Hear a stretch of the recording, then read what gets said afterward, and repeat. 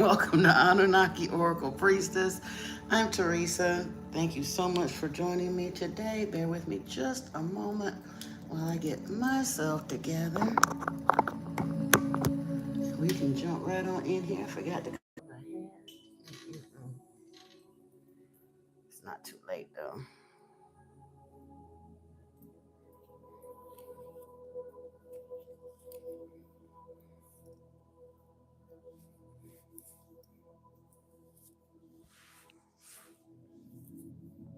Hey, Miss Amanda. Child, I'm trying to get in here and forgot everything I'm supposed to be doing. Did I was gonna put on a different turban and everything. How are you doing today? Top of the day to you too, Niana. Welcome in, welcome in. And I do apologize once again. Y'all, something I'm glad it finally did right, but my internet was like lagging so bad. I just was waiting because I couldn't even pull up like a regular music video. Just yeah, it was just really, really lagging. So I guess they're working on it somewhere around here, but I'm glad it's working now. So yay. When I got ready to do the thumbnail, I just pulled two cards out of two decks for the picture. Interestingly enough, the cards that I pulled were Eagle. You will soar towards your destiny with greater clarity and strength, and a change in the wind. What's that scripture to say they'll mount up like um, eagles on wings, like wings on eagles or something like that? But yeah, thought that was kind of interesting. What a good way to kick off the day. Yeah, that part. Oh, and before we get started, Miss Amanda, I wanted to address your question. I wrote it down. Now we're gonna pull some cards because it feels good to. But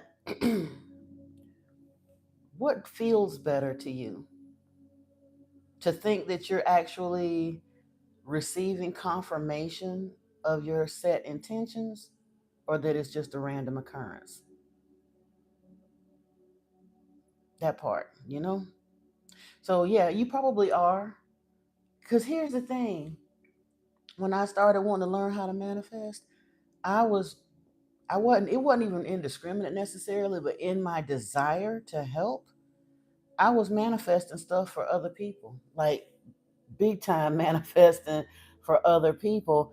In my opinion, it's easier to manifest for other people than it is for yourself because we have that programming that we don't want to be selfish, we don't want to be inappropriate and ask God for things that we're not supposed to. We don't try not trying to be greedy. All of those that chatter that's in the back of our head.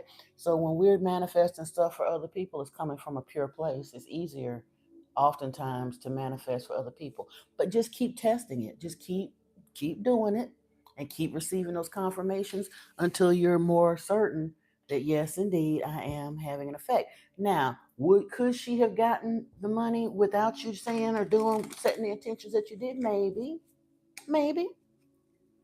but it certainly didn't help. I mean, it didn't hurt to have a show enough person with a high vibe and good intentions to put in that word for her, and she got what she needed. Look at here: temperance, judgment, nine of swords, three of wands, page of cups.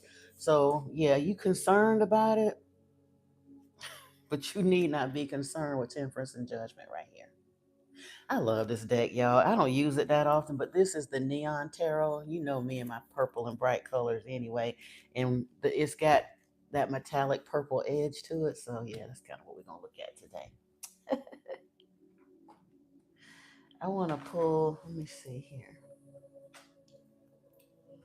just to get a little wordy word for you this morning, Miss Amanda, before we get rolling with everybody else. She DM'd me, y'all, so she got the drop on everybody this morning. Mm-mm-mm.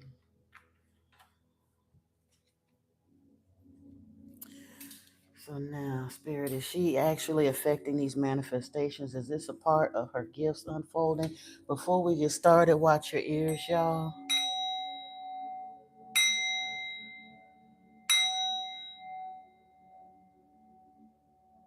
Archangel Michael, I'd like to ask that you be present with us during this session today. Put a fiery wall of protection around me and the viewers. The only beings of love and light and divine and positive intentions be present in this session. I would also like to ask that Yeshua, Lord Inky, and Archangel Metatron be present with us, as well as Archangel Raphael. Bring healing energy into the session.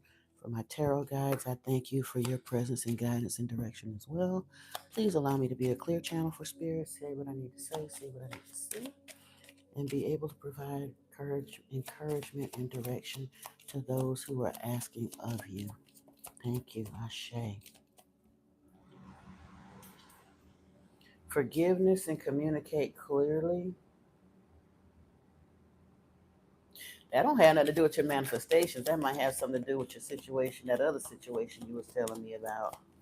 But I mean, you are doing that, so I don't think that. Oh yeah, yes, and look for a sign very clearly. Yes, you are affecting that. That was a confirmation for you, and truthfully, spirit will work with us like that all the time. It's like we have our training wheels on, and so we're gonna do something. It was that Abraham and Esther say it's as easy to manifest a castle as it is a button.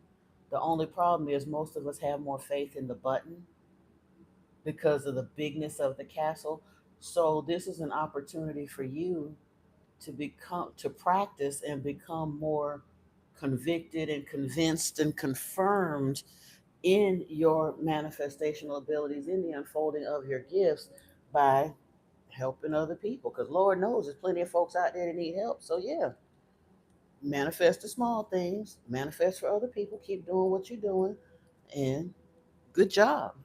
Good job.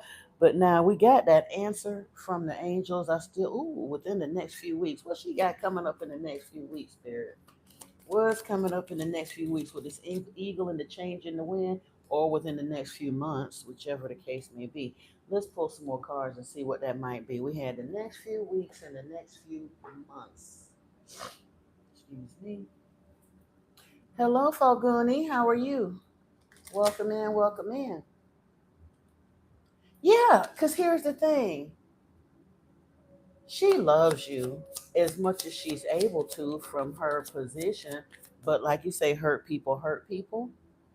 And if she's in that 3D paradigm, the things that she's doing, that's the way the world teaches people to maneuver. Hit them where it hurts. If you want to control somebody, hit them in the wallet, you know? And that whole clinging to, it's a whole lot of mothers out there, especially and particularly, that guilt their children out, especially if they went through a period of single parenthood or some kind of struggle or whatever. They sit there and saddle children with that forever debt. Don't forget, I was in labor, sat 900 hours with you, and you broke my tailbone, and you made me diabetic, and all of that stuff. Ain't nobody tell you to spread your legs and choose to have a baby. How are you going to turn around and hold that over that child's head forever? Your obligation was to get them to grown. If they choose to double back and help you, if they're able to, that's fine. But they do not owe it to you to continue to just let you pinch off of them and pinch off of them and pinch off of them forever. My children don't know half the struggle I go through because I don't ask them for nothing. But I also know, and Jesse Brown, exactly that. I also know that when the time comes that I really need them, they done already made it very clear that I will not go to a home unless I wind up where I'm a danger to myself or other people. Like, God forbid, I get dementia and start unlocking doors and roaming out in the middle of the street in the middle of the night. In that case, of course, they might have to lock it down. But other than that, I will never go into a home. I got 4 children, and 3 of them at least will make sure of that. And 2 of my sons done made it real clear that they don't like the idea of having to wipe my butt, but when the time comes, they'll do it before they have a stranger doing it, or they'll have their wife or their girlfriend or somebody do it. But I won't be sitting in no home. But again, I let them be grown and do what they needed to do. When they need me, they call me. When they don't, Now we probably need to communicate because we all neurodivergent as hell in my family. We laugh about having a touch of autism. It just run rampant through our family. So we don't be on the phone in each other's face and all of that, and we're all living in different places. But I know for a fact it don't matter if I don't hear from them for a year and they 10,000 miles away on the dark side of the moon somewhere. The bond between us is secure. So, and honestly, in my opinion, that makes me a lot closer to them because of our bond. There's some of these folks that feel like these women that ain't got no life after their children leave home and feel like they got to continue to micromanage their grown children forever. I can't stand it. I can't stand it. Now we're going from fear to fuel. Stand still and own your power. Okay. Oh, when I said that, that scripture came to mind. It says, stand still and see the glory of the Lord. Yeah. Let's see what we got here. Hey, Priscilla Stanley. Welcome, welcome.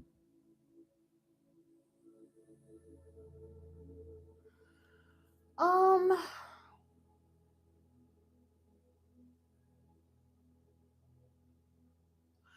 Priscilla, that's a very good question. And truthfully, the first answer that came to my mind was he came here when he was intended to come here, and he came here under the sign of Aquarius.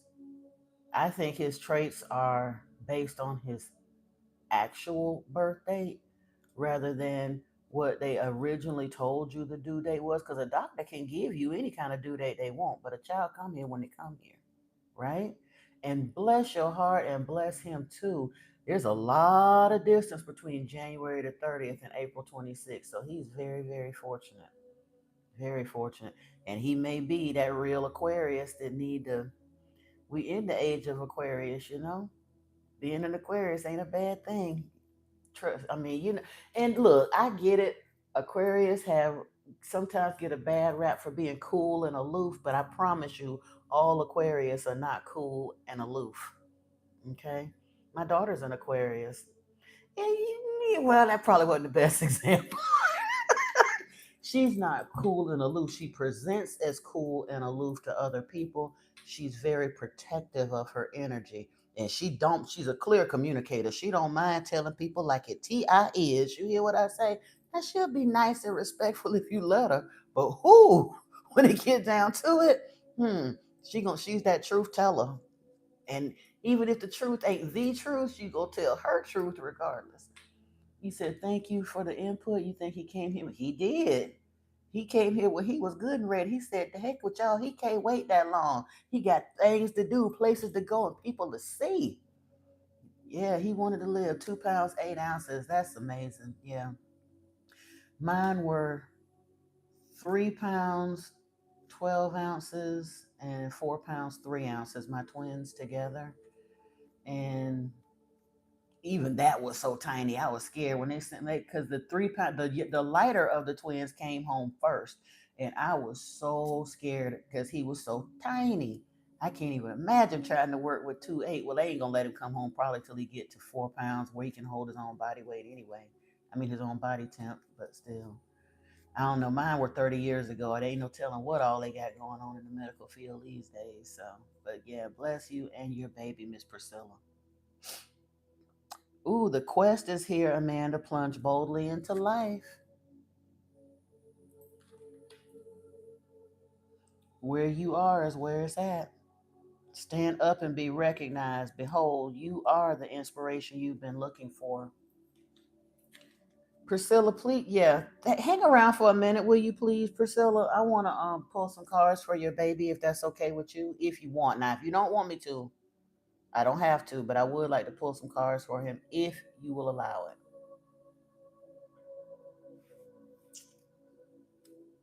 Okay. Let me finish up here with Amanda, and then we're gonna pull some on little Mister. Gabriel Odin. Ooh, love it.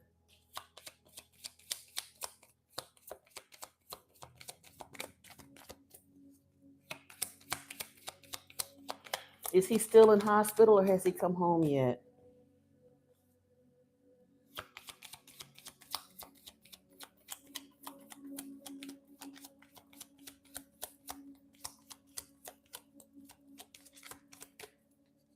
He finally came home. Awesome, awesome, awesome, awesome. Mine were 2 months early, but they were home by their original due date. They didn't, like I said, they stayed in the hospital a good minute, but they made it home before their original due date. So I thought that was a cool thing. But again, like I said, they weren't nearly as tiny as your little man. So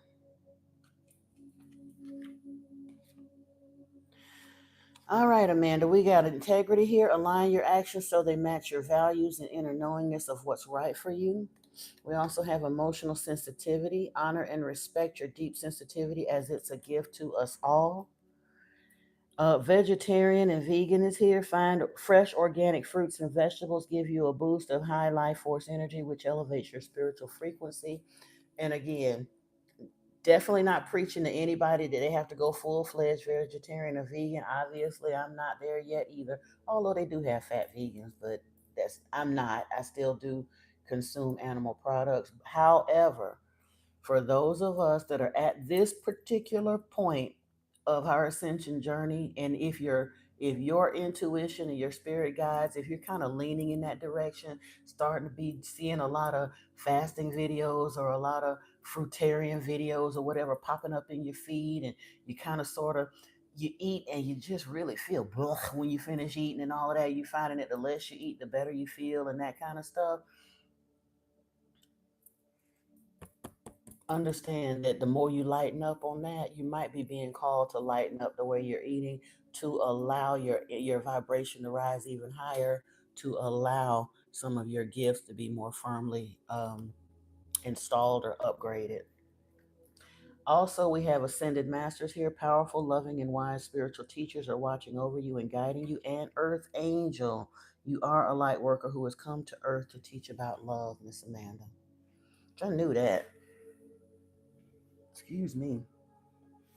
You wouldn't have gotten the child that you got if you weren't. They don't give them to just anybody. So he was in the NICU for 88 days, had a subchorionic hematoma. Oh, you had a subchorionic hematoma. You bled. You need your water broke at 24 weeks. He held on a few more weeks and was born 3 months early. Wow. Wow, wow, wow. Yeah, he is definitely your miracle. All right, let's see which angels about on your camp, Miss Amanda. Ooh, we got the cherubim here. Look to the stars, accept keys and codes of stellar wisdom. Archangel Jophiel here. Act with wisdom. Use information for the highest good. Ooh, and amethyst is here at the bottom. Ooh, no, Zachiel is amethyst. We got amethyst here. Purify your life with love. Prepare for something better. Jeremiel is here. Learn from your challenges, relax and trust. And Metatron, increase your light levels, open your stellar gateway chakra.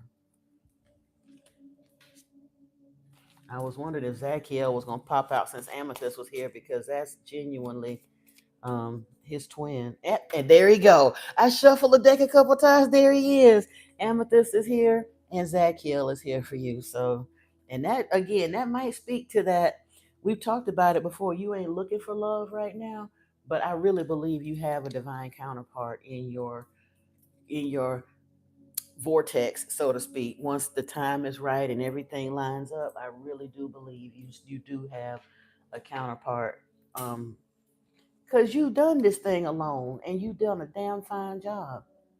But you're a loving, vibrant individual. Why wouldn't you want a beautiful God, king, man, whatever, to come in? Not a man child, a God man. Right, that part. Hey, Crystal 1983, how are you doing, darling? Welcome in, welcome in. Exactly. And I got that part. I say a lot of women, especially those who are doing this spiritual thing, we get so used to the residual energy of the nightmares we left behind that we just shut it down and go, you know what? I'm fine. I'll be back. I can do bad all by myself. I don't need a man. All of that. And we get used to that. But once we've actually healed the trauma from the nightmares we left behind, we are still vibrant, beautiful, loving individuals. And like I said, especially the ones that are being called up into that high priestess, empress, goddess status, you kind of sort of need a counterpart because you got a lot of alchemical stuff to do, and having that matched energy is genuinely like completing a circuit, like hooking up a set of batteries. You can hook them up AC or DC, and genuinely having a divine counterpart closes the circuit to allow manifestations to be even easier. What new energy is ready to enter your life once you close this chapter? Okay, Crystal, bear with me a little bit. I'm finishing up Amanda, then I'm going to pull cards for Miss Priscilla and Mr. Gabriel, and then I got you covered. Okay, so stick around. Don't go nowhere. Oh, Amanda. When I was shuffling at random, just talking to you, the cards that came out of here are expansion, educate your mind and senses, and at the bottom of the deck, eternal union, new love is forming. Ground your light is at the top of the deck, along with let me see if anything else wants to come out of here.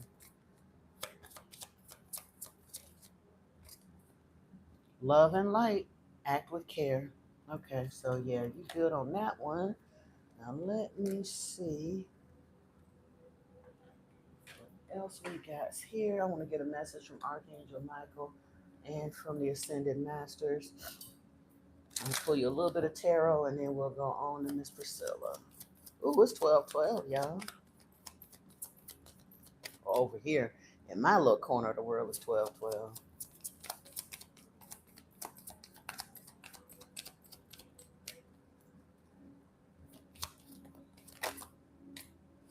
Ooh, the Shekinah come out here with sacred self. Unleash your spirit, express your gifts, dance to the sacred rhythm of life, along with the Miriam, sacred vision. Choose to forgive in order to heal. See the light in all. Remember that love has no boundaries. And holy amethyst is out here again. Archaea amethyst, divine alchemy, move beyond the current challenges.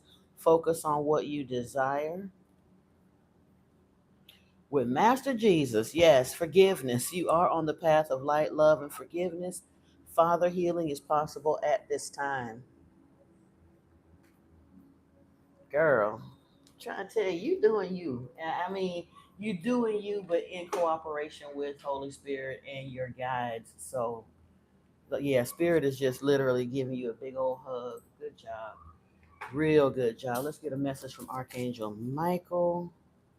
And yeah, you just needed a little teeny tiny tune up. You ain't got no major issues right now. Whoa, that shot out, and so did that. Self respect is here, and spend more time outdoors, and lean on God and the angels for support, as well as I said. Oh, it's interesting because these two together said the person you're asking about is trustworthy. It's time to leave this unhealthy situation. Well, the person you're asking about is you. So you do have to trust in you. And you already know it's time to leave your unhealthy situation, but there's a wait time. There is a buffer there. And I love the fact that you're making the best of the situation instead of being shut off and spiteful and making things uncomfortable. You're using that time to basically kill her with kindness. Truthfully, you're going to heal her with love. You may actually make a difference and turn the tide for her for real. Decide to be happy now. That's exactly what you've done. You're exploring your options and shielding yourself and taking it to prayer. And I honestly believe you might not be able to completely rewrite her story, but I think you're catalyzing a change in her that's going to benefit both of you. Yeah. Exactly. That's your assignment. That's your first one. Like you said, you getting these practice runs with the manifestation and all of that. You're also getting a practice run in this earth angel thing, getting to test your wings so that you can learn to have patience with people, genuinely. And I'm hugging you back for sure. All right. Let's grab a little bit of tarot and then we out the door on you, mama, cause And that's all of this is practice for real. But sometimes we get so caught up in our personal feelings that we take it way too personal. And again, I ain't saying that we're wrong for that, because some of the stuff these raggedy sapsuckers do out here, it just be wrong. Yeah, they coming from a real hurt place, and it be real hurtful. Ooh, the moon was over here sideways though. But once we become aware of it, it becomes a challenge. Like you say, it's like learning to beat the game. Five of Pentacles is here. Oh, wait a minute. There was one underneath it. The Hermit. Okay. Yeah, I know. Me too. Me too, Mama. Five of Pentacles and the Hermit. The world. Yes, that's what I'm talking about. This phase, this, like I said, this time period, this five, these, I don't use this that often. They're shuffling weird. I might have to move this deck. Wait a second, though. Six of Cups. So that's kind of that. The Six of Cups is this energy we're addressing, dealing with these family issues, the melancholy, the reflection over that to kind of heal that into a healthier place. And then Three of Pentacles, that's that apprenticeship putting in. I mean, Eight of Pentacles is actually putting in the work. The Three of Pentacles is working towards mastery through the point of apprenticeship, the practicing, the spreading the earth angel wings. Eight of Wands, there is movement towards your goals. Let's see. Seven of Pentacles, you're planting seeds. Now, we don't know when and how you're going to see that come out, but we've also done a little work around that. We're going to continue to do our little moon manifestations and all of those good things. So, them seeds that are planted, they will come to fruition. Knight of Swords, I know that's right. Moving forward, bold action taker. Ten of Swords is here. Queen of Pentacles. Double queens, Queen of Swords, Queen of Pentacles, speaking your truth and moving into your luxury, ending this cycle. Stick a fork in you, you done with that, and moving forward boldly. Knight of Swords. Hey, Macarena, you want to know if Sebastian loves you? You're going to have to wait a little minute, Mama. We got few folks ahead of you. Let me get this list going. Hold on. First off, we got Miss Priscilla. Okay, is next.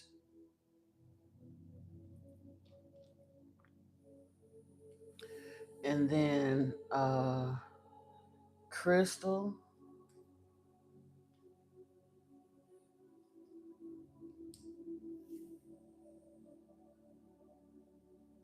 Linda.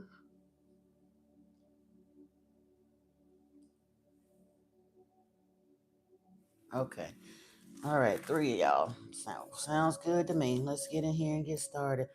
You said Gabriel saved your life as well. You were living a rough life, ripping and running lifestyle, but now you're all day, all night, mommy. You truly, truly love and appreciate. Absolutely, absolutely, they do.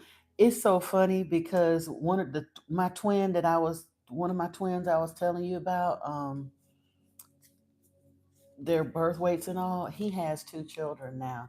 And we had that conversation one day. He was like, Mom, why didn't somebody tell me? He was like, I never knew that I could love anyone or anything like that. I said, I told you. I told you. You know what I mean? You ain't never been in love in life until you hold your baby and look them in the eye. Never. You'll never love like that again either. Mine saved me too. I wasn't wild and ripping and running, but my oldest child, her father took me through so much emotional stress. I was sadly considering self deletion because, yeah, we ain't even get into all of that. But yeah, she saved me for real. She was about 3 years old and she genuinely saved me. And they continued saving me over and over again. I can't give up. How dare I? I will never leave those babies anywhere thinking that I didn't love them, that I had so little regard for them that I just voluntarily checked out and left them alone. I'll never do that. Ever, ever, ever. They'll know whatever happened to me, know that I was fighting for to stay here with you. You know what I mean? But I get it. When you say that baby saved you, I know exactly what you're talking about. And y'all, please excuse me. I'm a watering pot anyway, but something got my eyes irritated this morning anyway. That's one of the things that took me longer to even log on. So I've been on the verge of tears regardless. And then she come along and telling me this story and got me just all up in my feels. But it's all good. And your first name is my middle name, Priscilla. So yeah, I feel you. I definitely feel you. Now we're gonna find out about Mr. Gabriel here. I want a different deck though for this. Ain't nothing wrong with this deck, but I'm just not feeling it for this baby. Let me see. Well, good lord. Hold on.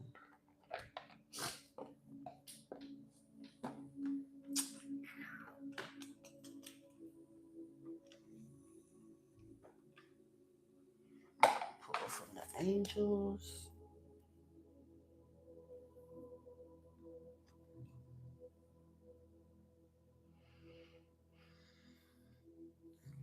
Mercury.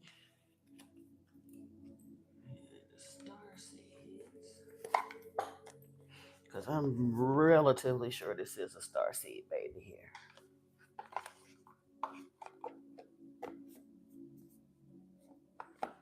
Yeah, he fell in love for, yeah, I trust me. I know the circumstances of my oldest child's birth were, I ain't gonna say they were the worst they could be, but very close to the worst possible circumstances under which a child could come here, if you know what I mean, without going all the way up in that mess.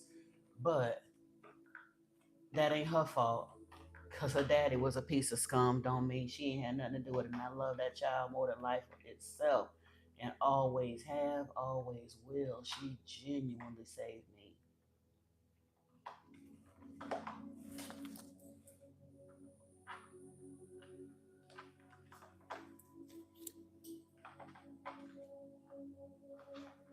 I don't know if we can get an archetype on him this early. I'm gonna try it and see. It could change. I mean, our archetypes express all kinds of ways. So whatever comes out of this deck, don't read too much into it. Um, but I'm just curious now. See if we can get some kind of an issue about who he might be in the spiritual stream of things.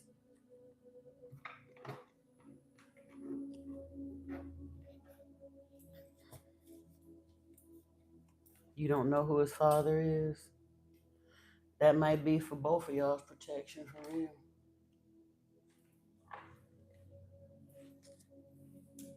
And honestly, listen, I say you'll be enough. And truthfully, once you've slowed yourself down, now one thing I do want you to understand, now that you're redirected and you're in mommy mode and you're turning towards your tending to your spiritual needs, it is very likely that someone will step up. Once you heal yourself, and I'm not saying you got to be looking for a man, because like you said, you just got here, whatever, but down the line, after you've healed, cleared your energy, kind of worked out in your head what led you to that, down that path, and all of that, because I know as women, especially when children become involved, we spend a lot of time in introspection over the woulda, coulda, shouldas, and all that other stuff. So you're gonna have to do some work around that. But eventually, when the time comes, he'll have father figures in his life and may even wind up with a beautiful step up father, you know. I hate calling them stepfathers because again, they didn't step, they stepped in, they stepped up, and they love just as purely as bio dads. So he'll be all right. I'm just grateful that you survived and that you got this beautiful gift to slow you down. Because for real, if you know, like I say, if it was down to that kind of situation, you needed to slow down because it's dangerous out there, baby. And I'm so happy that you got it now. Like I said, no judgment here, nothing but love here. Absolutely. Ooh, what's this?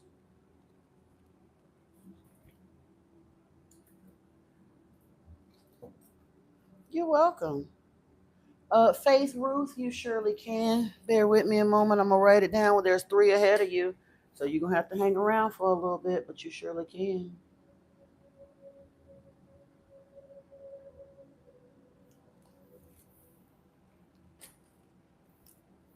Ain't you the one that came in here arguing with me though a few readings ago? Chrissy, yeah, I'm gonna put you on the list as well. If there's anyone else that's listening now that wants me to pull cards for them, please let me know now. You don't have to put your question in here yet, but I do want to go ahead and make a little list, start that going. Let me see. Okay, it's Ruth and Chrissy.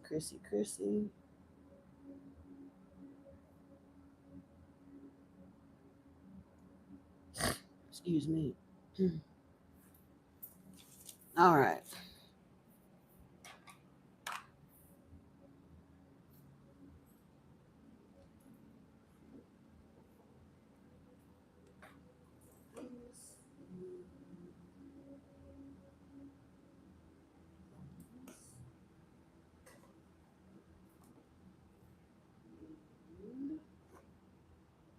Bear with me a second. I'm trying to find this guidebook because I know I want to read a message from her from the guidebook, but I gotta find it. Hold on. I'm so sorry, y'all. I'm trying to find the right guidebook here.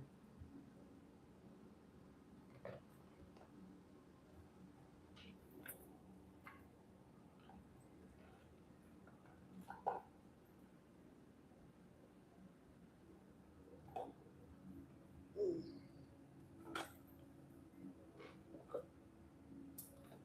Lord have mercy.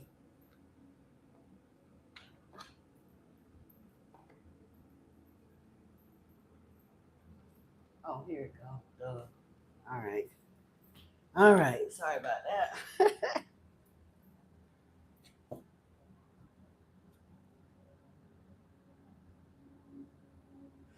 Absolutely, Miss Yates. You tell a girl because that's the truth. You see them as challenges, but they are your lessons. Things that are done that you feel like have been done to you later on down the line when you get a little further into your journey, you'll understand that it was genuinely done for you, not to you. I always wanted two boys and two girls when I was growing up in that real strict Christian religion thing that was going on and the restricted family and all of that. And my life didn't work out the way I wanted it to necessarily, but I ended up with two girls and twin boys. Now I could get mad about the way their daddy acted and didn't stick around and didn't support me and all of that, but I wasn't specific enough about what I asked. So I got what I wanted, but I got some other life lessons to go along with it. But again, in the end, I had to understand that it was done for me, not to me.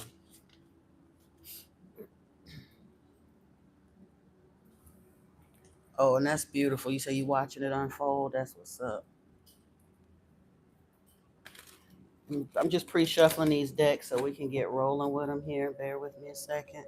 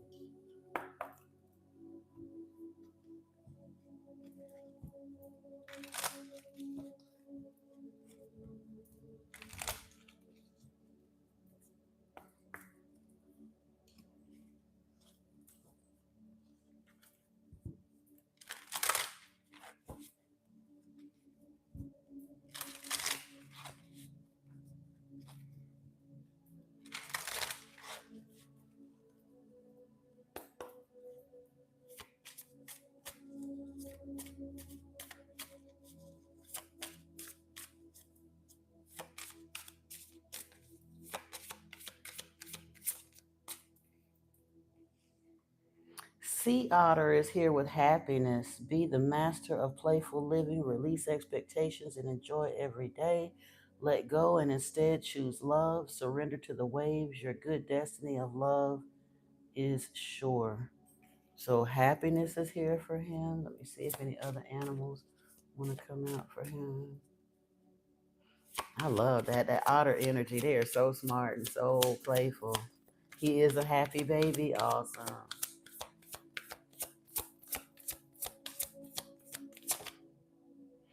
Ooh, girl. I knew it was somebody. That's why I was You got dragon here with supernatural. You are the ancient wise sage. You can shapeshift at will. Mastery is your destiny. Rise with dignity. So don't be surprised if he starts showing some real interesting capabilities down the line. That's pretty wild. Let me see if we can get an archetype here.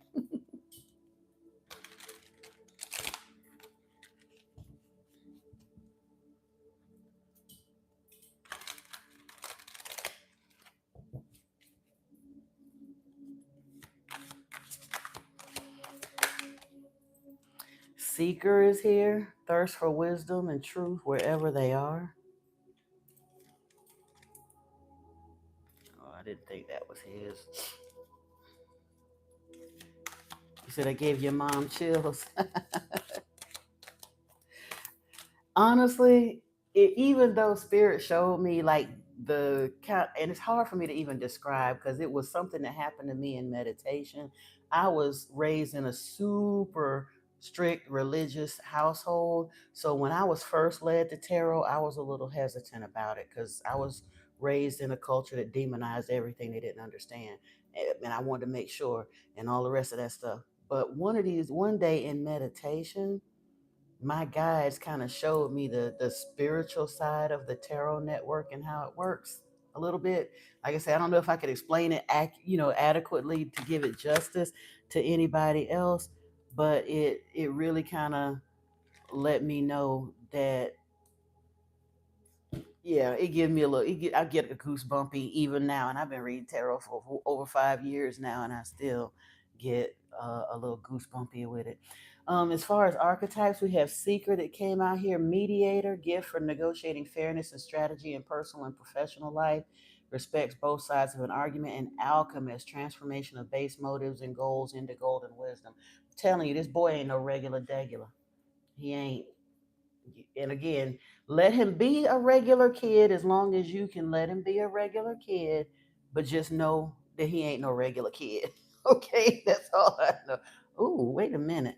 When I split off the bottom of this deck, Samaritan and Rescuer came out here with Liberator and King.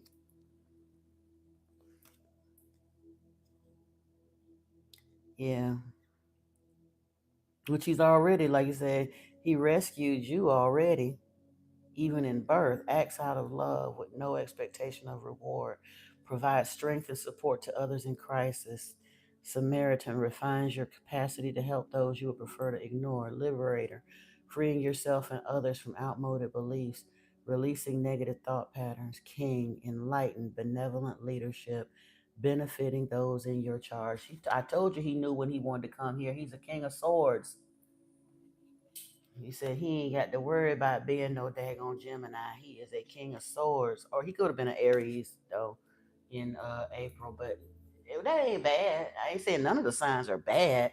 But he said he a king of swords. Forget y'all. Something drew you to. Oh, yeah.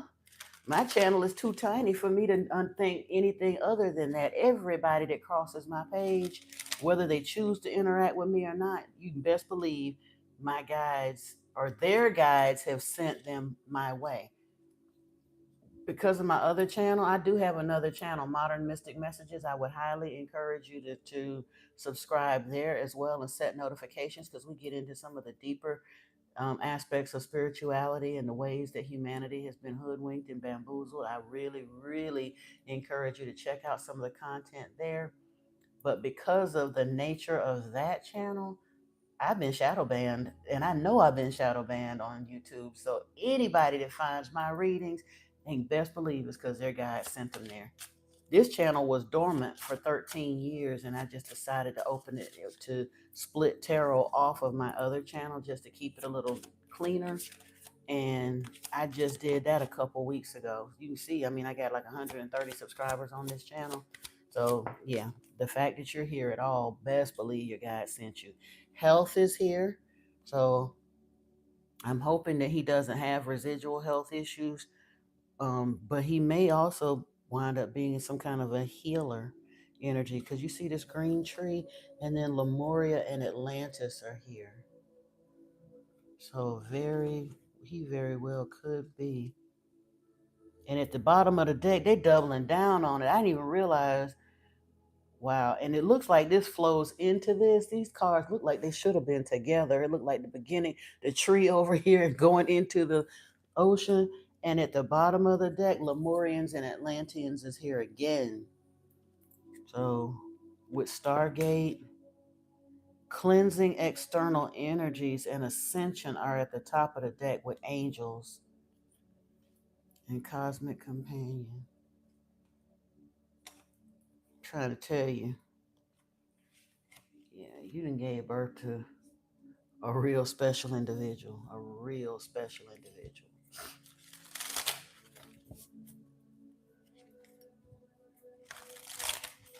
Yeah, they do look like they, and again, I had never noticed that. I done had that deck over a year and I never noticed that because I never saw those cards come out side by side like that. Child of the cosmos. I told you, the intelligence of the universe lies within him. Let's see what else comes out of here. Forge, don't follow. Pave a new path. Be the leader you wish you had. I got a feeling he will be. Star family. He's part of a team of souls. Says call in support. Yeah, let me get this over here.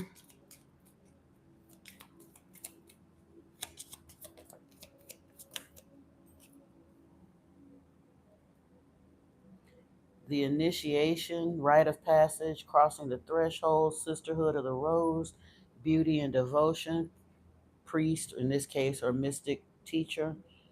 Mintakin, longing for home, belonging to the original light workers, and inner temple devotion, tune in to the portal of your heart. If he starts, this message is coming through and I'm getting a little bit goosebumpy. If he starts displaying gifts like at an early age, please don't try to tamp them down. Believe him. If he starts speaking in ways that are seeming like he's having past life memory and things like that, don't let it freak you out, but don't try to convince him away from it. Let him lean into it. There are a lot of babies that are between now and 2036. There's going to be a lot of babies being born on this planet that are very special children. They're here to hold an energy signature that is genuinely going to help save humanity. Okay? And I strongly suspect your baby is one of them. I really do. Hold on a second. Let me see. Yeah. The first and second wave I came in, I'm an old old star seed, but they're refining more and more and more. That's part of what the whole thing with all of the autistic children that are coming onto the planet too. They are very special star seeds that are here for a purpose. They hold a different energy signature than we do. They are 5D ready. You know what I mean? That's one of the reasons they don't necessarily get here the way. Oh yeah, yours came on 1/1/2016. Oh, let me see, 4, 5, 11. Oh wow, an 11 baby. Wow, wow, wow. I didn't know that. That's awesome. A life path 11 is kind of rare.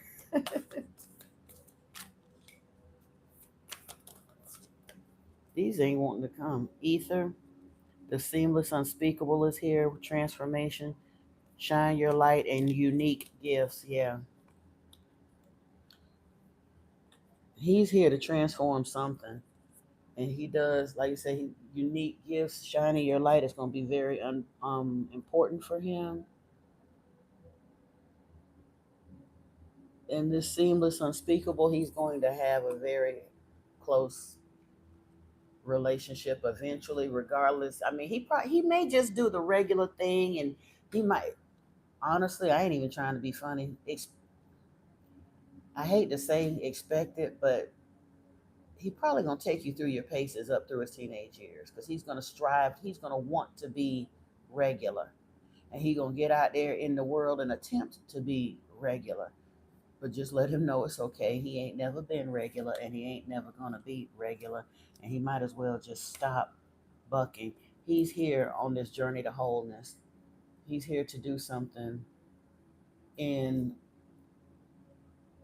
in a way that he didn't get to. I strongly suspect that this is. Ooh, wait a minute now. It says I looked at the bottom of the deck. What you don't see coming. And Journey to Wholeness is here, and New Blueprints is here. Now, this is the part that I'm confused with, because I was about to say, with this Journey to Wholeness, he's probably here to beat the big game, like many of us are. He might be an old soul, or when I see this card, he could be a brand new soul that was genuinely sent in, like a sleeper cell from another system.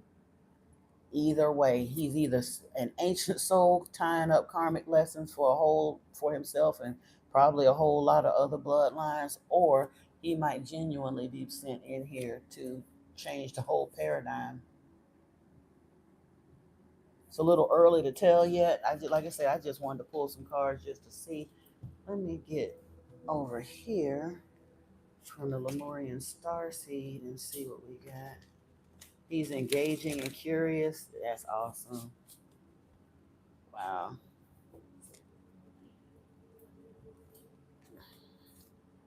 I saying, don't be surprised if he go to making up for lost time. Get up, walk, talk, do some more stuff. He gonna have you running circles. He keep you young, that's for sure. He gonna keep you young.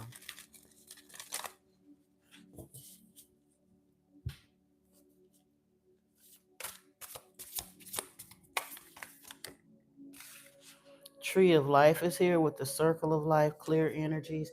This indicates someone that's gonna be it's a channel for spirit.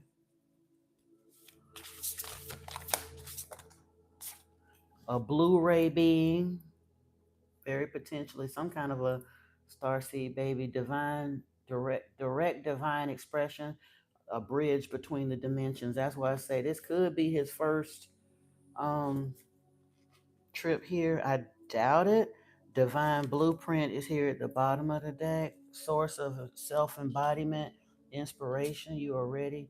Dove of Peace is here with rising to Pleiadian frequencies, a sacred bond, healing, clear space for higher energies. And then the Ships of Light. He's being watched over by the star family for sure. All right, a little bit of tarot just to see what kind of energies come out of there, and then we'll be done with Mr. Man. This is a beautiful reading, though, for real. Uh, the King.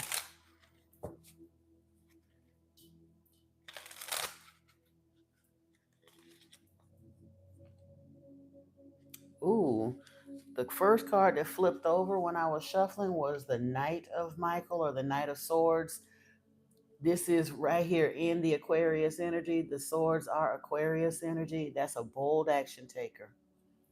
Yeah, he ain't gonna be shy, and well, he might go through a phase of shyness, but I doubt it. It's the key words here are strong, committed, intellectual, and diligent, along with the Six of Wands. Some kind of recognition. He will have victory with victory and success with some kind of public recognition. And the Eight of Raphael. That's the Eight of Cups. It says something better waiting for you.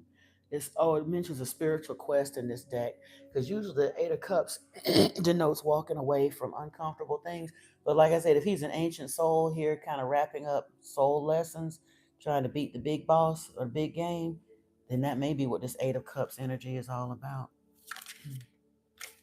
And the Wheel of Fortune, yep, he's clearing up karmic and dharmic cycles from past lives, or maybe even coming in to help clear some of your ancestral lines.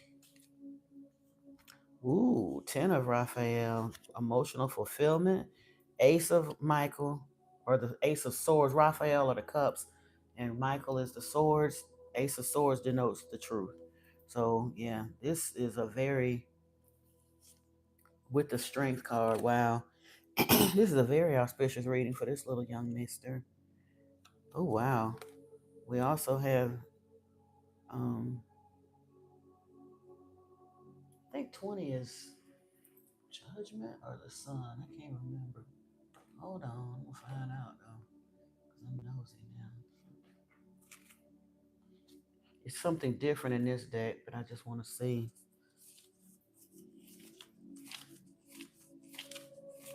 Judgment, okay. remember if 19 or 20. So this is Archangel Jeremiel, who, by the way, is the keeper of the violet flame. Very auspicious as well. Starting a new life, finding your purpose, a forgiving and compassionate review of the past. Yeah. So Archangel Ariel is here and Archangel Jeremiel. Strength and grace through kindness, self-confidence, and forgiveness. Oh, Jeremiel was out here twice. He's the archangel that they mentioned. This deck is a little different, but he was over the Wheel of Fortune as well. End of delays, a change in direction. All right, all right. And the sixth of Ariel, that's the ooh. So truthfully, the 10 of cups denotes emotional fulfillment and happiness. And there's usually a fair amount of money that comes with that as well. But the six of pentacles or Ariel in this deck, that is absolutely reciprocal giving. That is philanthropy, humanitarianism. It's literally having enough that you can be your brother's keeper. That's what it represents. And that card came out of the deck for him as well. So I suspect he's going to have a very, very colorful life. And I hope he's going to be a joy to you and grandma. And yeah, congratulations, mama. Congratulations. All right, all right. Now, the last card that I want to pull, I don't know if it's going to be a message for you and your gifts or for him and his. But I want to pull the Lightworkers deck because this might be somewhere where you're heading. It might not just be in his energy. We're going to see. Ooh. I got to take these. When I split this deck, Cosmic Heart, Cosmic Christ came out here, along with Master Hilarion and Archangel Raphael. And I'm going to shuffle the deck for one more. You can go at the home page here on this channel. If you scroll down to the bottom of my home page, when you get on the channel, all the way at the bottom, there should be an icon for Modern Mystic Messages. If you tap on it, it should take you right there to the channel. But the channel name is Modern Mystic Messages. Okay.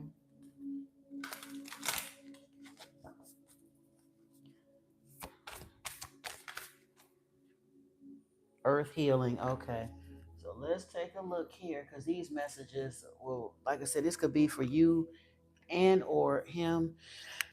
Excuse me. Excuse me.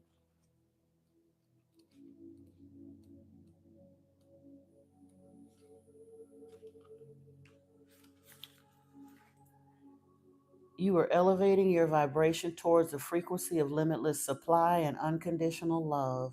Spiritually, you're reaching for a high level of attainment. Past pain and self defeating behaviors shall no longer have a place in your heart. Christ consciousness is an expression of divine love that comes straight from the universal heart. It triggers a transmutation and evolution so absolute that we are irrevocably changed. Excuse me. We increasingly become an embodied expression of pure divine will and an unwavering expression of divine love for all who are in need. This process takes lifetimes to complete. As you proceed, you will receive countless blessings to support your journey and fulfill your sole purpose of serving love. There will also be tests. These give the spirit a chance to develop mastery. There will be tests of forgiveness. It is easier to forgive when you don't harbor resentment and at natural limitations, which is like being angry at the sun for not shining at night. Hey Sage, hey Vals, welcome, welcome. You certainly can. Give me just a moment. I'm going to put you on the list. There are a few ahead of you. I'm wrapping up Priscilla's reading right now, and then we'll move on. But you absolutely can get cards pulled for you today, Vals. Bear with me just a little bit here, please. Um, yeah, natural laws prevail, so whenever we're speaking of the son, a child, or ourselves as we grow, compassion allows forgiveness to flow more easily. There will also be tests of power. As you grow, you will become more powerful. You can use that power to help or hinder others, to manipulate them through fear or encourage them with love. You can nurture yourself on your path or you can relentlessly criticize yourself for your errors. You can claim your power comes from superiority you possess, or you can see yourself as a surrendered vehicle animated in purposeful action through the grace of the divine. You said that was on point? Yeah. Yeah. It talks about you may, it says you may, I would normally, I wouldn't read all of this, but I kind of sort of, I learned not to question the cards. So here we go. You may feel you need to sacrifice yourself for others, but you are just as much in need of love as any other being on this planet. When you are full and overflowing, what you share with others can enhance you and them. It's not a choice between what nurtures you and what nurtures others, as if though those were compelling competing needs. In the realm of the Christ, what nurtures you is actually nurturing for all.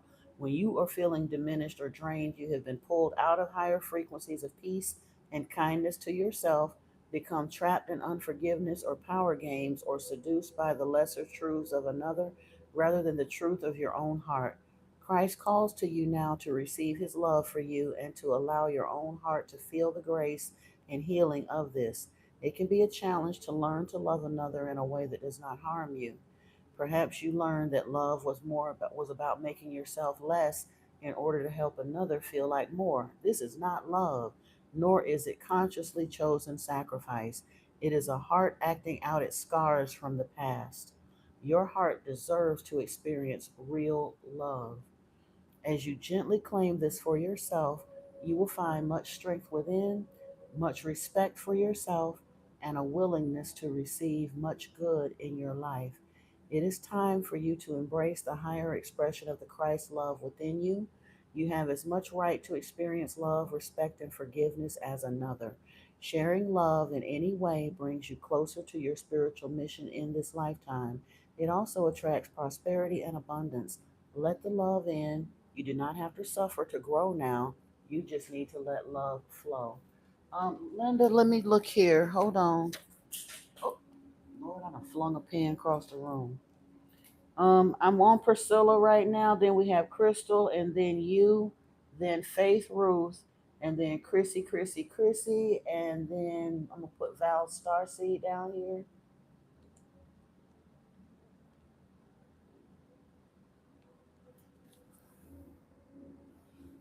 You're in shock. I know. I told you. And again, even the fact that I clearly understood that these messages might be just as much for you as for him, because being a parent of this kind of child is, well, you he was selected for you for a reason. Okay.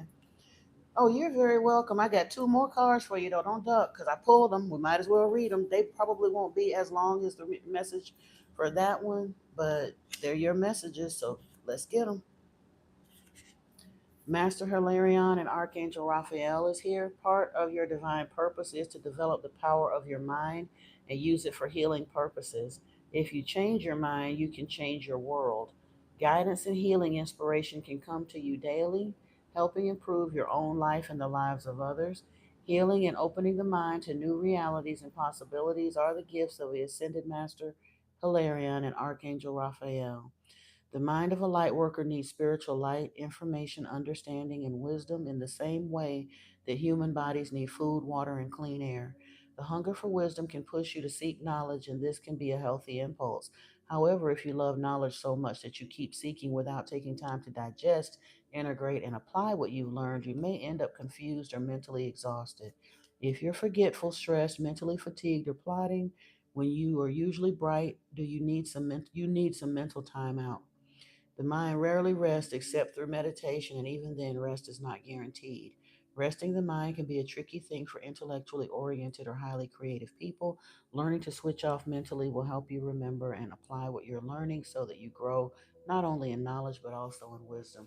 And I would highly encourage you in your meditation practice, if you haven't already, call in Yeshua, Christ. Um, Call in Archangel Michael for protection, but definitely ask to call in Archangel Raphael and Master Hilarion, and it may bring help for you. I think he's going to be a healer as well, potentially, but I think that may have something to do with you also. excuse me, 38 Earth Healing here. You are making a real contribution to the planet through your spiritual journey. Remember this and believe that your needs will be generously met by the earth and the universe. What you are doing matters and you will be supported. The earth recognizes you. She sees you as a conduit through which she is fed higher frequencies of light, love, and divine peace. This assists her on the journey of her own evolution. Earth is an exceptionally beautiful and powerful divine being in her own right. Yet she, like every other being, benefits from the assistance of higher frequencies, which offer a loving hand to help raise her vibration and continue her evolution. Yeah, you are here to have your spiritual life journey in a human body. Part of that process will involve sharing your light with the earth itself. This may see you take on the role of a healer, guide, mentor, or teacher to others on the path.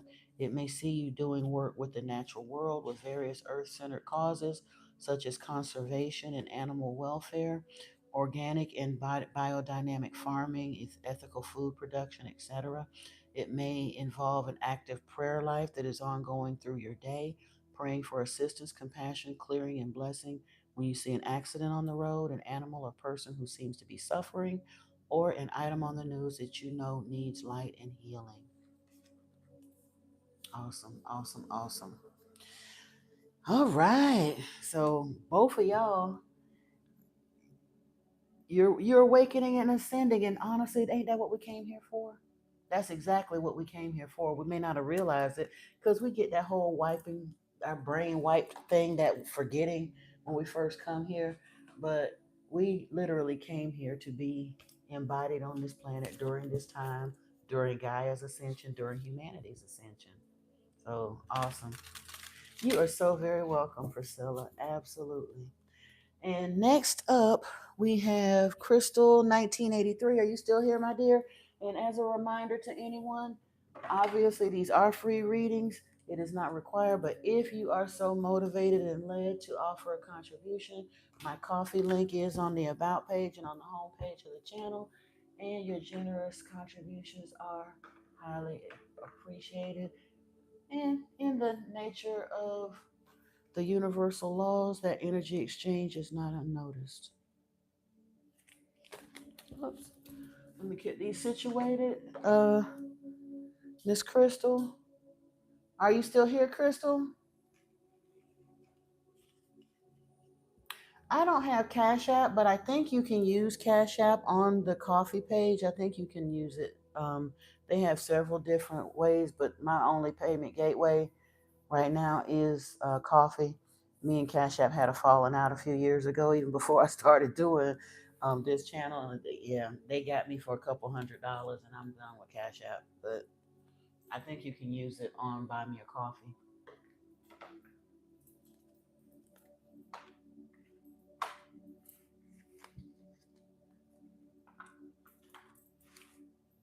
All right.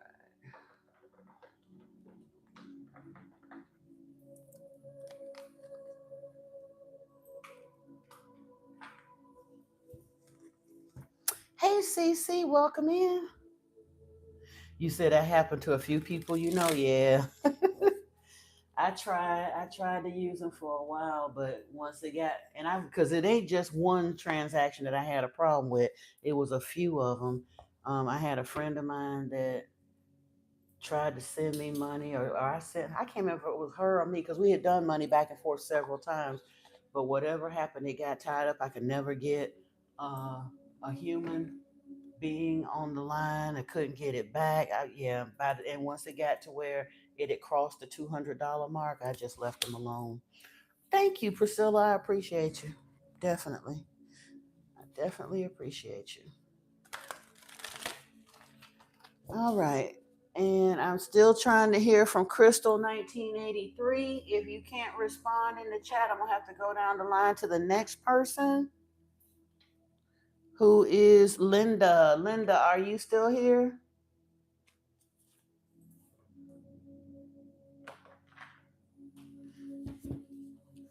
And y'all, if you'll excuse me for just one moment, I gotta take a break for the cause for just a second. Just give me a couple of minutes. I gotta grab a water and also, go do that other thing. But I'll be right back.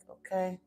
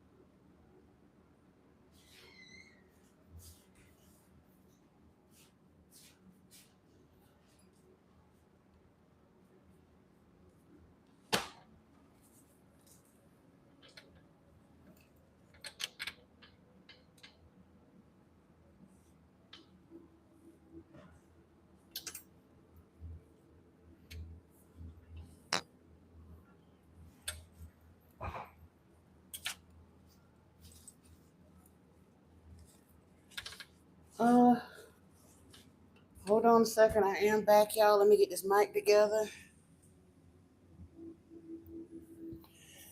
Joe Calisthenics. Absolutely, you can get in line. Bear with me just a second here.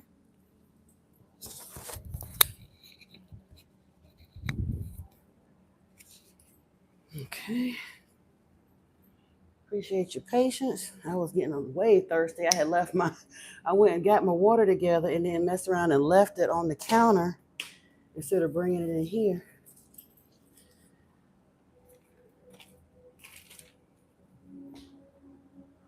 All right, so I still haven't heard back from Linda. Let's see, who else we got her? Bear with me. I wrote the list and then flipped the page. Okay. Jock Calisthenics.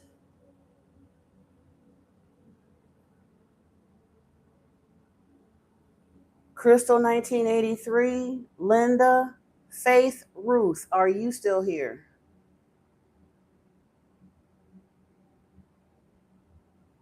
Don't go nowhere, Joe Calisthenics. You might be up next. Chrissy, are you here? Faith Ruth? Okay, awesome. And what is your question, please, dear? So I can figure out which decks we need to pull from.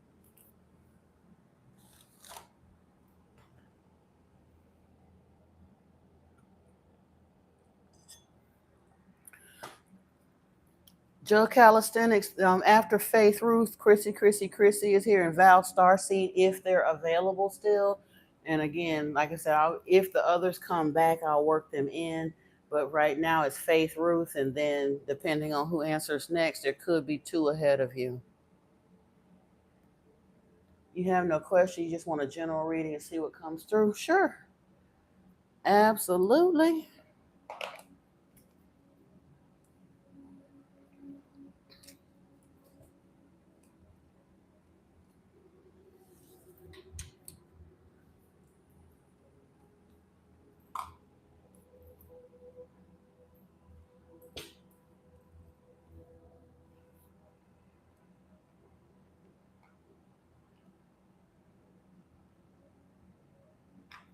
Okay, I think we're gonna do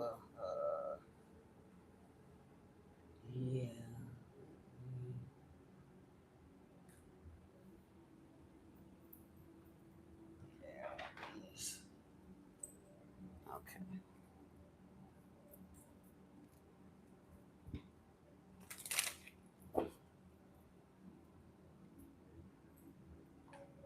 Bear with me. I'm just getting your cards together.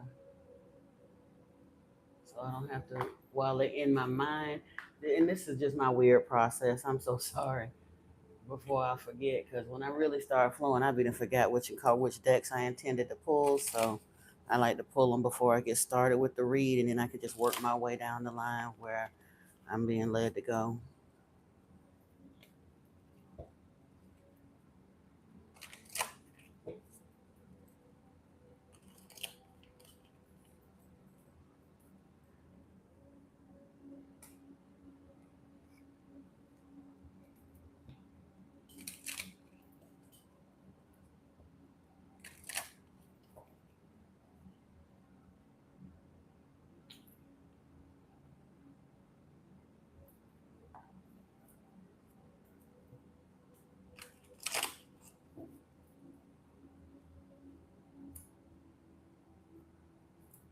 Oh, that's weird. I pull a little deck. I got a card that's trying to separate over here on me. I had never seen that before. I guess that means I'm gonna have to replace this deck.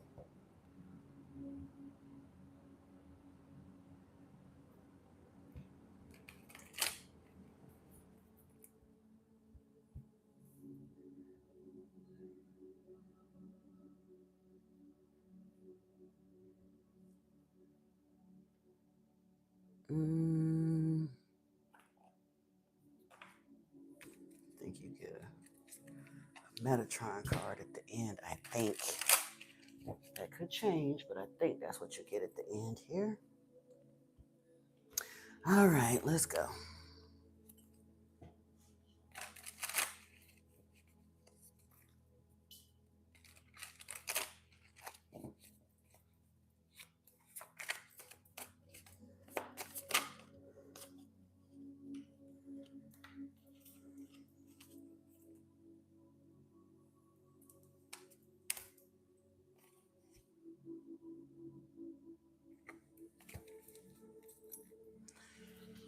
Alrighty.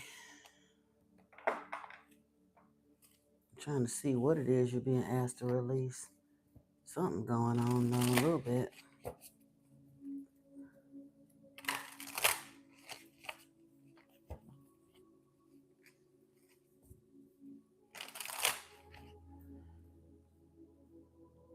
First off, you're being asked to ground yourself. You've been spending too much time in your head. It's time to pay attention to your body and to the earth. Go outside, plant your feet on the ground, enjoy the centering feeling this brings.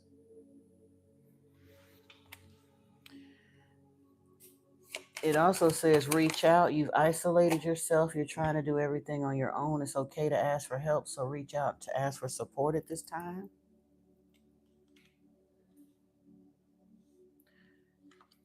You're being asked to release any toxic people or situations from your life. You deserve to be free of all drama, and this is the first step to achieving that.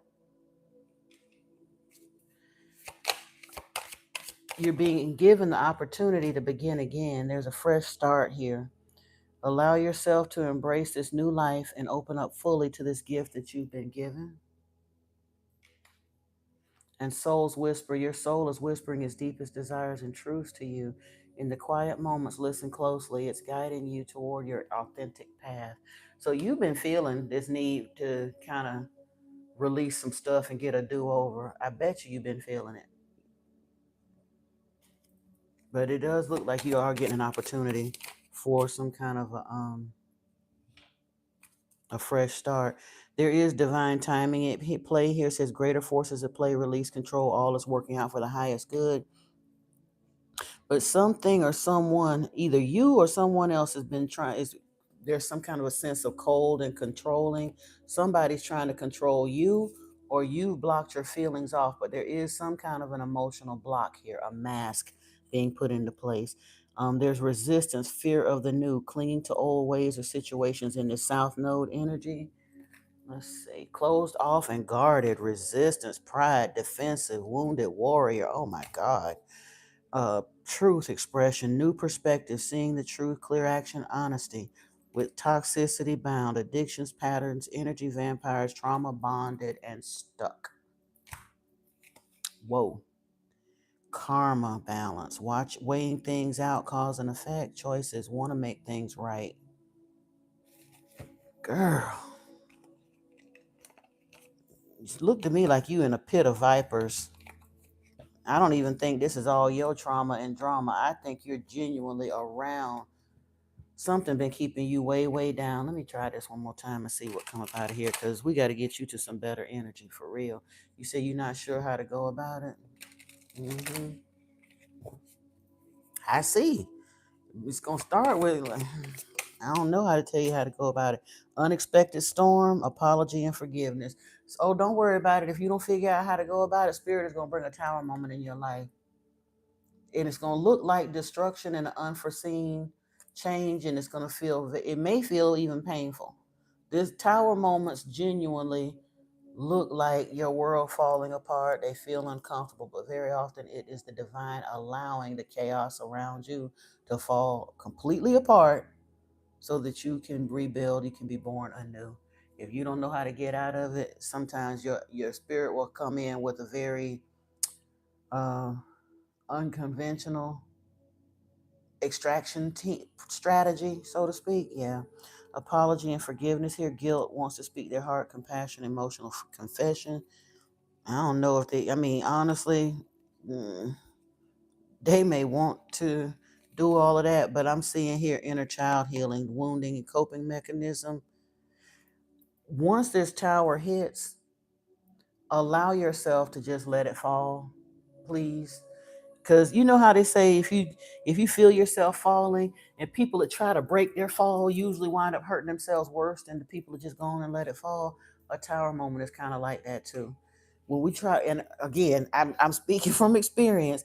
You can sit there and do the thing that you've always done and try to hurry up and patch it back together, and hold, you want to hold everything together and keep these people around you, and you just want to go along to get along, and they're being, when they're trying to be pulled apart from you, is for a reason. Let that tower fall. And it does look like it's going to be some people that's going to have to be released from your life when that happens, but it's happening for you. You hope you can do that. You better not hope, Faith. I'm trying to tell you that hoping you can do that is the thing that keep you stuck. You have to realize anytime you feeling stuck, it's a prison of your own mind usually. Because unless, yeah, control and sabotage, conflicts, mood swings, trust issues, manipulation, and patterns. And they get in our head and make us feel like we got to stick around with this kind of stuff. But genuinely, even if our money is tied up in them and we don't know the way out and all the rest of that, look at here. The world is here with a new cycle. Renewal is here with spark, new life, fresh start, rejuvenation. Fulfillment of wishes is here. Success, achievement, happy outcome. But why? Because you finally get to a place of self worth, healing unworthiness, expectations, and values. That I hope I can do that. That tells me right there that you have a worthiness issue. Because very often, these people that have this control over our lives managed to get control over our finances too. Not that they genuinely had control over them. We gave control of it to them. We were people pleasers. You need to become a recovering people pleaser. And trust me, it's a process, just like a recovering alcoholic. You think that maybe some people in your life? Yeah, I guarantee you, maybe a whole lot of people in your life. You're very likely an imbalanced empath. And an imbalanced empath's energy is absolutely delicious to energy vampires, narcissists, and sociopaths. And they get in your life and they make you feel like you ain't crap without them, that you can't survive without them. They get their hooks in your money, they get their hooks in your energy, they get their hooks in, and they absolutely destroy your sense of independence and self worth. They destroy your sense of worthiness, all of that. So you feel dependent on them people, but I'm telling you, it's a prison of the mind. And sometimes some of them will do actual spell work to keep you bound like that. But very often we give them our power. You have a tendency to be, yeah, that part. You got to heal and you got to put some boundaries in place. Boundaries is your new best friend. That is your word of the day, the week, the month. Say it with me now. Boundaries. Healthy boundaries, because they're not going to give you boundaries. They're going to continue to overstep just as long as you'll allow them to. That's just what they do. Look at here, never ending story. And truth be told, you're going to have to speak your truth and understand something as an empath. And the fact that you're here, you, I don't know where you're at in your spiritual journey, but if you're still at this point where these people have this level of control that I'm seeing in this reading, probably not that far along your spiritual journey, which is okay. Everybody wakes up when they're supposed to. I'm not saying that it's judgment. Please don't be offended. I'm just saying, subscribe and stick around. We're gonna help you get some, because trust me, I'm the poster child for had to get boundaries. Givers, givers naturally continue to give. We give till it hurts, and takers will never stop taking. And you have to learn to step out of the lies they done told you and understand that no is a complete sentence and it does not bear, doesn't even need no kind of explanation. That's the hardest thing for an empath to learn. Like, seriously. Yeah. Time to go, though. You got to start working on this right now, because we are at the doorway of ascension. Look at here. Your guides are here with you. They sent you here. Higher power is here, because there's a separation that's going to happen soon. We know when the government started talking about paradigm shifts and new realities, you best to know it's actually happening. And I was sitting there, I had unplugged from television, but I heard them in 2020 when that whole pandemic thing went down, and the commercials and the news and everything else. They were talking about a paradigm shift. We had a major timeline shift with a shift in mass consciousness. There is an awakening that's happening for a lot of folks. That's why I say, don't feel like you behind. Ain't none of us behind. We're where we're supposed to be. Some woke a little earlier, some awake will wake a little later. But the main thing is to allow that awakening and transformation that's trying to happen in you to happen. Don't think you can get rid of these folks. You got to know it. You might wind up walking alone with nobody on your path. But at the end of that, once you awaken and ascend, you will step into new relationships with soul family, our family and friends. Some those are the people that Jesus said, Yeshua, in the scriptures. I don't know if you're Christian or not, but in the Christian Bible, Yeshua said your enemies will be those of your own household, meaning the ones that are closest to you in life are the ones that, truthfully, the people, only people that can truly hurt you are people that you care about deeply. If I You don't know me from Adam, so if I say something hurtful to you, you'd be like, what did that crazy lady know? She need to go somewhere and check her own self. But at the end of the day, them that's close to you, they can, 50 people could tell you you are the absolute shit and some more. You are the Kool-Aid and a bag of chips. They could tell you you so wonderful and all the rest of that. And that one person that come put that negative voice in your head, that'll be the chattering magpie that's constantly in the back of your head. You forget what them other 50 people said. And that's just something we have to work on. You say you woke up this year. Before you were very religious. Yeah, you in the right place, my darling. I promise you, you in the right place. Subscribe to that other channel. I do live streams there on right now it's Sunday, Tuesday, and Thursday nights. I'm gonna probably have to cut my schedule down a little bit because I am gonna expand, go over into TikTok as well. But I will get back to doing more uploads to the channel. But yeah, go subscribe there and set for notifications. We go into the ancient text, and we actually do it from a viewpoint of, and like last night on the live stream last night, we went into the Bible. I've been led to going back to reading the Bible, but reading it from a different vantage point for greater understanding. We've gone into the book of John, Job, Revelation. Last week we were in Amos and Obadiah, and last night I was in like Leviticus and First and Second Kings, and looking at the nature of Yahweh. People have no idea the nature of this God that humanity has been hoodwinked and bamboozled into serving. And it's time we wake up and see that. And once you do that, it'll probably help with these personal relationships too, and getting some of this out the way, because it genuinely looks like that's all it is. You are at the beginning of your spiritual journey, and buckle up. It's a wild ride, but it's a fun ride. And like I said, you in the right spot because we have a beautiful soul family here. It's a small one so far, but spirit and put it. Oh my goodness, look at here, transformation, sweetheart. It's happening. Transformation was the first card that came out the Sacred Symbols deck for you. So yeah, and a lot of us are going through that birth. Yep, definitely need for a spiritual cleansing. Especially if you were super religious, you got to get them monkeys off your back, baby. Protection is here, though, angelic protection.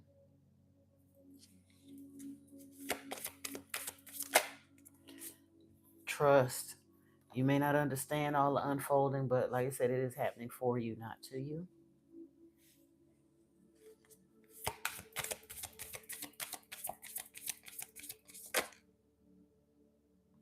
Veiled is here.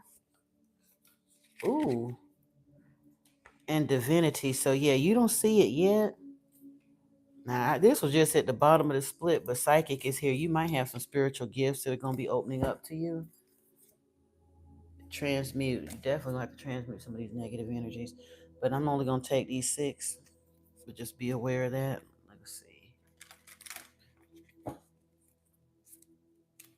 All right, all right. What's going on with this transformation spirit?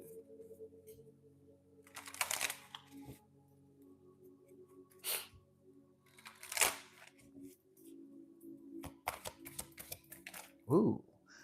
Oh, you've been in your head about it. All right. Thoughts shot about the deck.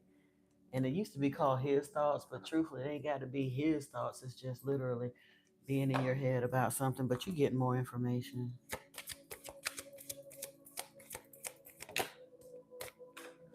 Marriage card here. Now, I don't know if you're looking for love or not, or if you already are married, or this could even be about a partnership. It doesn't have to be a literal marriage, but marriage did come out here with the spiritual cleansing. So if that's something that you're looking for, ooh, is it the end of a marriage?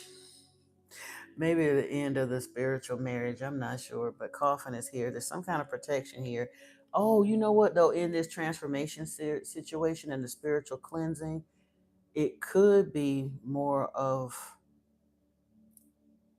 something is coming to an end. So I don't know if it's an actual marriage coming to an end, or it could be that energetic bond with the religious stuff that was going on, or spiritual, like I said, shifting of spiritual mores. You say you're not married, you may be open to love. Okay.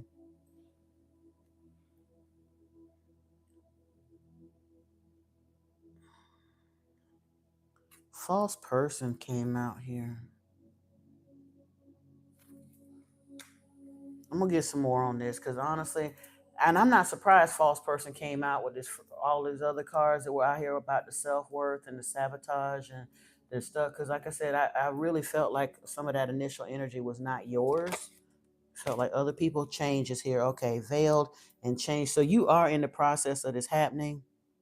It's just spirit is acknowledging that something does need to come to an end. And truthfully, this false person maybe was standing in the way of allowing the love to come in. And that was the reason why protection and coffin came in. Something energetically has to end and shift, coffin and change so that it can come in. With transformation and spiritual cleansing coming here with this protection, I would, oh, yeah. Divinity is here with distant horizon. Now, distant horizon may involve physically traveling, but it also can be that trip in the mind, basically about bringing those desires that we could even consider fantasy almost, but not quite fantasy, because it isn't that it's something that's so unreasonable it will never happen. It just hasn't happened yet. It's in the far off, but it's about being able to bring those things into being. But this transformation has to happen first.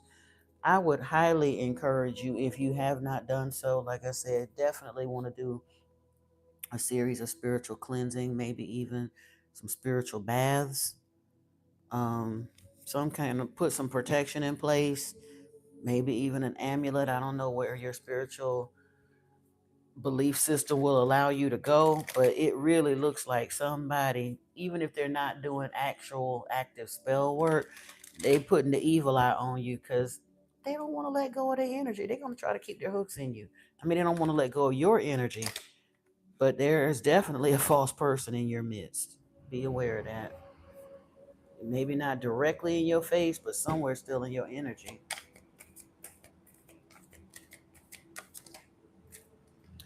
Hostilities. Yeah. Was here with thoughts. What's with, ooh. Okay. Yeah, you want to do the spiritual cleansing because with the marriage card, a man holding a coin came out here. So let him in, let him in.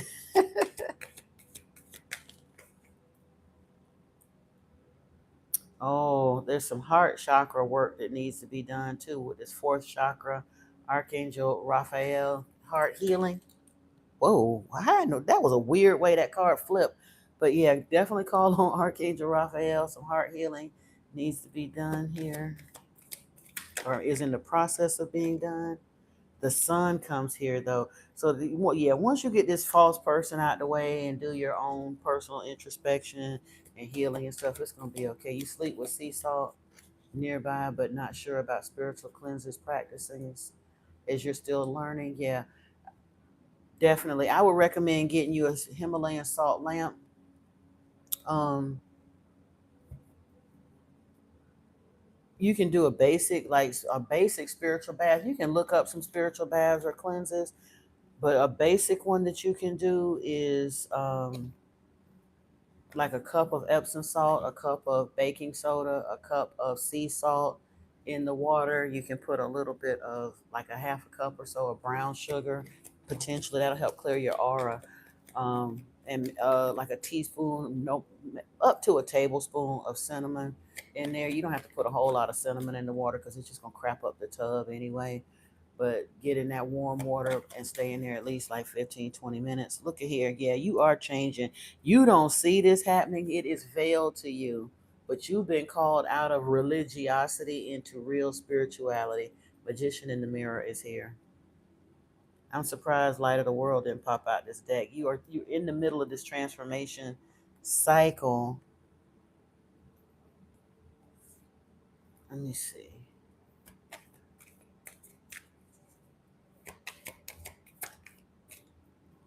Indecision.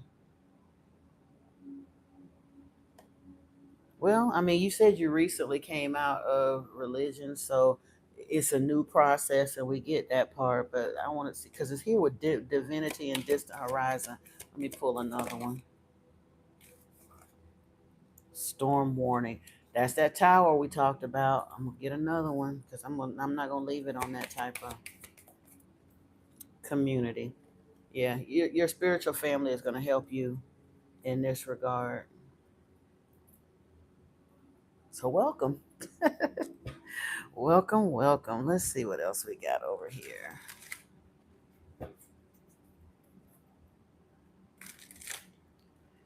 What's with the thoughts, the hostilities, and this transformation spirit? Probably some folks in your camp that don't like it, especially if you leave. If you were super religious and you left that, I guarantee you, it's some folks that was around you that ain't gonna like that. But it don't matter. You can't stay in the burning building just because they choose to be in the burning building. They can come. Truthfully, the only way to help them come out the burning building is for you to get out first. What do they say about in the air? The flight attendant tells you if you in the airplane and the oxygen mask come down, regardless of how much you want to help others, put the mask on yourself first. Because if that plane depressurizes, you literally have about 30 to 45 seconds for everybody in there pass out. You can't help nobody unless or until you help yourself. We have the two of scrolls here, which is the two worlds. You are making this change though. The scrolls in this particular deck represents the wands. So you already, like I said, you already started moving towards this. That's a good thing.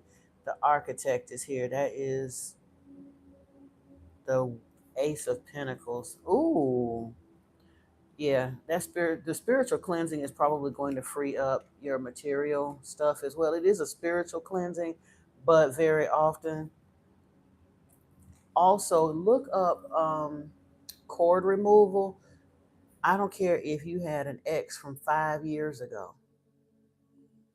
Do a cord removal to remove any and all toxic beings out of your energy space.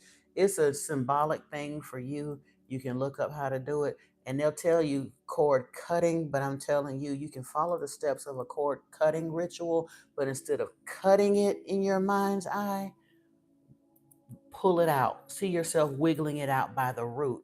Cut cords grow back. You want to pull that bad boy gently out by the root, like you would pull a hair out with a tweezer. You don't want to just snatch it off so it snaps at the hairline and continues to grow. You want to pull it all the way out gently so that the root of that hair comes out, and you do a cord removal that same way and get these people up out of here, because they literally, yeah, they trying to put their foot on your cape. They do not want you to leave this scenario. They do not want you to awaken and ascend. Misery loves company. They don't know no better. They genuinely don't know no better. There's no point in getting angry with them. Think about it. Like you said, when you were deeply religious, you thought that that's the only way to go, and you had to do that because we were led to believe that was what was right. It's not till you start asking the questions and go a little bit further down the rabbit hole that you realize, whoa, wait a minute.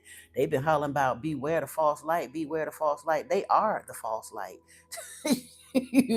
But you got to come to understand that. But we do have in crescent moon here, which is the Six of Pentacles. It's kind of like I said, getting to the point where you can level yourself up to become your brother's keeper. It's, I mean, he look at him. It's burning the midnight oil kind of, but he's working under the moonlight. It's not burning the midnight oil the way the world sees it. Let me look that up for you. Hold on. See what the message of this card is.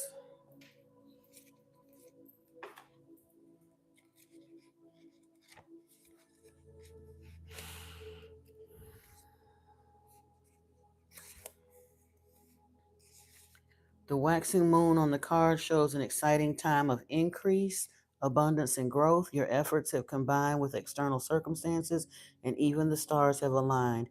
If things have been financially tight for you recently, relax. There's great opportunity for increase, and fulfillment is. Wait a minute. Fulfillment. I'm on the wrong page here. There's great opportunity for fulfillment in every way, financially, creatively, and even in your reputation and prestige. So just do your work and get ready to receive. And your work in this place is reaching into, like I said, doing the spiritual cleansing, reaching out for this protection, as well as doing this heart healing work, basically allowing the closing those chapters that are not really wanting to be closed, the residual stuff from what was behind when you left that way of life. With the sun here, what do we have? Oh, I done flipped this deck weird. We got the sun with this trust and this false person. Add some.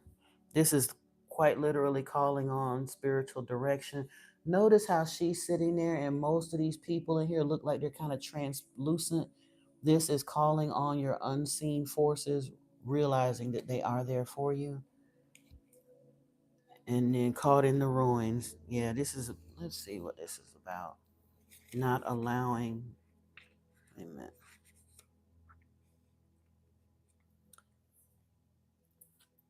Yeah, this card shows a dark or difficult situation that seems to have you trapped. It could be a hurtful, empty relationship, an unhappy or stultifying job, a behavioral or actual addiction, or even a negative, sabotaging belief system.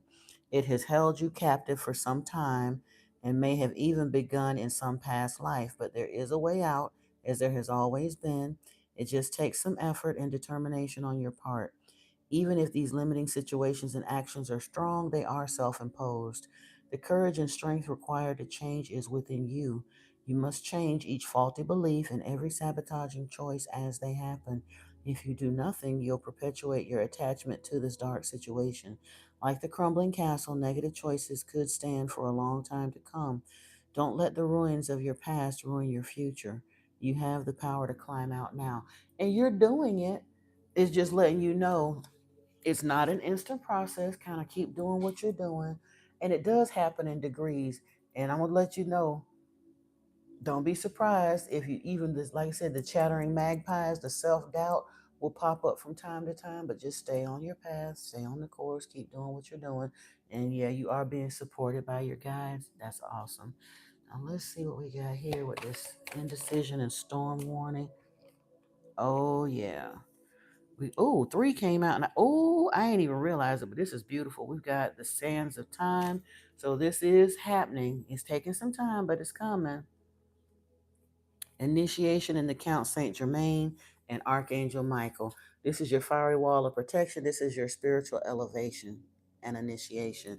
So divinity, and it's interesting that it came here with this divinity and the distant horizons card.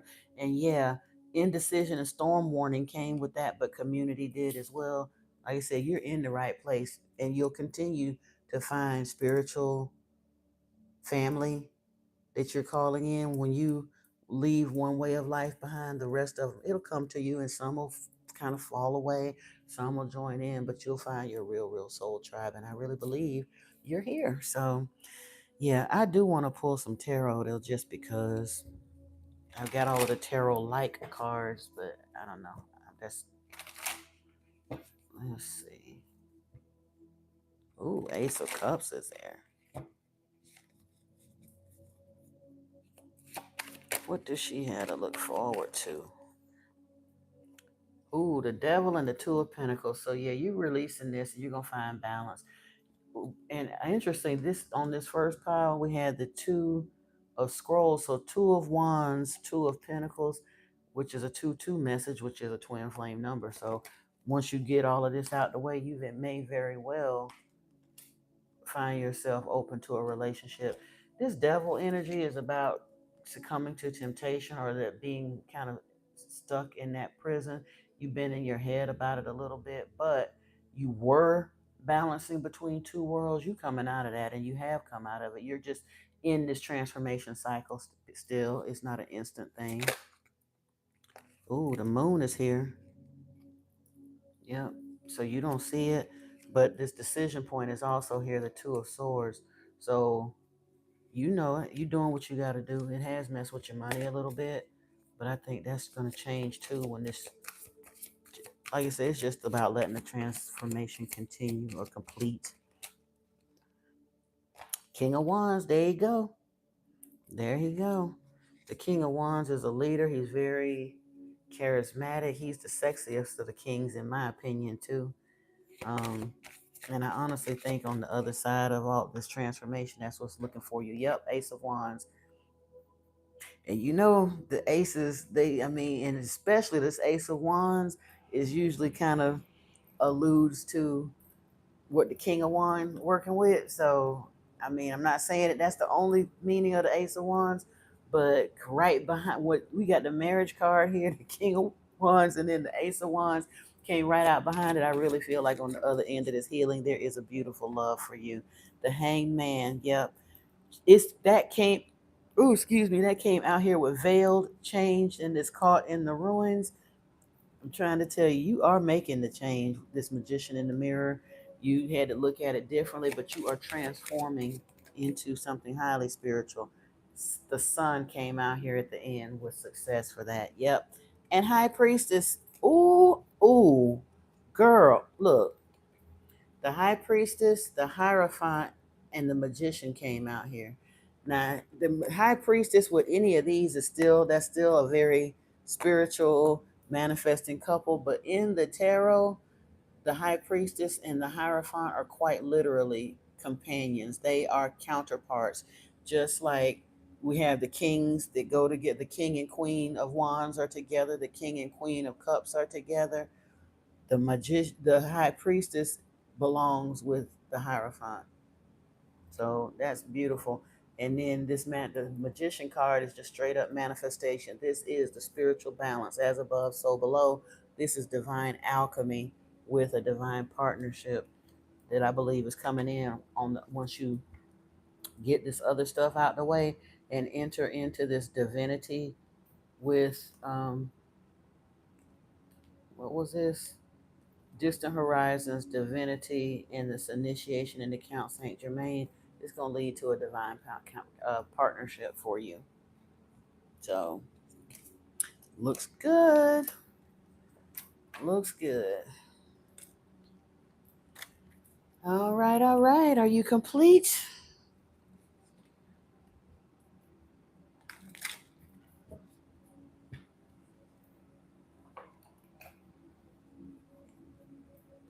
I think we are. I think we're complete here, Faith. Let me see. Chrissy, are you still here?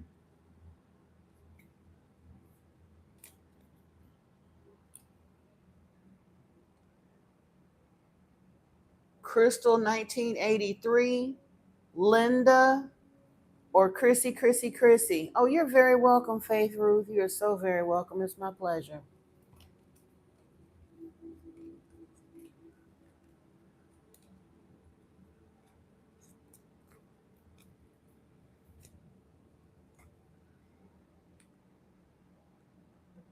Val's Starseed, are you here? And Joe Calisthenics, are you still here? Starry, you surely can. You might be next if don't none of the rest of them answer, because I've called the entire little list that I had so far. I'm just waiting to see if any of those people are in here. Ooh, it's 111 on my timer. Hold on, let me see. Oh, Joe Calisthenics, you're here. Great. So, Starry, I'm putting you down here after Joe Calisthenics. And if any of the rest of you happen to come back in, let me know. Speak up.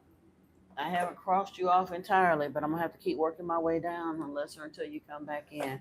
And can you please place your question in here in the chat box, Joe Calisthenics?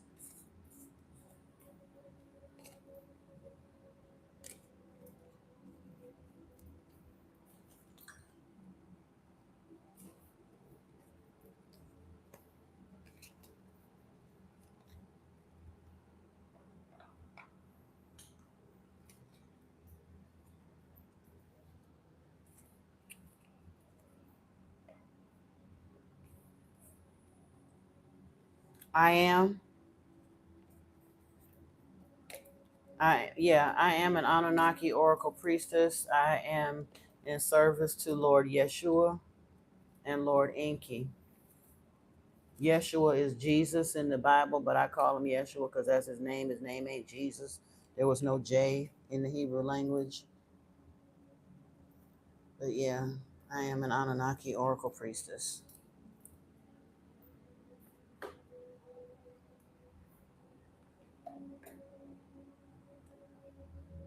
How is your career and future looking? I don't do a whole lot of past life work. If something happens to come out here in the reading, we'll see. But I'm not gonna sit here and tell you I'm a past life regressionist. That's not my area of expertise. But I will try to get some information about your career and future and see what we can come up with. Hopefully you'll get all your answers you need anyway. In fact, I'm asking Yeshua, my tarot guides, and Archangel Metatron to bring out any information that might be um, beneficial for Joe Calisthenics. Yeah, Starry, we can pull whatever we get to when we get to it, but I am not a past life regressionist. That typically requires some hypnosis, and I'm not a hypnotist. So, um,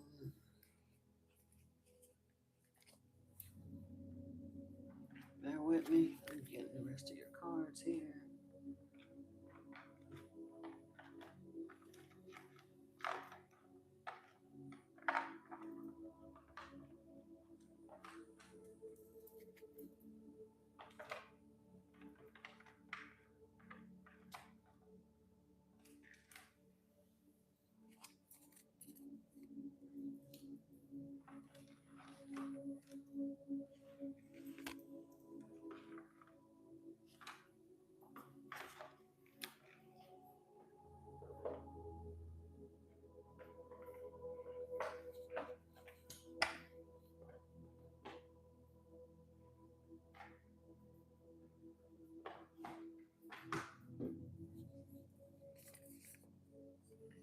You said you didn't want the past life thing. You guess you was confused and wondering if I were an Anunnaki in a past life.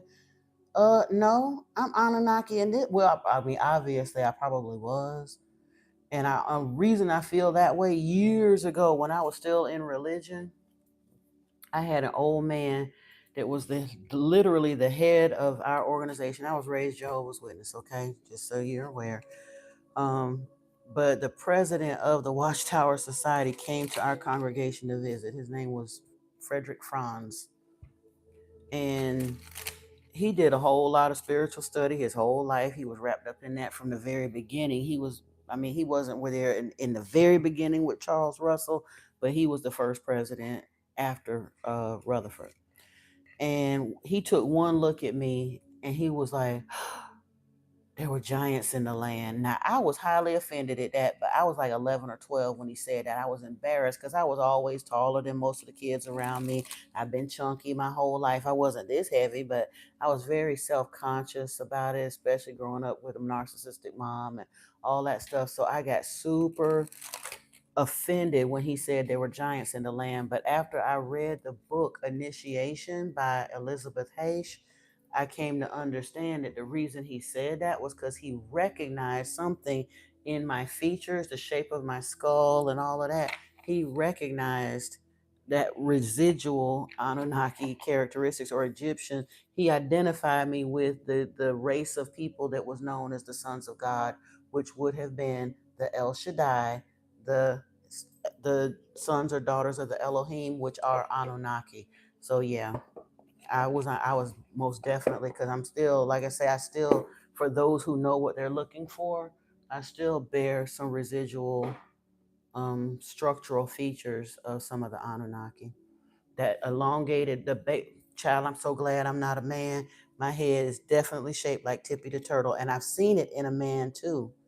I went to school with a guy who really had that head shape is very pronounced in some people. Hey, Miss Yates, welcome back. So, I'll get that later. We want to know about the money scenario for, let's see, how is your career and your future looking for Joe Calisthenics? So we in the money decks a little bit here. We're going to take a peek and see. You probably were, truthfully, Starry. Here's the part nobody bothers to tell us. We all were. Kind of, sort of. Because if you go back and read what actually happened back there, and we talk about it on my channel, that's why I encourage people, if you find me here in the tarot aspect, go and subscribe to the other channel as well. But Lord Enki, when he came here as the primary geneticist, that whole in Genesis chapter 1, in the second half of 1, when they come with the let us make man in our image, that was Enki, Ninmah, and Thoth. A father and like I said, a brother and a sister. Enki and Ninmah were brother and sister. Thoth was Enki's son, and they were the geneticists on the Adamu project. And in order to take that primate from Australopithecus or whatever we were at that point, in order to create Homo sapiens sapiens, they literally had to infuse their DNA into the hominid that was here. So all of us were Anunnaki. Now they come from different star systems and they're very diverse and all that. So whether we are Pleiadian or Arcturian or Orion or Lyran or whatever we came from, we are, if you're intelligent enough to be on this phone and all that, you're not climbing in a tree somewhere out in the jungle, you get Anunnaki blood in you. My other channel is Modern Mystic Messages. If you go to the home page of this channel and scroll all the way down to the bottom, you'll see an icon. It'll say my other channel, and you can just tap. I'm sure you have. You said, let me see. Let me get back to. We're gonna get into that conversation in a little bit, Starry. Let me get back to Joe Calisthenics. He or she wants to know about their. Yeah, you're welcome. There's growth potential here. Embrace change to unlock your full potential and flourish. Let your connection with spirit ground you as you reach for the sky. This is for you, Joe Calisthenics. So there is some room for upward mobility here with this career thing. It does tell you, the cards say seek clarity. One last move. You come far on your journey, keep going, and you'll soon see what you've accomplished. Almost there. Persist with faith, for you're on the brink of a breakthrough. Your efforts are about to bear fruit. So have you been making some lateral moves, perhaps, or maybe some stair step moves, and you're wondering? It does say trust your path, though. It's a slow climb, but it's worth the effort. That's here as well. What's at the top of this? Walking unscathed, you were fortunate. A trap was laid, but your wisdom kept you from falling into it and protected.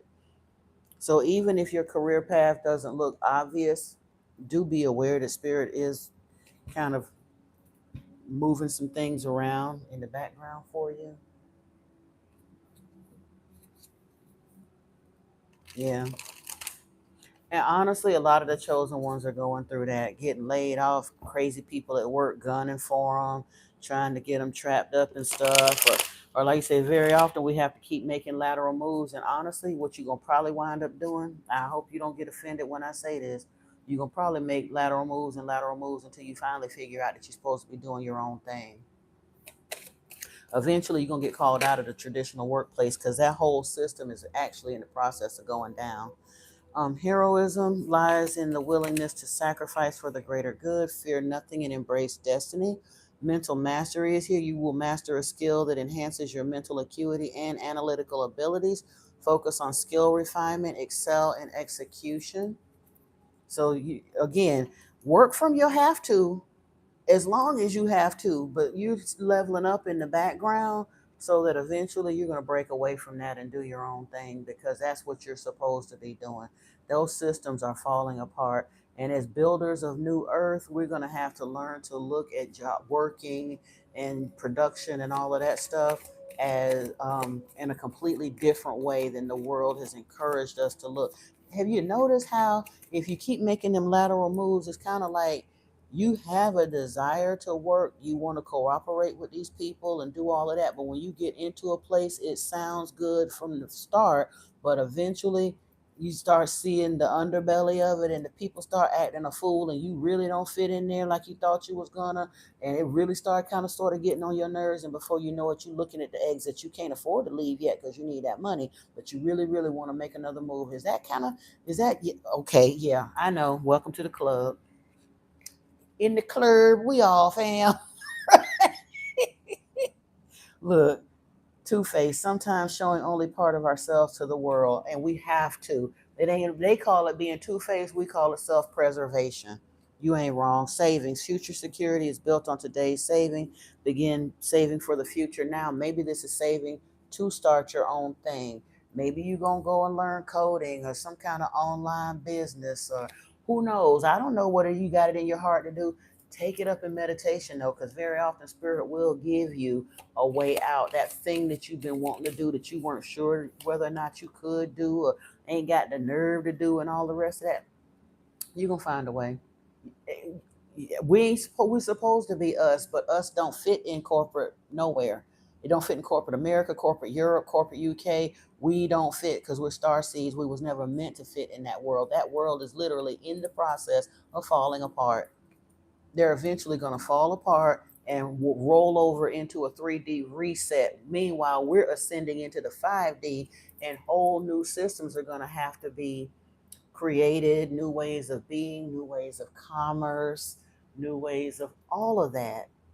So some of us, a lot of us stayed at the party too long, and eventually the world is going to spit us out anyway. We're just trying to get our little coins together so we can launch off into something else. So I'm not saying you got to run kicking and screaming from the building. We may have to work from our have to for a minute, but do understand you're never going to find, as a chosen star seed, you're never going to find the satisfaction in the workplace, the traditional workplace that you're looking for. It'll always be working from your have to. Night's veil, under the moonlight, hidden desires and fears quietly awaken. Face your inner self. And again, it's gonna get to a point where you don't have no choice but to leave because it's gonna just get uncomfortable.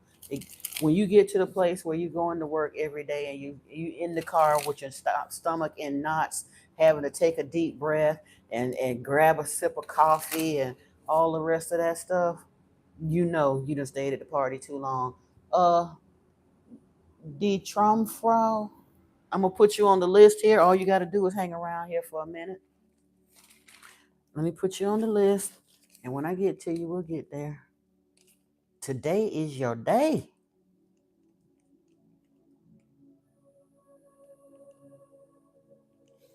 You on the list right now? I'm working on Joe Calisthenics. Unless Val Starseed, Chrissy, Linda, or Crystal 1983 happen to wander back in here after Joe Calisthenics, we have Starry, and then you, Die Traumfrau. I am not a psychic. I am an oracle priestess. I am a tarot reader. Basically, I'm a natural channel for spirit. I don't go into trance or anything like that. It's rather seamless with me, but I channel spirit. I am a student of a lot of esoteric knowledge and information, and once I asked for my spiritual gifts to come online, clairaudience opened up for me, and I became a clairaudient channel for spirit, and linked up apparently with some pretty decent tarot guides as well.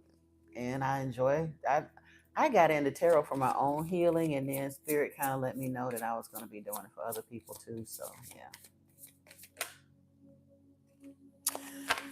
All right, so let's get back over here to Joe Calisthenics. What we got here? Impatience. Joe. It takes time to build an empire. Your desire for instant results can hinder your ability to make good decisions. That part, though, we get to are we there yet and kind of mess ourselves up. I get it. Competition. Remember that there is no competition if you're truly original. Fear of failure. Your fear of failure can be very crippling, especially when it keeps you from even trying. Also, to be on the lookout for is fear of success. Because when spirit really get to showing you something, you kind of sort of know if you really, really put your back into it and do what they tell you to do, you know it's going to be a success. And sometimes that can cause us to kind of drag our feet a little bit too. Because we don't really want to be out there. We ain't really trying to be in the public eye. We just want to keep it small, blah, blah, blah, blah, blah, blah, blah. No. That's not the path of the chosen. The hell you've been through is a testimony that's going to launch you to somewhere. That part. Innovate. With the right inspiration, you can bring a novel approach to almost anything. What can you innovate to contribute towards making the world a better place? Make a change. Like I said, help somebody, and get what they call filthy stinking rich doing it. Yeah, that part. Host. Whether your space is physical or digital, you can find a lot of fulfillment in being a host. So no matter what you do in the online space, and truthfully, even if you start a business of your own, it's going to require some level of online marketing, which is bringing some kind of value content to people. You may not want to get out there. I didn't plan on wanting to put my face out here either, but you're going to wind up doing that because you really do have something to offer to people, whether you realize it or not. Oh yeah, Starry, you probably are. We're soul family. I don't have no doubt in my mind of that because of the intention that I set when I started this channel. Like I said, that the folks that was supposed to find it would find it. Yeah. Am I only doing oracles today, or is it okay? Oh no, I can pull tarot for you for sure. Ooh, we got rising above money issues, business taking off, and profit. Oh, something about doing spiritual work and your life purpose and mission. Joe Calisthenics. So I don't know if you're on a particularly spiritual path, but it came out here with these wings now. I'm trying to tell you. Fluctuating income, indecision, and new strategy. A job change and making choices.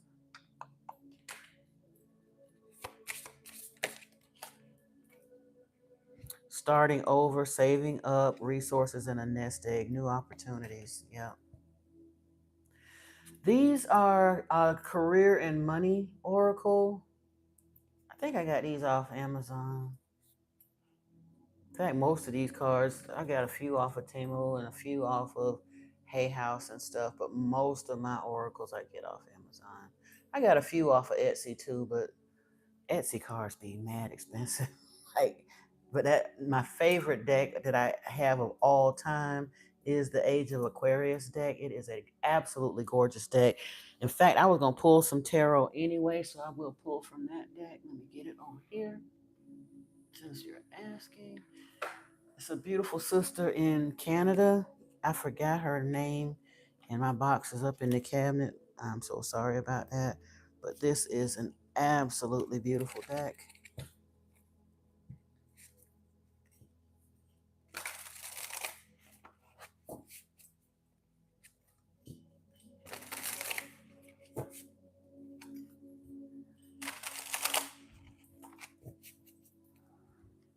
And yeah, let me get this over here.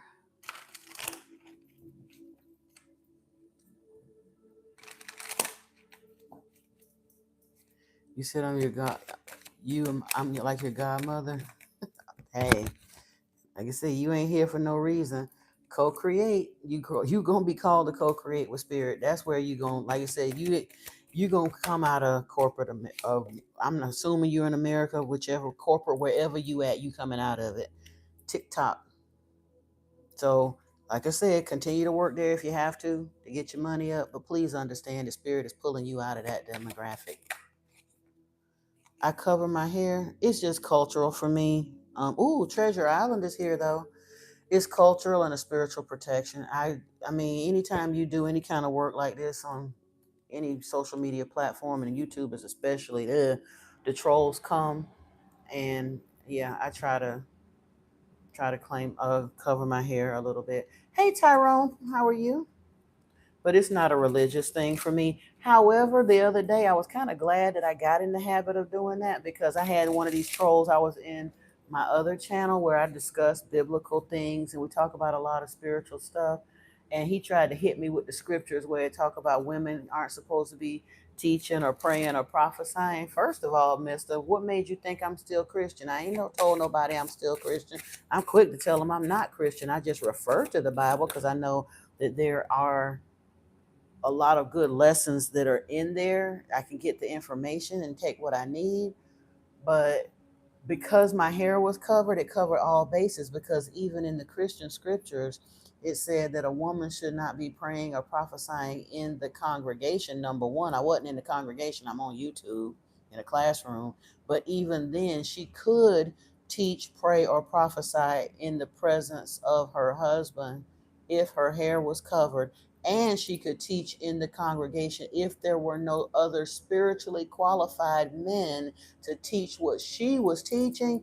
She was qualified to teach as long as she covered her hair.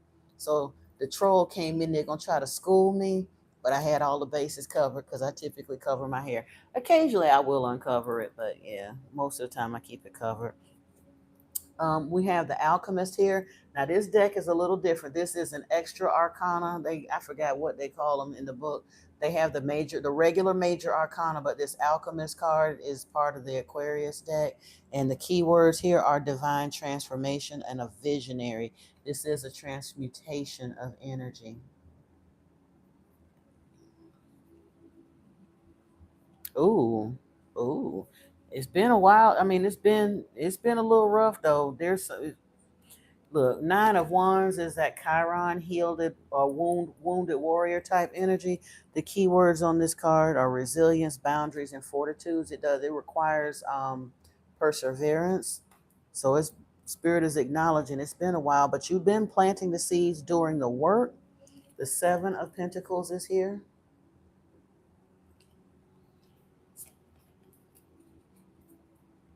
So it'll come together. Yeah, you're moving from rough waters to calmer waters. The Six of Swords are here.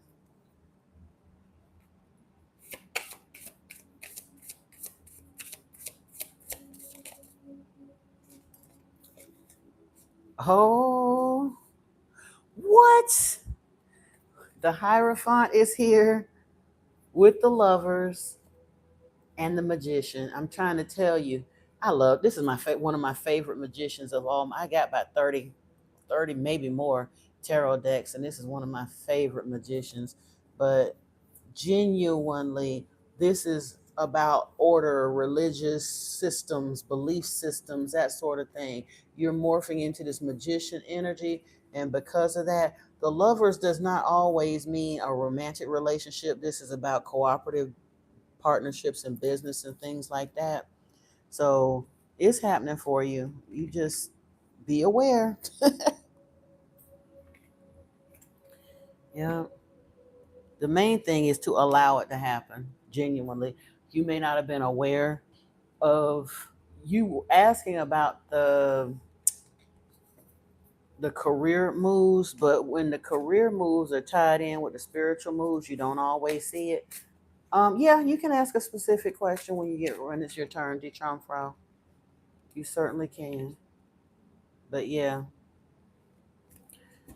does that say that I was gonna pull a Metatron card for you, even though I mean it may or may not have nothing to do with your work situation, but I've learned not to disobey when I get a notion or a hit to do something, and I got a notion. That card was flipped over, but I don't think it's your card. If it want to come out, it will. Die Traumfrau, the only thing that I typically don't read into is other people's outside energies, like uh without their permission. But other than that, I mean, if it's relating to you and it involves an outside person, then yes, I will still look into it. But if it's just kind of spying on somebody that ain't trying to be bothered with you, I don't do that, because I don't think that's a healthy thing to do spiritually or psychologically. Um, but yeah, you can ask anything you want within YouTube guidelines. We ain't trying to get banned over here. But yeah.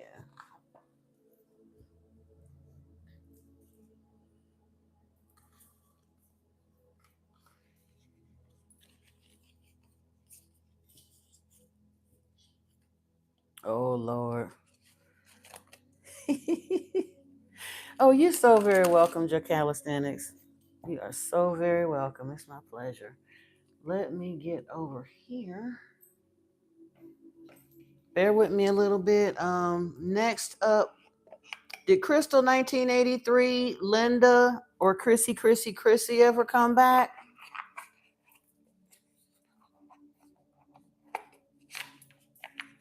Okay, I'm gonna tell both of y'all. I'll look into the questions. Life about subjection to God. Yeah, it is. But not the way most people think. Did I not tell ye are gods? That's the first thing you got to understand, Tyrone.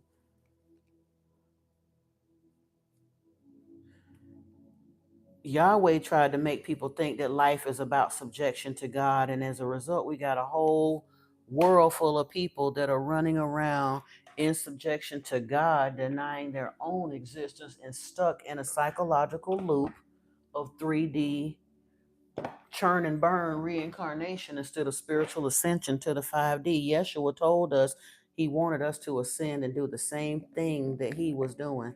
He became Christos in his lifetime, and he invited us to do the same. But instead of following Yeshua, people get caught up in following the church, what the priests and the pastors and the imams told them, and they stay spiritually stuck.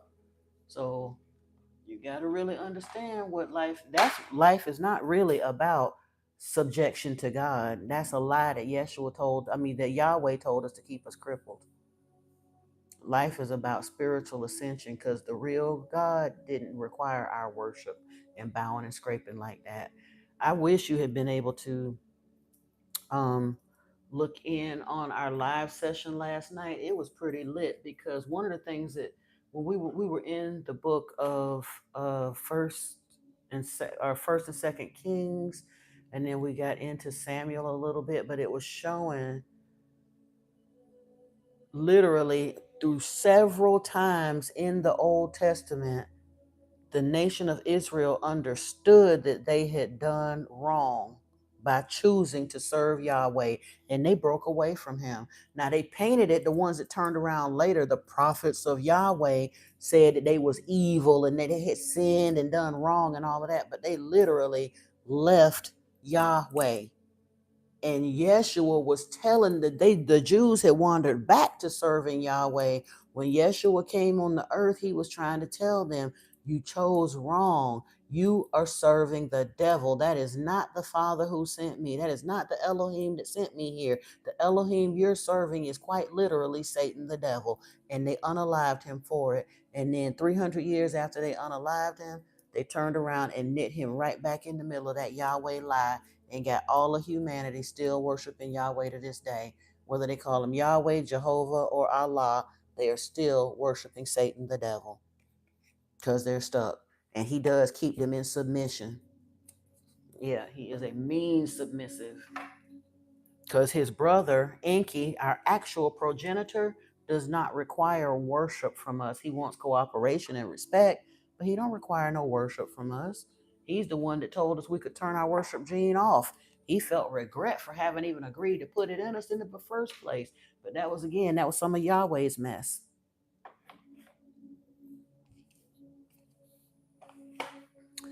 All right. Let's get in here. This last card that I was gonna read for you before we go off of you, calisthenics, is the card that came out for you was 53, codependency. That's a big one for everybody. So I'm gonna read the card, read what it says, because that is a huge issue that's playing out in mass consciousness right now, especially with so many imbalanced empaths around. The narcissist empath paradigm, lack mentality, poverty consciousness, all of that. There is a huge dynamic of codependency at play on the planet right now. You are asked to look at a relationship or situation in your life and see that what started out as support and comfort has become suffocating to you both. Maybe you're the one who can see or sense this. It may be that you're feeling abandoned as a person whom you rely on becomes more absent. Remember that you and they are unique beings in your own right. You were put on this earth to encourage, help, support, and love each other. But be aware of when you're giving away your own power or becoming over reliant on someone or something. Being overly dependent helps neither of you. Like two trees that are in too close proximity to each other, your roots will become entangled, your branches entwined, and it becomes hard for either of you to reach your full potential. It is easy to lose personal identity in this place and forget why we're truly here. For each has a unique soul mission that is best served in full personal power. What once felt safe and good becomes claustrophobic and unhealthy, just like like the tree in this image. You are meant to grow in your own space, reach up to sunlight, and expand into your own true beauty. Not be thwarted by overdependence and mutual fear that ties you together, propping each other up. Look at the magenta skyline in the card. It offers a bridge to a new way of being, promising that divine love is available to both of you. The bright green on the crest of the hill represents opportunity, movement, and growth, unlike the shadow of an entangled, dysfunctional dual energy. Archangel Metatron is asking you to break free, to take your silver key of truth and purification, and unlock yourself from what binds you together. This padlock is self imposed. The dependency has not been done to you, you have done it to yourselves. Forgive that and understand it as part of your soul journey. But this time of restriction is now ending, and a new chapter awaits you both. The old leaves want to fall away and make way for the new buds of renewal and springtime energy. One of you needs to find the strength to turn the key. Please trust and have faith that once the key turns, and it has to be turned by one of you, Metatron will not do it for you. You can come back into your own power.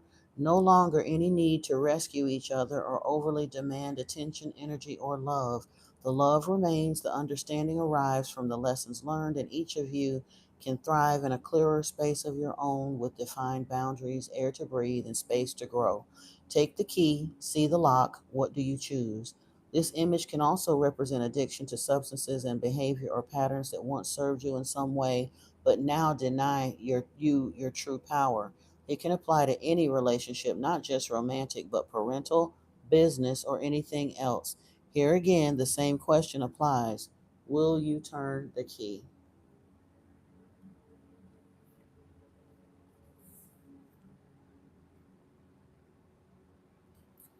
All right, all right. That is your reading, my dear. I hope you enjoyed it. And I will keep on trucking, Tyrone. Thank you, thank you. Let me see. Detronfrau, Starry, Tyrone. Hey, Indigo, welcome in. Haven't seen you around in a little bit. Welcome, welcome. And next up, let's see. Crystal won in 1983. Linda, Chrissy. Any of you? No. Val Starseed, are you here? Starry is next, and then Detronfrau. Starry, you're still here, right? And what was your question, Starry? We'll get there, Detronfrau. Patience, please. I appreciate you. I don't want to cut them short. I get them the message the same way I'm going to do for you. I'm not going to cut you short to get somebody else their message. You've been writing your exams? Awesome. Oh, how does Joseph feel about you? How long y'all been together? Are you still together? Or is this just a wish your heart is making from afar? Let me see. I'm going to see if I can find out without you even telling me. Let me see. Hold on. Hold on.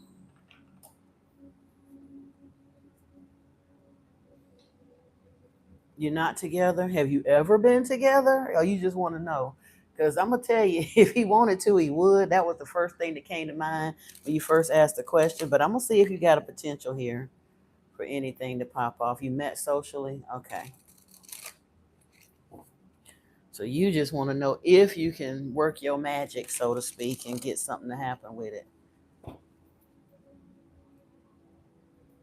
Truthfully, I would tell you you can. But again, depends on what you choose to do.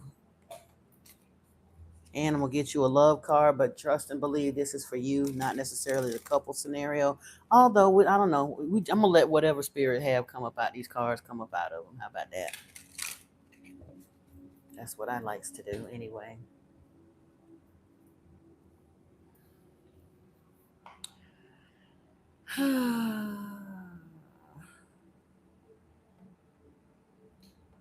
Pull this one.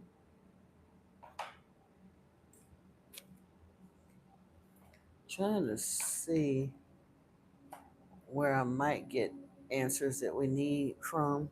Pull a couple of these. I put you on the list, Indigo. There's a couple ahead of you, but we're getting there.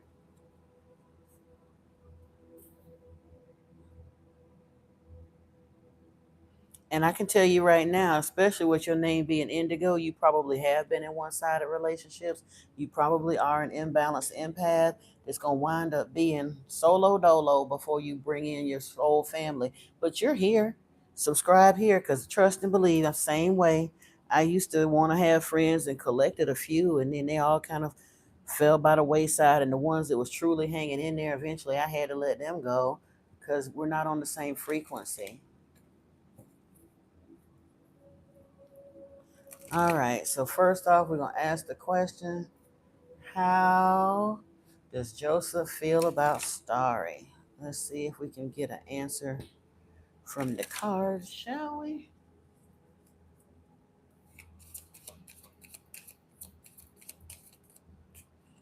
Says opportunity if you believe, be assertive. Let me see what else, if there's anything else that comes out of here. Ooh, a year from now. So it may take some time. But I mean, if y'all just met socially and they don't even have a clue that you actually digging them yet, I understand that. Let me see.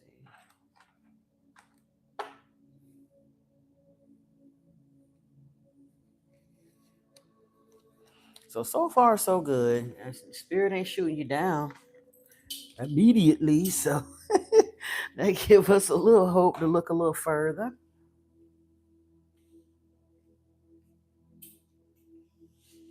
And honestly, with that idea, again, not this is, and trust and believe this is not spell work, but go listen to I think it's Florence Scovel Shin, Your Word is Your Wand. Look up can't talk. Look up Florence Scovel Shin, and also look up Catherine Ponder. They were some of the new thought leaders, but they were talking about like manifestation and kind of shifting your reality with your thought. And again, it's not about, you can't ever set the intention of leading someone like against their will, like love spell type stuff.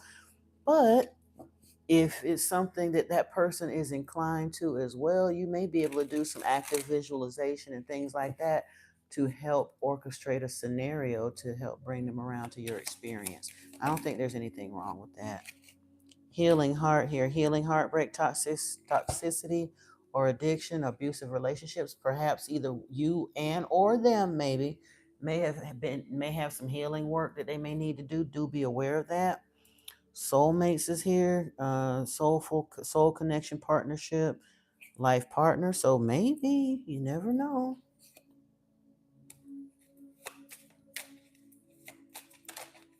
Oh, um, ooh, Lord, sorry. Florence Scoville, I think is Scovill, I think.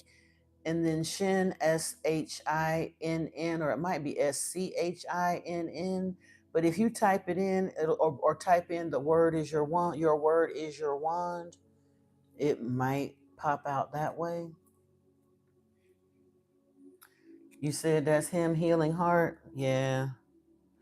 And interesting, soulmates is here, and then twin flame is at the bottom of this deck with yin yang balance and union duality, polar opposites, but not today. Boundaries and hurt, avoiding conversation, not dealing, still upset. Scoval, okay, thank you, appreciate you. Yeah.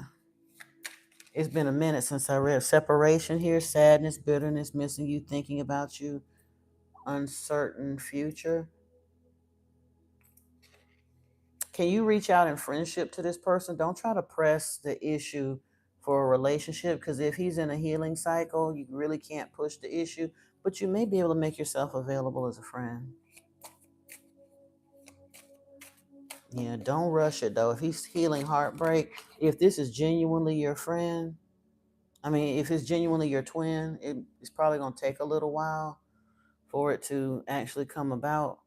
Yeah, there's some kind of a sabotage and rebuild energy here, repairing because the hammer came out.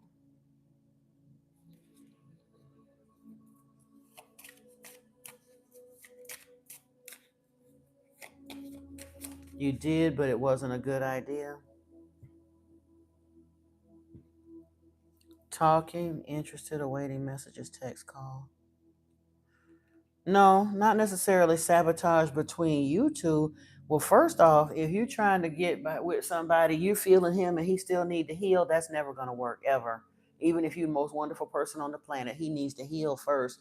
Because if you bring a toxic energy into a relationship, I don't care how much you like it, you can never love another person enough to love past their scars. That's what most of the world tries to do, and that's why the divorce courts stay full. I'm just being honest. You'll be a serial monogamist your whole life if you genuinely just want what you want and try to drag them kicking and screaming along with you, or try to finagle them into doing it. It will not work. Was it separate? Probably. It probably was. And if he is recently, if he is less than 2 years out of a relationship, especially if he was with that person more than a year, he ain't no good to you or nobody else. He need to finish healing, especially if she did a number on him. Excuse me. One thing people don't understand, and I need every woman that's listening to me here right now. Okay, but then again, depending on what she did, even 4 years, if he hasn't recognized it and chosen to heal, he may or may not. Women don't realize women love faster. Typically, men who are inclined to love, now some of them are so broken and damaged that they just can't. But women love faster. Typically, men love harder. There are some guys that'll break up with a woman and will never be no good to nobody else. That's why it bothers me when these scandalous, skanky women out here just run through men and damage their hearts the way they do. Guys are taught big boys don't cry, don't show your feelings, don't be no punk, suck it up, put your big boy pants on. So they walk around with this facade on. But because of that, they very often have very, very sensitive inner children. Their little boy inside is very sensitive, and very often he's carrying a lot of trauma and heartache. And some of these raggedy, nasty women that run through them and use and abuse and run through their credit and all the stuff that we know, we as women know how to do, it leaves those men very, very damaged. And some of them don't get over it. So if he is coming out of a very toxic relationship, honey, I know you may be digging him, but unless or until he shows real signs of healing and shows that he's ready to get out there again and shows that he's interested in you, I would tell you to work on healing from this. Get over that attraction. You can do it because you've never really been with him. This is just something you set your cap for, that you have a fancy for. But genuinely, if you try to pull the trigger on that too quickly, you could do him more harm and yourself more harm than good. Get over it. Feelings. Take the time to explore the deep emotions you're experiencing. Do you genuinely, because you met in a social setting, do you even know him well enough to even be trying to foster deep feelings? Or it's just that he really looked good and you like the conversation? So, and dare I say it, I don't want to offend you, but as an imbalanced empath, are you still doing the stray puppy thing? You see a damaged, sick soul there, so you feel like you can love him enough to make it all better, because you can't. Trust me, been there, done that too. We do. A lot of women take in these damaged dudes that's been ate the hell up, chewed up, and spit out by some other raggedy, scandalous female, and we think, well, she couldn't do whatever she needed to do with him, but if I love him enough, I can fix him. Stop bringing home stray puppies. Indication: watch for signs that lead you to true love. The strength, the power of love is like a magnet drawing souls together. So if he's not coming towards you, again, the initial cards said that it was possible, be assertive and all of that, but then these other cards that are coming out showing that he's healing, he's in a time of separation, he's still healing his heart. So this could truly go either way. It genuinely depends on him. But if he's not really showing interest, he may not be ready to approach a relationship with anyone. Self-respect is here. It says, thank you for helping me see myself as you see me, through the eyes of love. Thank you for honoring and respecting me. Please guide me to do the same for myself and grant me the courage to speak up on my own behalf. I ask you for protection in all my relationships so that I am surrounded by loving and kind people. Also, spend more time outdoors. In other words, yeah, focus on yourself and don't really worry about it. Lean on God and the angels for support. And if he's to be yours,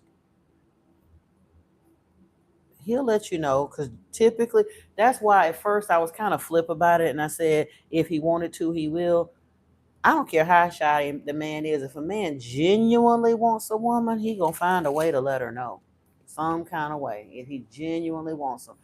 A lot of times we can kind of sort of make ourselves known and put our little womanly wiles out there and do a little flirty and help him come around. But most of the time, when he's convinced into something like that and it's not what he genuinely wants, most of the time he ain't gonna be happy with it in the long run, and neither will the woman that did that to him.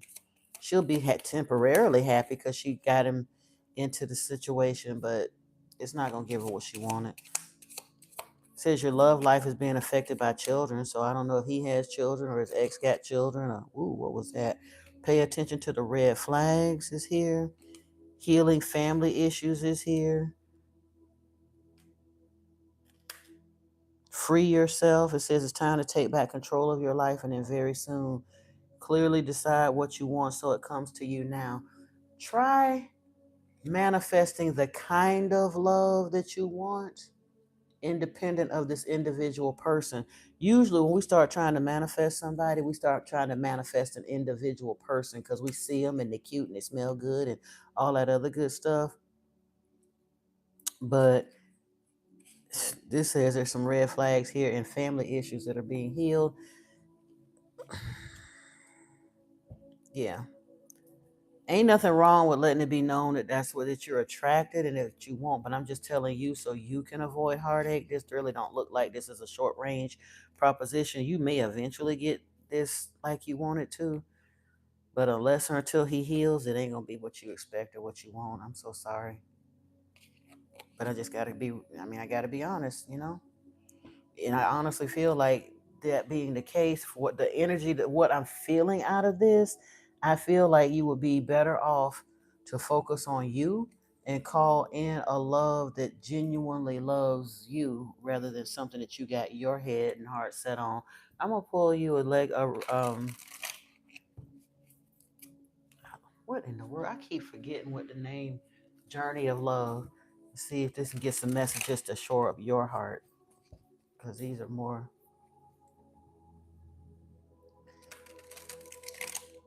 He has a girlfriend who does black magic. You love him and you know he loves you.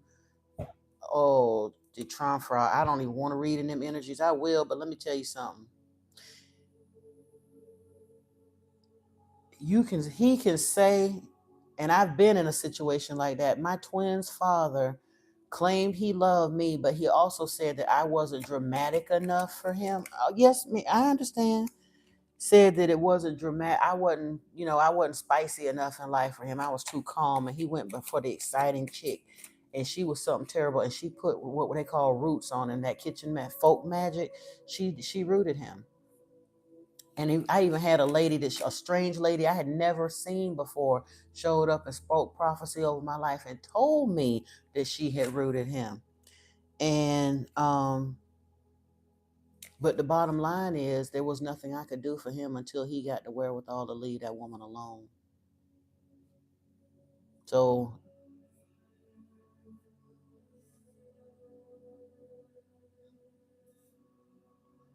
you said he said in his magic in his dream girl, but he met me after that. Again, I'm gonna pull the cards for you when we get there. But I'm telling you, if you know that woman does black magic, do yourself a favor and leave that man the hell alone, for she rots you from the inside out. Them people ain't nothing to play with, honey. That girl could, if you, especially if you at a point where y'all are both sleeping with him, she could literally dress his privates to where the next time you sleep with him, she make you so sick that you could literally have chunks of you falling out of you from the inside out. They don't play fair. Leave that man alone for your sake. He ain't worth it unless or until he gets all the way away from her and does whatever he need to do to get whatever binding spells she done put over him away from him. You don't want that. I'm telling you, you don't want it. But okay.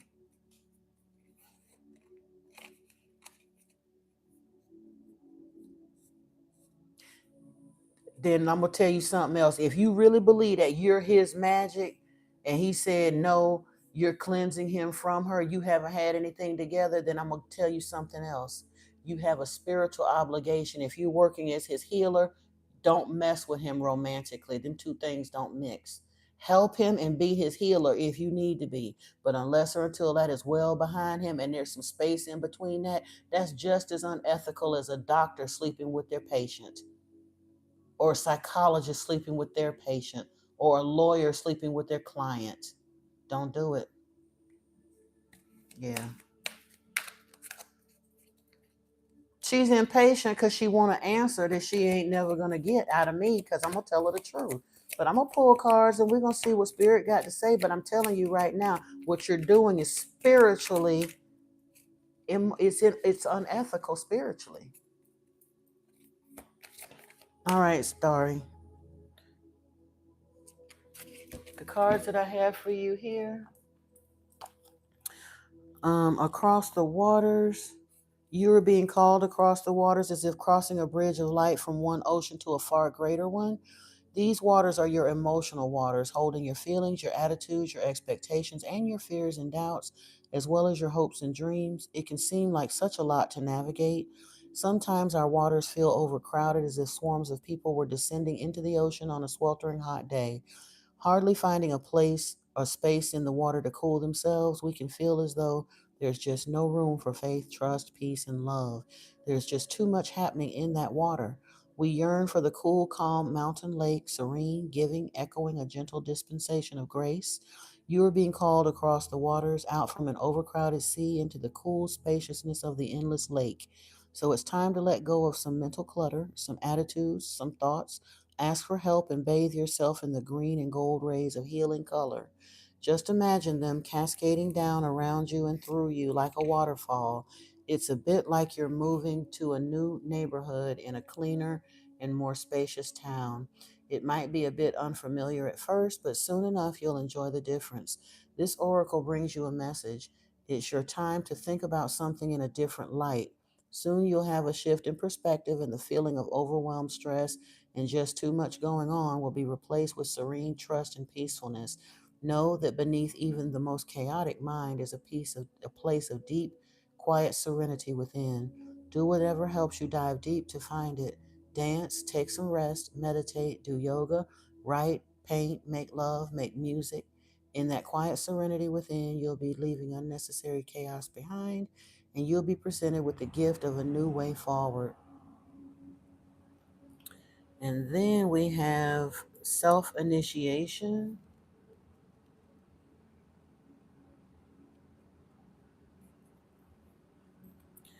You are being touched by a wave of your own light in motion. Can you feel the blessings and love that are flowing towards you from within you and in an upsurging wave of love? This is your own pure divine nature. You can choose to empower another as carrier of your own divinity, of course, and sometimes if you're not quite ready to recognize your own divine essence, this needs to be. Yet at any moment, you can choose to recognize that it is who you are initiating, that it is you who are initiating yourself into love, that you are the being of light, the divine that is drawing you forward into yourself. At any moment, you can choose to recognize yourself. Will this be such a moment? This oracle holds a message for you. There are many teachers on this path, some humble, some wise, some great companions on your life journey, and some who will enter in and out of your life quickly, perhaps imparting a helpful word or teaching you a more challenging lesson about trusting and relying upon your own wisdom. The greatest teacher, however, is life itself. You can trust in your own experiences and know that it is the divine spark within you, the life within you, that is the one true teacher who carries you home in an awakened reunion with the divine. The poetry that goes with this: how easy to love, the words flow when it is right. I dare not tell you. And then we have sacred convergence is your final card.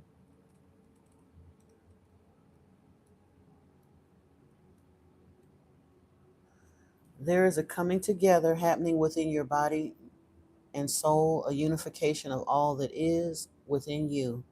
This is akin to traveling to a strange land as all sorts of new sensations, not all welcome at first, begin to make themselves known to you.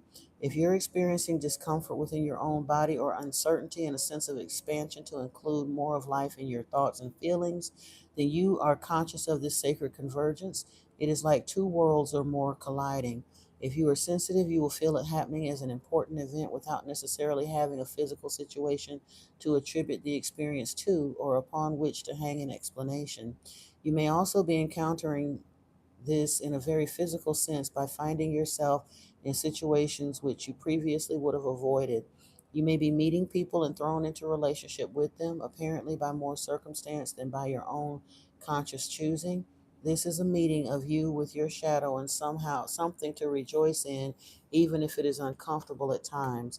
Be gentle and loving with yourself and kindly seek to find the beauty in which you are learning about yourself in your interactions and experiences. You are a wise soul seeking to know yourself rather than judge others. Remember your divine perfection as you are thrilled and challenged in this time of great growth. You are guided to be curious as though traveling to a foreign land and remaining open to experiencing its treasures. This oracle holds a message for you. A deeper part of yourself is calling you forward. Any discontent, struggle, anxiety, or fear is a subconscious recognition of this. Don't worry, you are a unique plant in the divine garden. You don't have to know what plant you are in order to grow. You just need to live each day, and the growth happens naturally. Then you can see over time the beauty of your true nature revealing itself to you. It will be a revelation to be relished. And the poetry that goes with this, from the white foam on a surface of blue to the mystery beneath the waves, wherever your travels may lead, may the artist's touch inspire us to explore the ocean realm and celebrate the beauty as land gives way to water and water to the unknown. So honestly, Starry, like I say, the feeling that I get here is, especially because of that twin flame soulmate energy popping out, I can't say no, this isn't going to happen, but it genuinely looks like the message from spirit is focus on your own evolution and healing. Maybe do some inner child work, do your shadow work, focus on your awakening and ascension, because genuinely, if this is your twin, or if you have a twin, whichever, whether it's him or somebody else, if you have a twin, you're not really going to come into harmonious union with that twin anyway until y'all are both awakened and spiritually balanced enough to do so. So you need to do your work in separation and they need to do their work in separation. And if this man is genuinely for you, when the time comes and the healing is done, it'll happen. And unless or until that happens, you don't really need or want him anyway. Okay? I don't know. I honestly don't know if that's your twin or not. Don't try to force it. Again, please don't try to force it, because that happens to a lot of women. They get that notion of the twin flame journey, and genuinely it's hard to tell, especially if he really ain't paid you no real attention like that romantically yet. I will be hesitant to call him that. I'm trying to ask the cards now. Let's see. Forgiveness is the card that came out before. So is this her twin spirit? It says success, so maybe. And if you believe is at the bottom of the deck, what's at the top? Opportunity was back at the top, but it's going to take some time, because again, a year from now came out before, and a year from now came out before. I mean, on the front end this time too. So focus on, again, it goes back to kind of put him to the back of your mind. I know he look good and all the rest of that stuff. Put him to the back of your mind. Focus on your spiritual ascension and awakening, and then hopefully, if he's genuinely for you, trust and believe. Wild horses couldn't keep you from it. If that's who spirit is chosen from you, you will get together when it's time. If it's not who spirit is chosen from you, do you really want it anyway? Not really. Okay. So good luck with that. Appreciate you. You're welcome, love. So very welcome. Now, next up, after Starry, it is your turn, die Frau. And we're going to get in here. Hold on. Do you mind telling me your first name, dear? Because I want to pull a different deck of cards than I would normally pull in here, but they have to be shuffled a certain way. And I need to shuffle them according to the letters in your first name.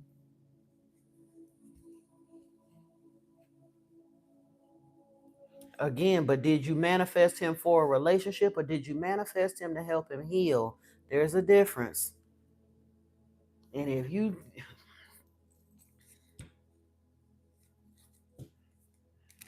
we can manifest a whole lot of stuff. Sometimes what we really are actually manifesting are another round of our spiritual lessons, our karmic lessons. We have high level soulmates that come back around No, you don't get to decide that. If you manifested him and he still got somebody attached to him that's doing black magic on him, you didn't manifest him for a relationship. You manifested a person. It doesn't matter. You're going to be selfish and wind up hurting him and you.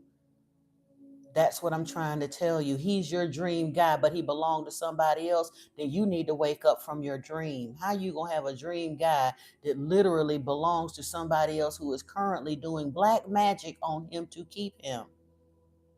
And you insisting on getting it, you're gonna get yourself tied up in a mess. And you should know that if you're genuinely spiritual and you genuinely manifested him and all the rest of that, you know how this game go. You ain't new to this. Stop playing like you don't know. Let's see. R A C H.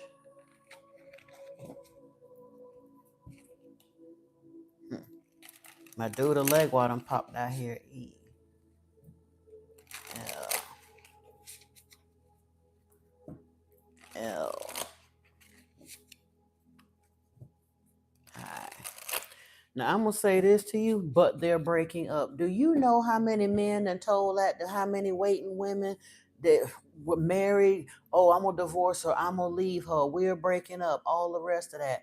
Number one, breaking up ain't broke up, so he still got this woman in his camp, which probably means he's still sleeping with her, and he's saying he wants to get away from her, but they're still together. Okay, well, good. I'm hoping you, because again, even when I have a difficult lesson or a difficult message to deliver, it ain't coming just from me and my personal opinion. It's coming from what spirit is putting through me and what the cards are showing me. Men will tell you what they want to do, and he may genuinely want to break up with her, but unless or until he actually do it, she has a hook in him, and he's allowed it. He knows she practiced black magic, but he chose to be with her anyway. Oh, you saw it? Okay. The earth is here, but in this particular deck, look at this earth card, and I'm gonna look at it because we may have to take the reverse meaning because it's genuinely, look at it. It's bound by a snake with a dragon in a corner. That's the first card that came out for you. Let's see what else come out. Ogun is here.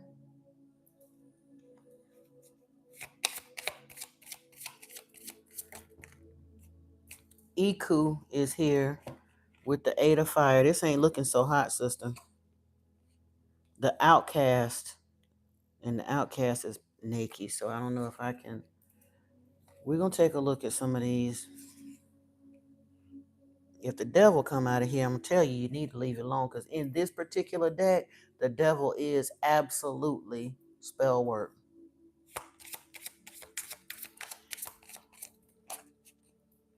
The Ace of Fire.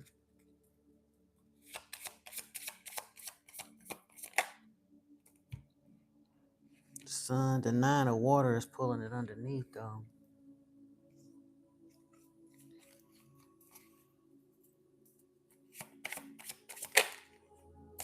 And the Ace of Earth. The Four of Earth, and there you go, the devil. So now I don't know what you're gonna do with this, but this is spell work. The rest of those cards actually didn't look well. The Outcast is there, so I was kind of worried about that with death, with Iku and the Outcast. Ogun could potentially have been relationship energy, but I don't think it's yours because of this Eight of Fire and Iku coming out, and then the Outcast. He don't have to say nothing bad about her, honey, but that's the thing. Look, you read tarot, so you know that if you saw black magic coming out in that deck, and I'm seeing it again right here, I'm telling you, this ain't what you want to mess with, but you just got to have him. Have you ever stopped to wonder what gives you such a covetous spirit to want somebody else's man this hard? You're basing it, I don't know on what he looked like. Or are y'all already sneaking around so you think you love him so much? Based on what? How you spending that much time with another woman's man to know that you love him so much?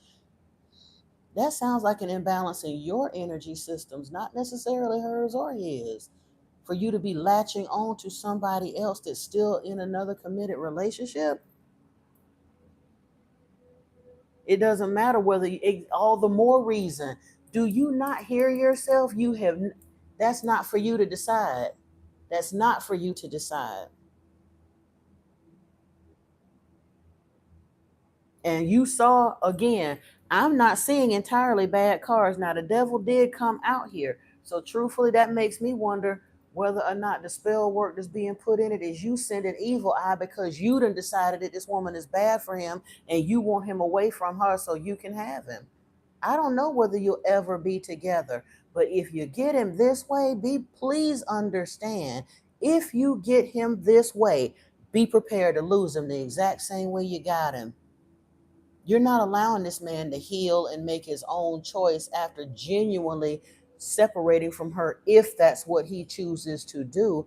You went and did a tarot reading and you thought you saw spell work, so you done decided that this woman is bad, even though he's never said a bad word about her. You decided he's bad, but she's bad because it's what you want. So now you want somebody else to come in and tell you to confirm what you decided, to justify you trying to take this man from this woman. And if you do it, you ain't going to be happy with what you get, and you're going to lose him the same way you got him. Now, sister, if you're a tarot reader, you should be spiritual enough to understand that. I don't have to pull punches with you because you know better. And you trying to get me to co-sign your spiritual foolishness. No, I won't do it. I'm sorry. I got to be honest in that. Now, I'll do all the peace and light, kumbaya, but it's different because you are a spiritual teacher. You know better. If you a tarot reader yourself, you know better. What I'm gonna do is pull cards on you now to see what happened. Hey CC, what's up? Welcome in. You keep saying you didn't do anything, you didn't do anything. Just because you didn't physically sleep with this man yet don't mean you're not coveting that woman's man. You did a tarot reading on her because he asked you to, and you said you saw spell work even though he's never said a negative word about her. You decided she was bad, and now you want to turn around and take him from her. You're gonna wind up in a hot mess if you genuinely believe she do black magic, and then you gonna turn around and take this man from her. You gonna wind up bearing the brunt of her magic. That's what I'm saying. That you never gonna succeed in that, sister. And again, I don't mean no harm. You can have it. Oh, you say thank you, have a good day. See, you don't want to hear that no more because I wouldn't co-sign your foolishness. Look at here, shame. You shame came right on up out. So because I won't co-sign your foolishness, now you gonna dismiss me and have a good day. Okay. You being asked to make a tough decision you've been putting off, but you still got to do it. Bravery is called for. You can't covet nobody else's man and think that that's ever going to go good for you. Whether you're a spiritual leader or not, it's going to affect your abundance, and eventually it's going to affect your ability to manifest too. But do you, boo? But you have a good day. Y'all watch your ears. I need to clear my energy after this.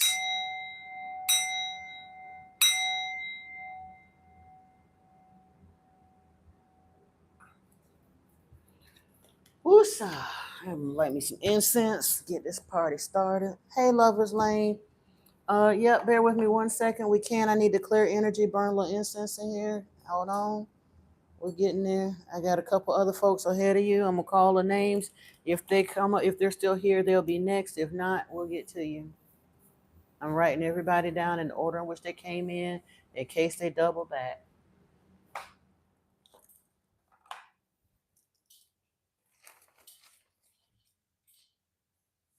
Yep, have a wonderful day. Tyrone, are you still here? Did you want a reading?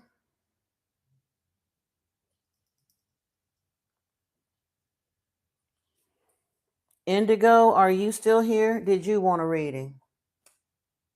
You don't want a reading? Okay, no worries. Indigo, are you still here?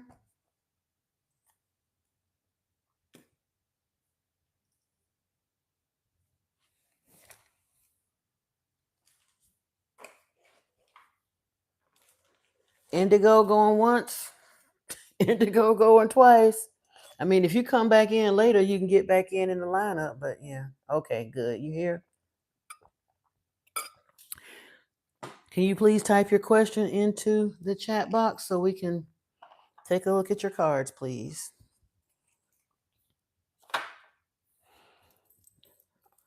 Archangel Michael, I would like to ask that you continue to place a wall of protection around me and to read this reading and bring insightful messages to all of us. Allow me to see what I need to see, say what I need to say, and only beings of divine love and light are welcome into these proceedings. Please and thank you, Ashe. Do your so-called friends, how do they feel about you? You feel as if you're in a one-sided relationship. You try to make them feel comfortable, but unless I comfortable in love, but unless you speak to them, they don't necessarily speak to you. Yeah, I feel you on that.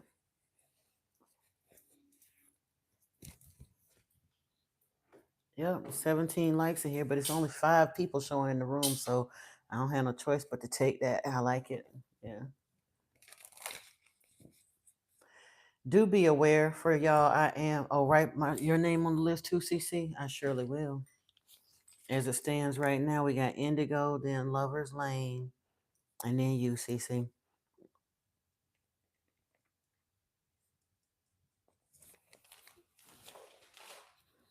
And for all of y'all who are in the sound of my voice, do be aware that this is probably going to be the last week that I do 3 days a week here on YouTube for tarot. I'm going to have to I'll probably taper down to 2 days. I'll still be doing, I'm going to go back to doing more uploads and stuff. And I'll still manage to come on for 2 days, and it'll be like lesser, probably 2 days for 2 hours each session or something. I'll create an exact schedule, but I am going to be kind of migrating over to another platform as well. I'm gonna still be here for the spiritual conversations. I'll still be here for tarot, but it just I have to spread my time a little bit. Ooh, Indigo, guarded and protected is here.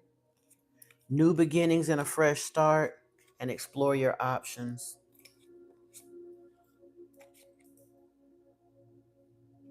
They're not your friends. They really aren't. And don't even feel bad. Like honestly, don't feel bad because you're changing, you're shifting. You probably are a true indigo, a star seed. We're gonna pull some cards and see exactly what's going on in the star seed camp, but I can just about tell you that you are a star seed and you don't fit with them. Oh yeah, we're gonna change the energy for sure. That's why I had to get the incense going and get a little sound therapy and stuff.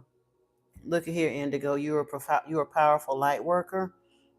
It's sad for you to be powerful. Your spiritual power brings great blessings and loving service to the divine, but do understand in the shifting of that, stepping like as you're kind of transforming into that energy, this is a lonely path sometimes at first because we wind up kind of peeling away that no longer serves us. And very often you're probably an empath because this is like the empath tribe over here.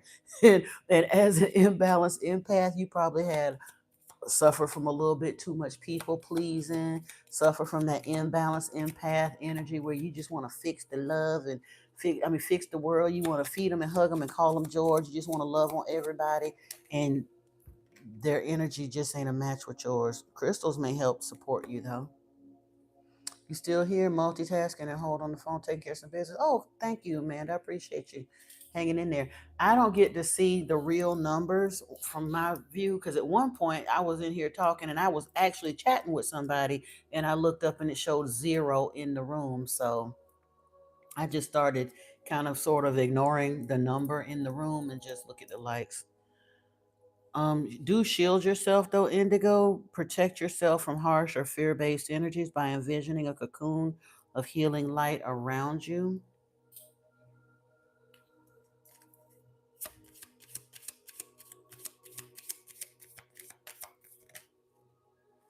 Release.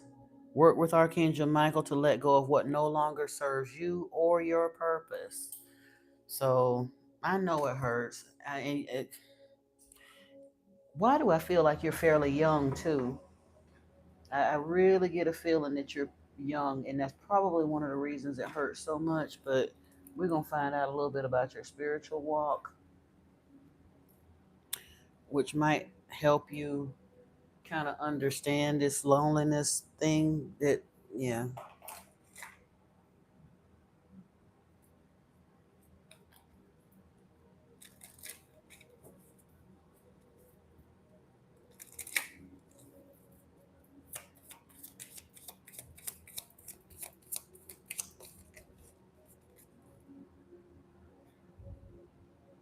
Illuminate the shadow, birth of creation, and third eye vision came out here. This is a potential for growth and reclaiming your mind and your situation. Yeah, you are expanding.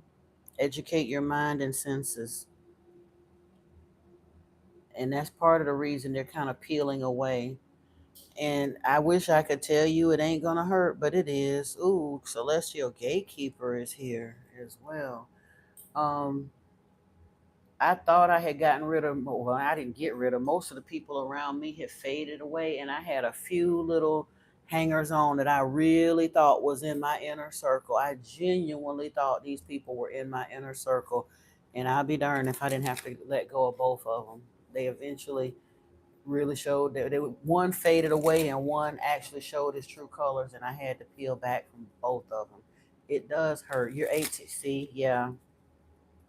And this is a time when you want to be social and you want to get out there and make friends, but genuinely, you most likely are being protected against some of the craziness in the world.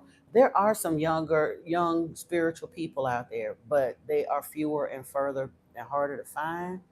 You most likely going to find them within spiritual communities online, but the people in your regular everyday experience that you think are your friends, they're really not. That's for your protection. You don't fit in because you weren't supposed to fit in. You ain't never gonna fit in with them. Ooh, we got Joyful Muse here with inspiration and spirit of the river, movement towards adventure. Woodwives, adaptability. Ooh, Drifter, experiencing life as it comes. Yeah, you are getting ready to expand spiritually. You're gonna bypass a lot of the foolishness of the world.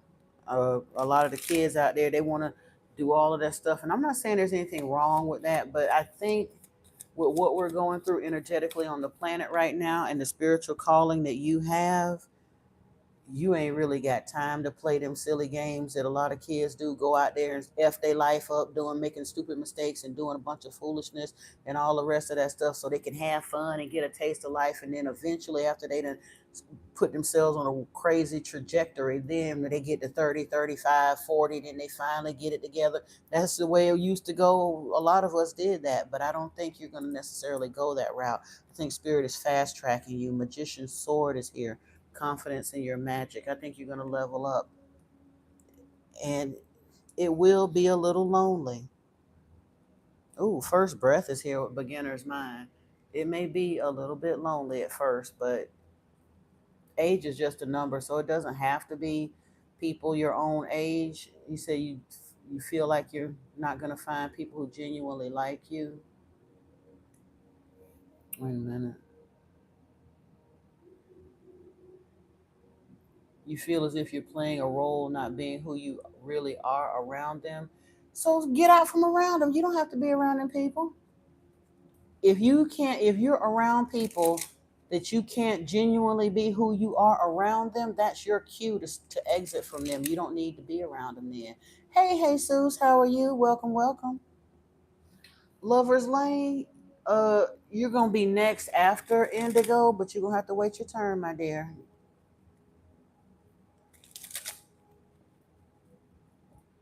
Yeah. And people will like you, but the main thing you gotta do is you gotta like you. Divine masculine energy is here, electric, active power. And this is in an actual deck designed towards this is the priestess of light. This is a deck designed towards the feminine, and it's still calling in divine masculine energy. So maybe you're being called to balance your energies. You're fine, Lover's Lane. It's all good.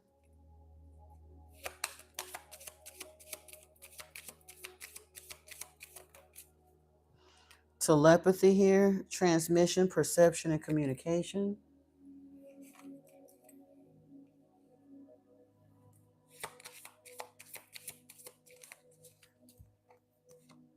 Power over difficulty, reclaiming your power in duality. Yeah, you're in, like I say, you're young yet, you're in this growth, spiritual growth phase, but lean into your spiritual growth. Don't seek to cozy up to them, because unless they're likewise spiritually focused, they ain't gonna do nothing but lead you on a path of misdirection anyway, that's gonna take you years to unwind. It really, I know it seemed like fun and all of it really ain't. I'm trying to tell you, you always the happy friend, not anything else. And when you am, they avoid you. Okay, then that's your answer. These people, they the problem. It ain't you. Keep doing what you're doing. If you're the happy person and they're avoiding you, then, but I need for you to know and understand. I need to get you to get, and hey, Jesus, I'm sorry if I didn't see you or speak to you before. How you doing? I need for you to get out of that energy of worry about whether or not anybody is going to like you. You love you. I promise you, your ancestors and your spirit team loves you. And that's all you really need. But when you learn to love you and you get to your sense of self-love and worthiness, and let your energy rise and all that, and stand in your true power, you will attract a soul tribe or soul family that loves you dearly. They'll love. Okay, good. It came back. I saw where it froze. I bet you anything, some kind of, yeah. Let me take this off. My phone was overheating a little bit. We got begin now, take your first step, and miracles, expect wonders to emerge. So, yeah, you worry about choosing your path. All is possible. Stepping into power is here. You are strong beyond measure, and gates of triumph. So, crossing bridge is time for healing, connecting, mending, and releasing, and staying focused with rainbow blessings. Blessings are showering into your life. Yeah, you just worry about the spiritual walk, and growing into self-love, and the people that are supposed to line up with you they'll find you. Let your tribe find you. Let me see what the Akashic cards got to say about this.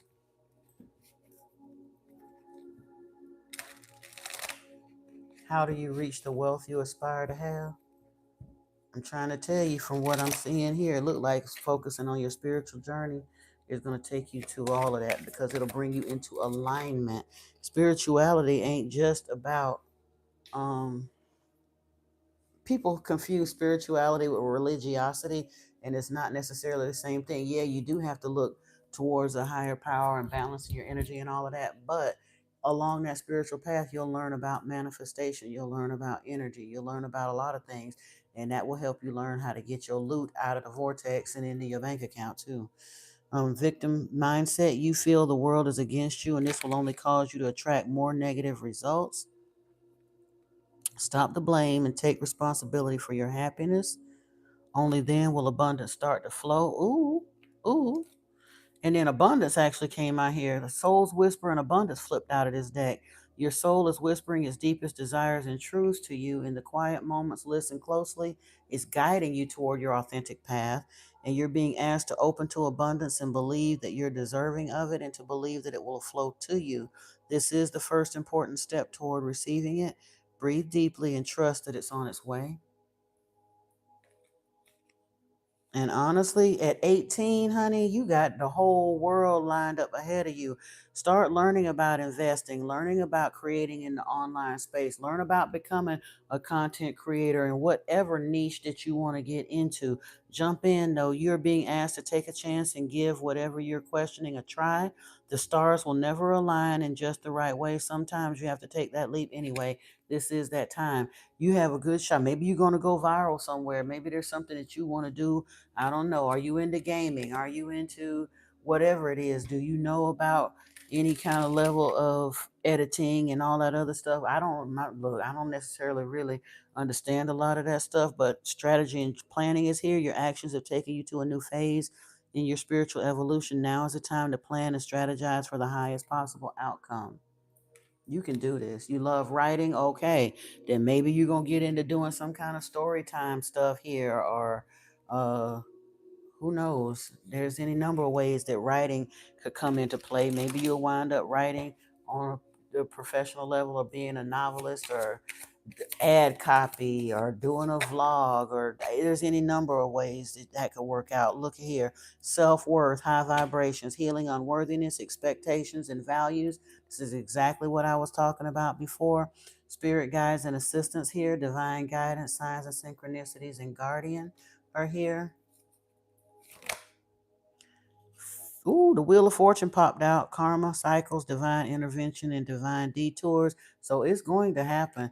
Right now, you're not feeling enough. You're feeling that less than energy, left out in the cold, this lost, wounded energy, but you're going to switch that up and get to this attracting energy with gratitude, abundance, and success.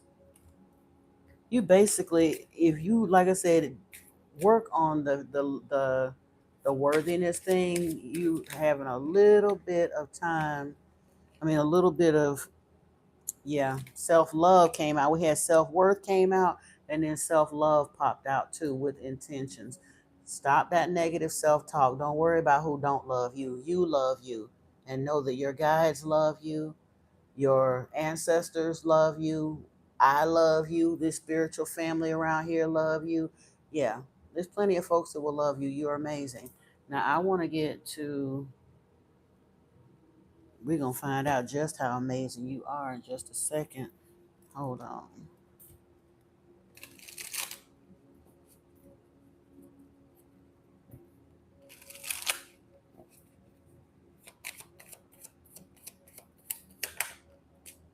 Breakthroughs, having mystical and satori experiences, allowing your magic to create in life. True self begins to emerge. So it will happen. Let spirit crack you open. Look, spirituality is here, becoming more spiritually aware, more spiritually focused, and choosing a spiritual path.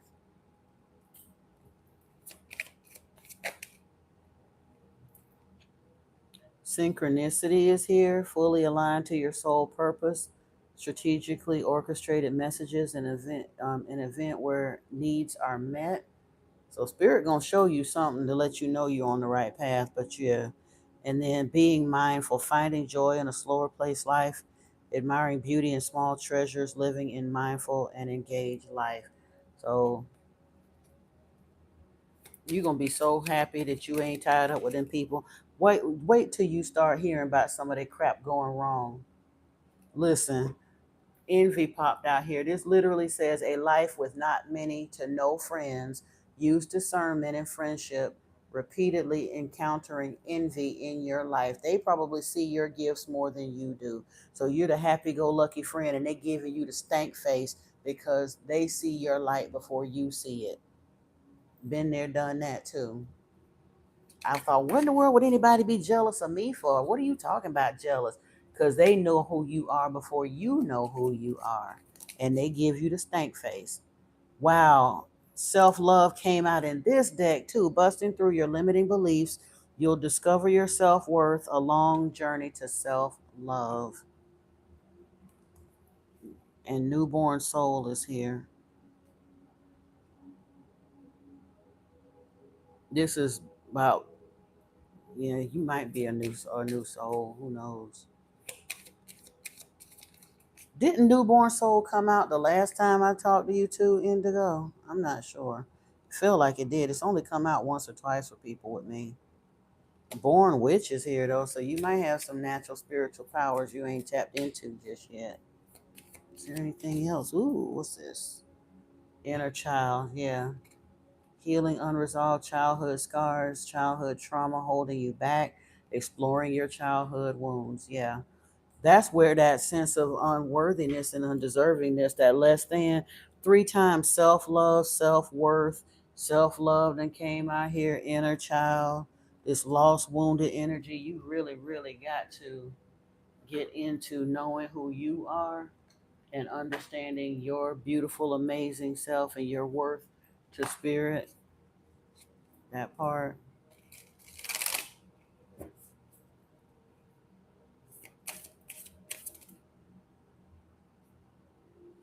What else was that flipped over? I don't know. Share the gift. You said you love to write. Spirit is letting you know. Like Cece said, right then.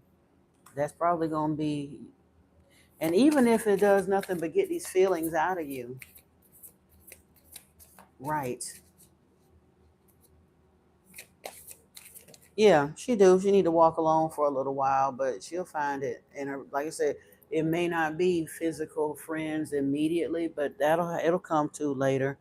Be like your spirit guide, unbothered. And like I said, and pretty much solo, they hang around you.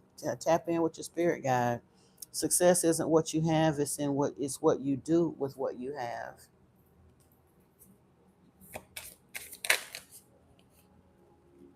We also don't fear change, embrace it, and grow. Along with your life plan is unfolding as it should. So I know it feels a little bit uncertain, a little bit lonely right now, but this too shall pass, my dear. Now, the last cards that I want to pull for you are from the Lightworkers deck. See if we can get you a message of encouragement out of here. Something that may have to do with your walk.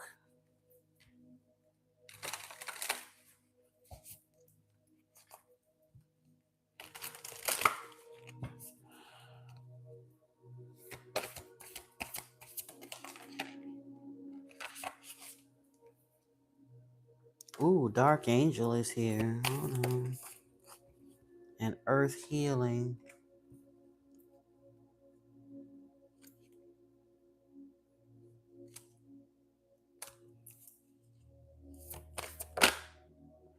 Yeah, that's what yeah, I wasn't looking for that one, but I knew something else wanted to come out of this deck. Soul Child came out. So let's take a look.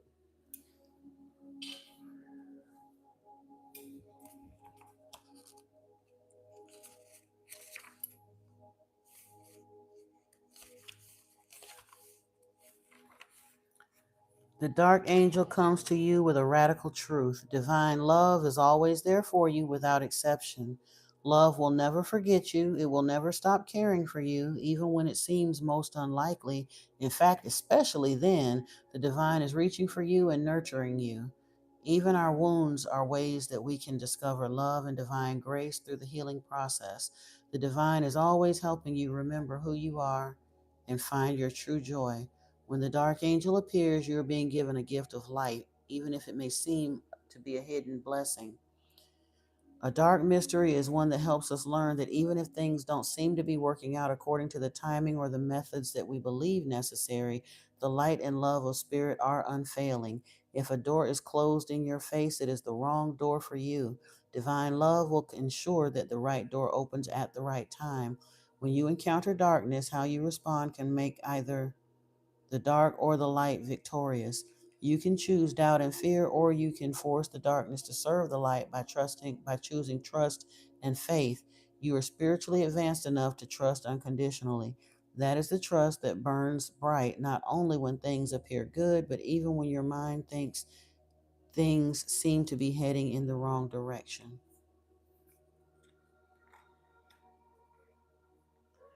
Roberto, I will put you on the list and welcome in, welcome in. Bear with me a moment here.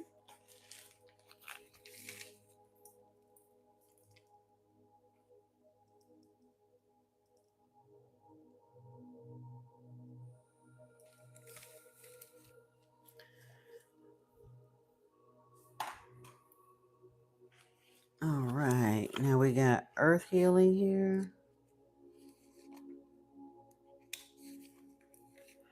You are making a real contribution to the planet through your spiritual journey. Remember this and believe that your needs will be generously met by the earth and the universe. What you are doing matters, and you will be supported. The earth recognizes you. She sees you as a conduit through which she is fed higher frequencies of light, love, and divine presence.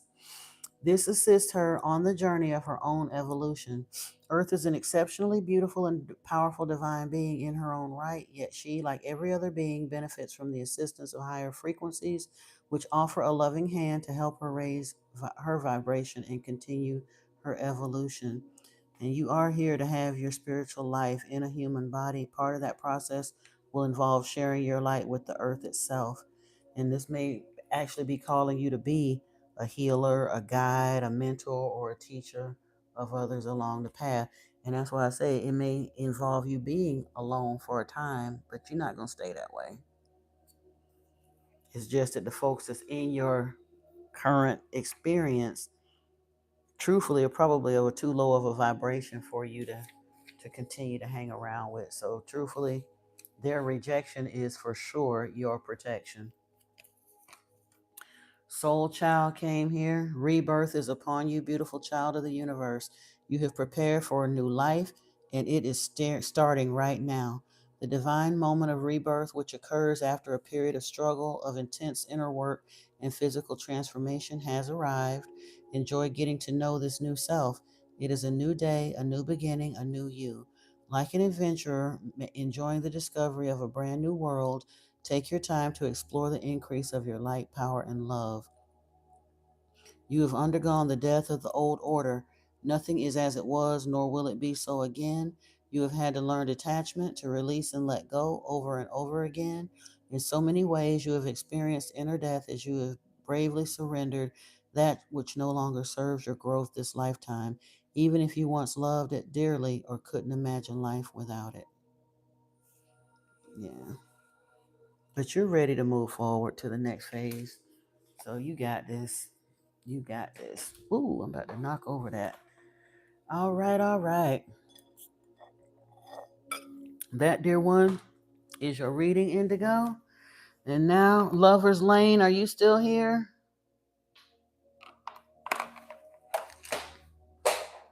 Ooh.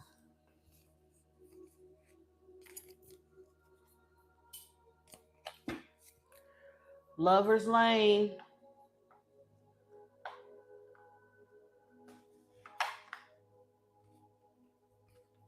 Put these cards away and then we'll get rolling with somebody.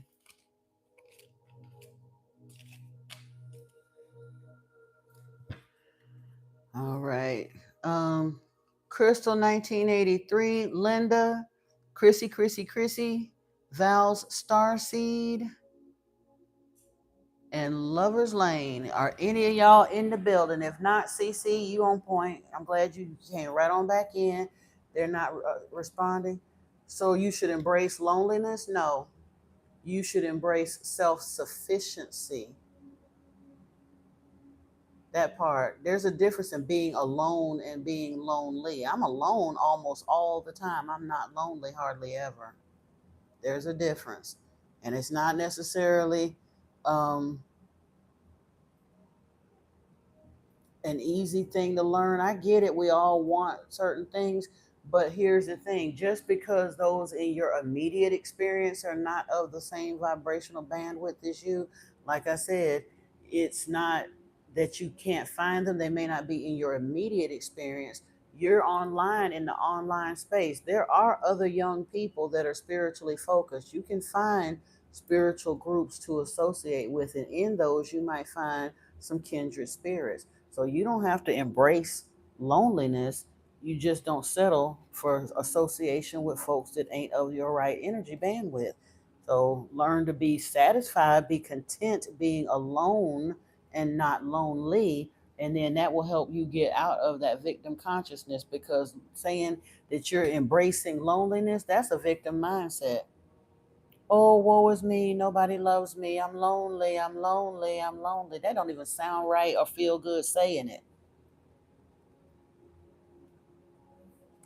there's a difference in I know who I am, and my vibe is too high for the folks that was around me, and they didn't appreciate my energy, so I removed it from them. And I rather walk alone than to be around people that don't appreciate my energy or whose energy is not a match for my own. Don't that sound different? Dramatically different. Like I said, you got live streams here. You can, hey, you can be on the live stream every whichever day. We'll talk. I told you, or I asked you before, and you're still welcome to do it. Uh, Email me at modernmysticmessages@gmail.com. I will send you a link to our WhatsApp group. There's a beautiful set of people over there. They're not 18, but some of them are in their early 20s, but there are spiritually minded people there you can talk to and all the rest of that. So you don't have to embrace loneliness. No, never that. But just don't settle for association with ratchet people.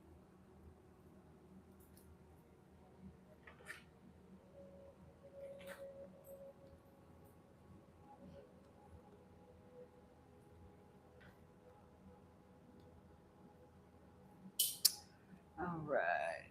I'm almost done putting these away.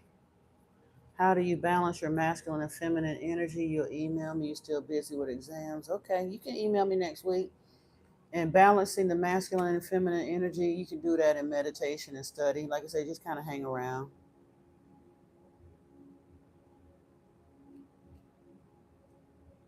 Yeah, you got this though.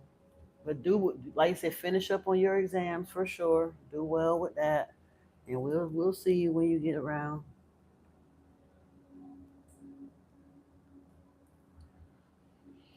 All right, CC, what's your question, dear?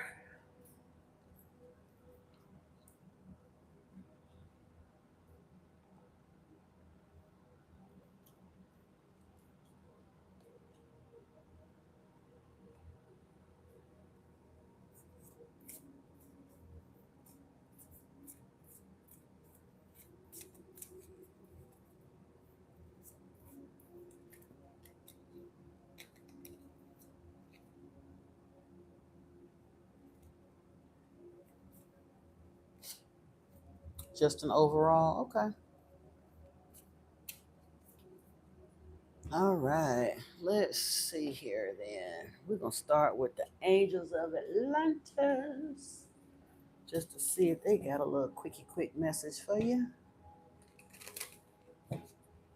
Yep, let them talk.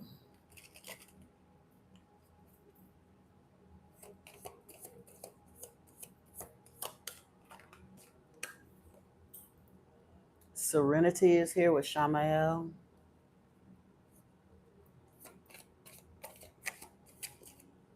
Zakiel is here with gratitude.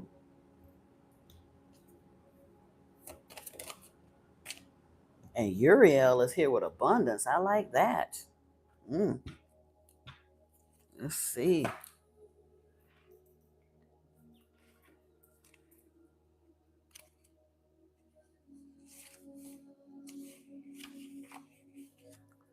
Shamiel brings you peace of mind, one of the great angelic gifts. It is from the state of serenity that you can always feel the abundance of Source providing for you as it always will.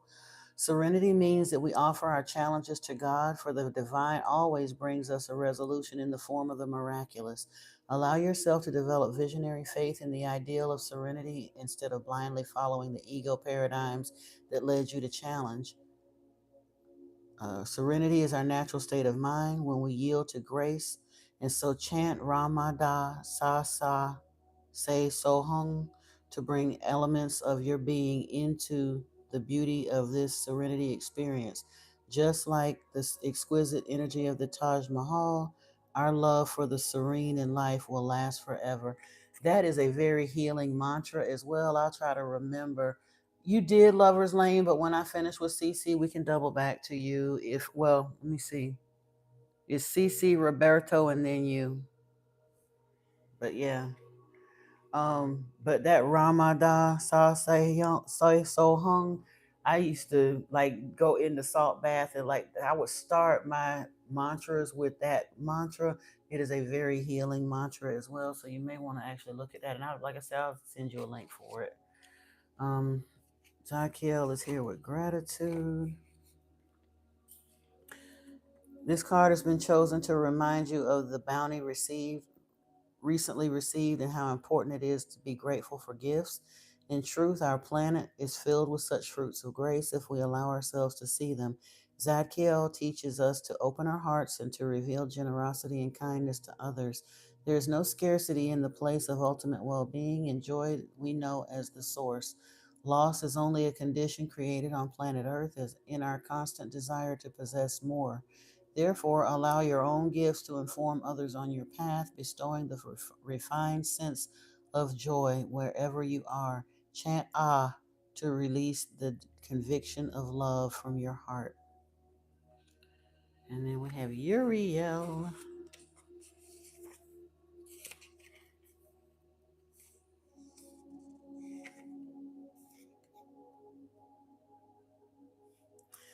The tree of life brings abundant flow into your life at this very moment, and this is why you have singularly chosen Uriel's oracle of abundance. The core of all abundance is the source. When you totally believe in the flow of this divine nectar, the bounty of God is responding in like measure. Develop the muscle of your faith by the positive regard of all your amazing achievements. Fill your life with gratitude for the abundance you are receiving and speak or chant, I am infinitely abundant in spirit. I have plenty of wealth and my riches increase every day. All right, so now where are we going next? Oh,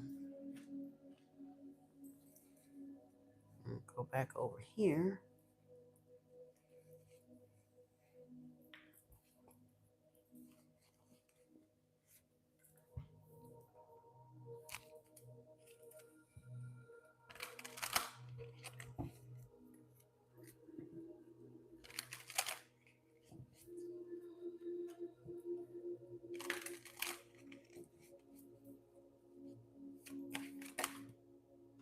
A leg up.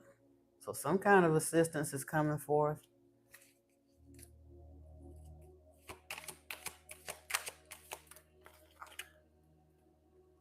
Yang and flexible. So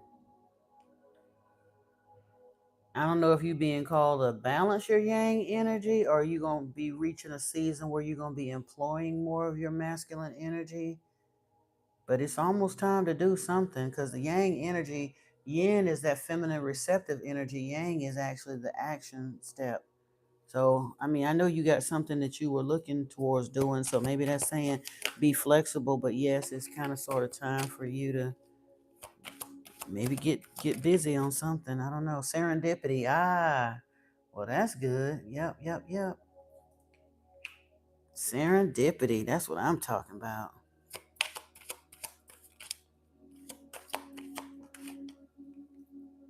New life. Yeah.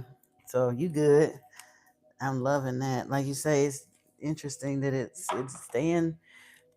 Well, that's good that it's staying consistent. That's all, you know. Sabby, I'm gonna put you on the list. You'll get a turn too. There's a couple folks ahead of you, but yeah, you can. And truthfully, if there's anybody else within the sound of my voice right now that would like to have a reading done, they are complimentary readings. You can buy me a coffee on my site if you like, but it's not required.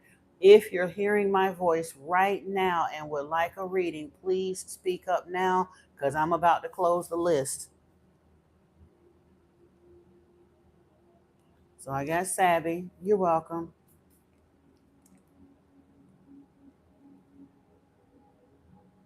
Oh, yeah.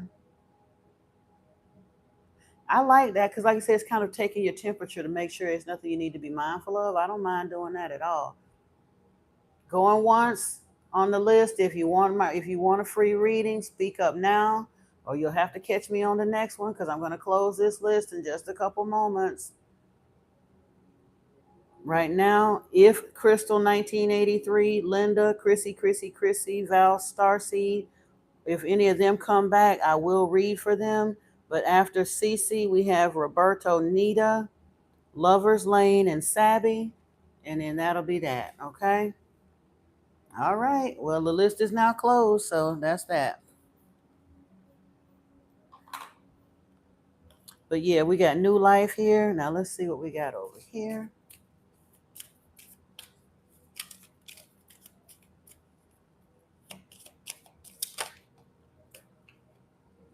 First light, beginning a new cycle. Yup. Same, new life came out and then first light came out. I like that. With serendipity too.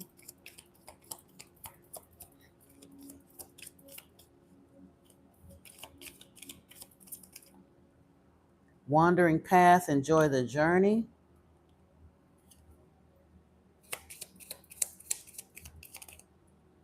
Watching clouds, lie back, rest, and relax. So maybe this yang energy that's coming is maybe it's an energy coming towards you. Maybe it's not time for you to exercise yang energy. Maybe there's some action going to be, because it does, the first card that came out was a leg up.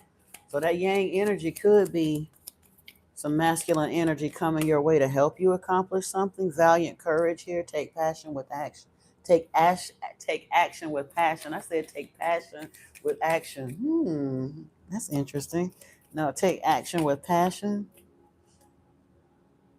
Ooh, navigating by the stars, follow your bliss, finding sanctuary, opening to your spiritual source, and rainbow blessings. Blessings are showering in your life. So yeah, good job. Now let's see here. Yeah, I think we can go here.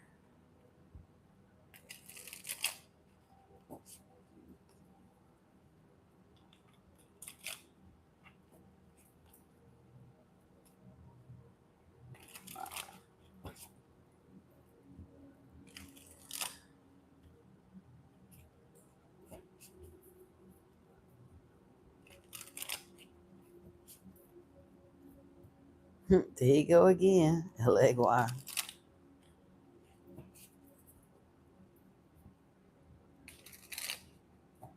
That's good. Yeah.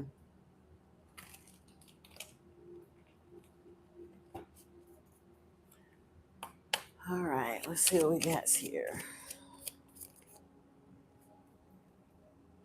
Three of water is here, celebration, and the eight of fire. So movement towards it. So hey, eight of wands. Yep.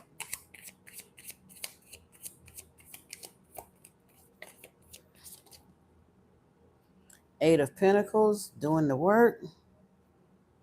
Oshun is here with his little blessing here. And the six of pentacles. I love it. I love it. I love it. I love it.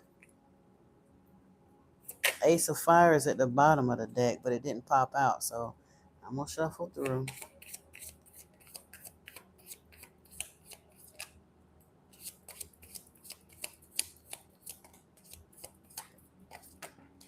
Ooh. And something fell. I got to get it.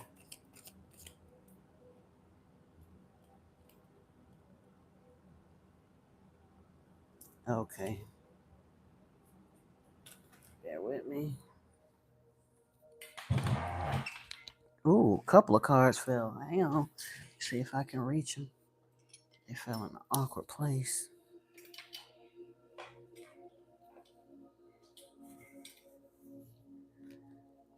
Ooh, I ain't mad. It was Zapana and the six of wands. Both of those are pretty good. So we had Shango is back out here again for you. Um, Shango and Zapana and the ace of fire. Now there's a little bit of a sticky energy, but the way I see it, I honestly understand because it's literally all of these kind of fell together. And it was the nine of fire, nine of wands, the outcast. We'll cover him up, cover him a little naked. The outcast, the enslaved prisoner, and the 10 of swords. So that cycle is ending for sure. You, like I said, you've been in this Nine of Wands, wounded warrior, resilient, kind of hanging in there energy, and that's good. The outcast though is alone, but do you notice? I can't tell. I think this is a he, but he got chesticles anyway. He's out there alone, dancing on the edge, naked, without a care in the world, though. So he may be an outcast, but it's for a reason. He does not care. And I think that's to combat this enslaved prisoner energy. You, like I said, have kind of done it alone for too long or for long enough, and spirits says so. So the seeds of this wish were planted with the seven of earth. The actual earth element came out, and then we got the six of wands with Zapana, the ace of fire, and Shango. So yeah, still it's still looking good. It's just acknowledging the close of that cycle. Oh, you're welcome, dear. You are so very welcome. And I hope you have a wonderful rest of your day. And I hope you do amazingly well on your exams. And thank you for stopping in today. Appreciate you.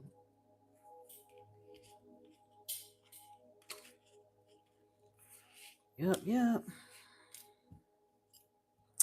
So, yeah, Miss Cece, that looks pretty darn good there. I'm trying to think what else we might could top that with here.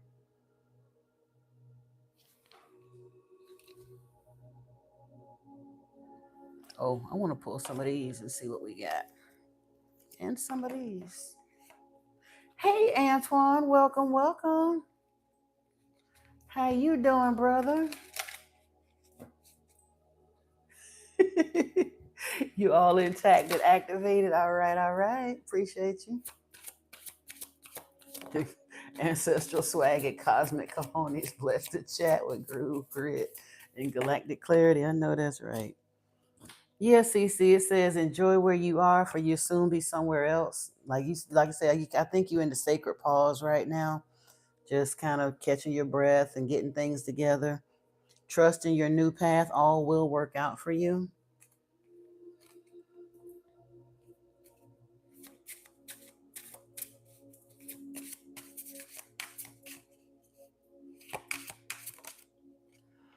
Be clear on what you want, put action to your goals, make them a reality, which you're working on that. So, yeah.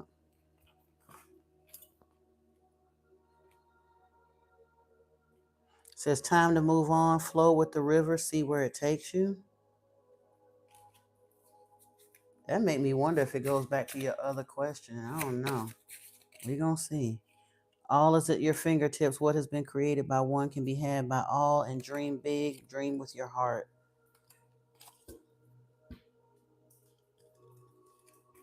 That makes me wonder that time to move on, though. We saw weight the other day on the move you wanted to do. I'm just wondering if that time to move on was speaking in general, if spirit is changing its mind, or if the timing ain't no change no mind. Because truthfully, not now could genuinely change in a day or two. Let me see here what's going on.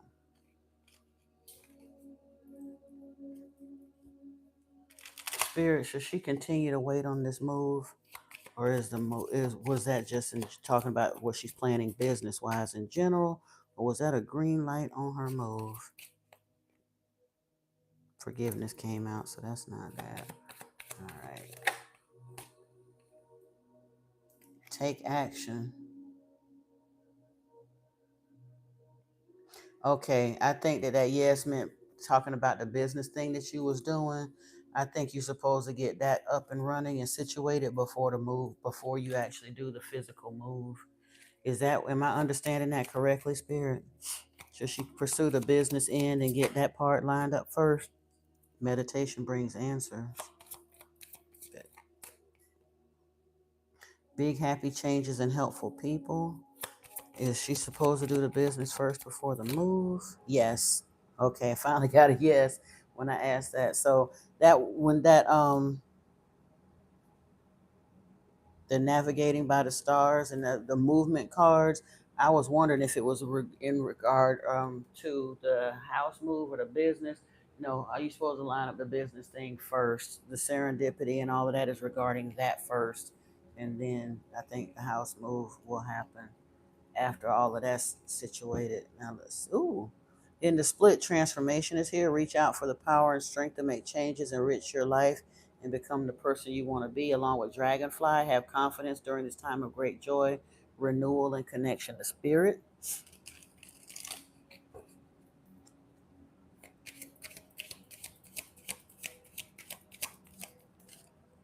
Thorns, weathering the challenges ahead will bring in new and positive future.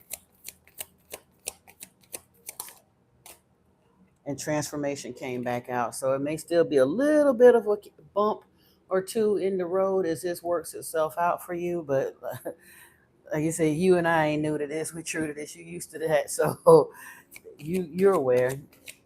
You're aware. Plane is here though. A journey is indicated either physically or metaphorically. Your life will become more full.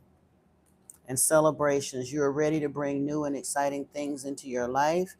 The World card is here. Be open to new possibilities in all areas of your life. In the Eagle, you will soar towards your destiny with greater clarity and strength.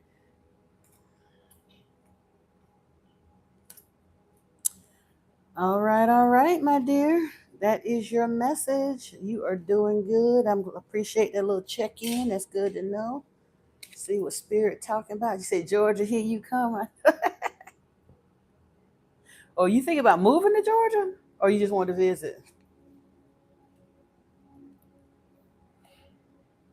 What part of Georgia? Because they have to actually figure out how to get the coins together to come see ya. For sure. Before I get out of here, anyway, you coming to Georgia? I'm trying to get out of Georgia. Ain't that something?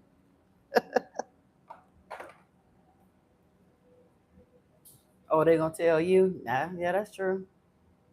Hey, Yvette, how are you? Welcome in. Welcome in. Appreciate you for the like. All right, let me put these away. I don't keep these cards with everybody else. They have their own little place that they go. And then next up, we have Roberto. Are you still here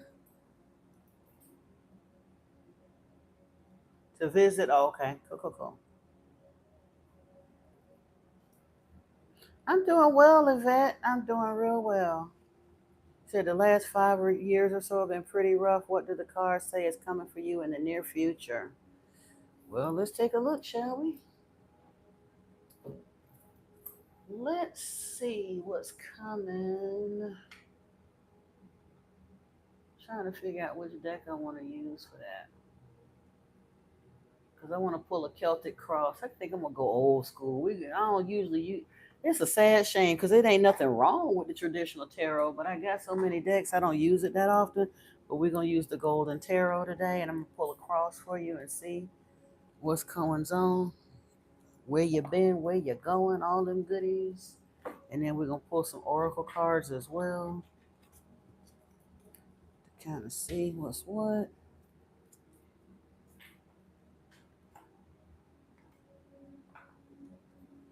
Let me get this out the way.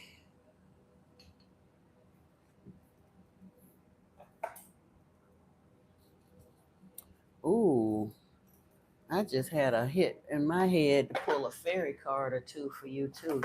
That's a little involved, but they be all up in your business. So we're gonna do it. We're gonna do it. Where they at? Where's the book? Here we go. It takes a little longer because I have to read the book meanings for those, but we're gonna get there. Hold on.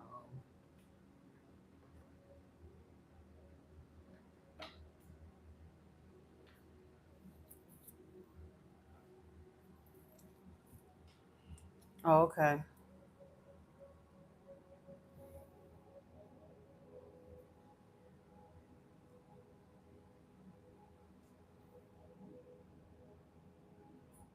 Oh, well, Yvette, you might want to stick around. This might apply to you too. You came right on in. I closed the list for today. You said, can you get on the list? Normally, I would say no because I had closed it. But you know what? I'm going to go ahead and make an exception. But you genuinely going to be the last one for today. Yvette Braggs, since you subscribed and gave me a like and all that. I know you hear Lover's Lane. I got you. But right now, you had left and came back. So truthfully, the next one after Cece was Roberto, and then I'll come back to you. That's only fair because he's been here for a minute.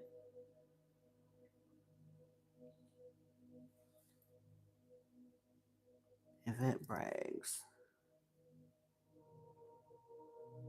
So as it stands, now if Crystal 1983, Linda, Chrissy, or Val Starseed, if any of them come back, I will still pull for them. But as it stands right now, we've got Roberto, and then Lover's Lane, Sabby, and Yvette Braggs.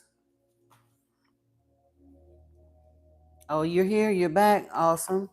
Well, stick around, because I promise you, if you duck out again, when I get done, I'm gonna close the thing because I've been here since like 11:30, so I can't take any more readings. I'll take those that are on the list, but the list is closed now, and we're just working our way through it. But if I work my way through the list and call you and you're not here, then I will go ahead and close the reading before somebody else come in.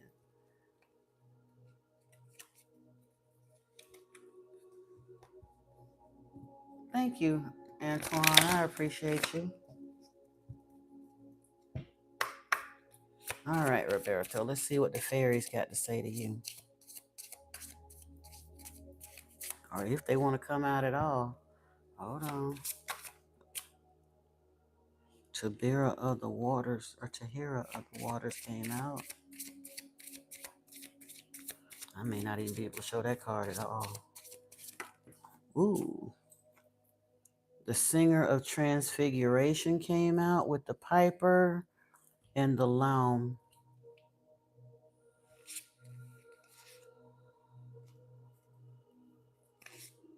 And List of the Shadow is at the top.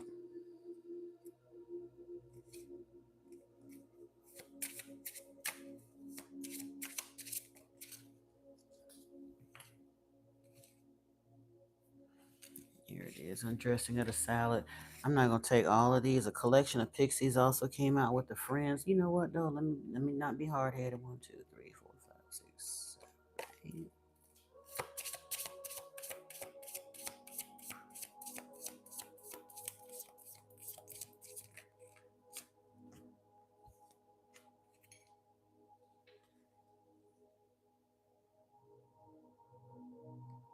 Mick the Myomancer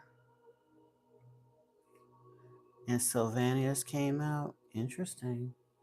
Okay, let me see. I'm gonna pull tarot, but I'm lining these up with them just to see how this comes out with the meanings of them. We're gonna look. It's gonna take a little minute, but again, I done learned to obey because you said you done had a rough time of it, so I want to see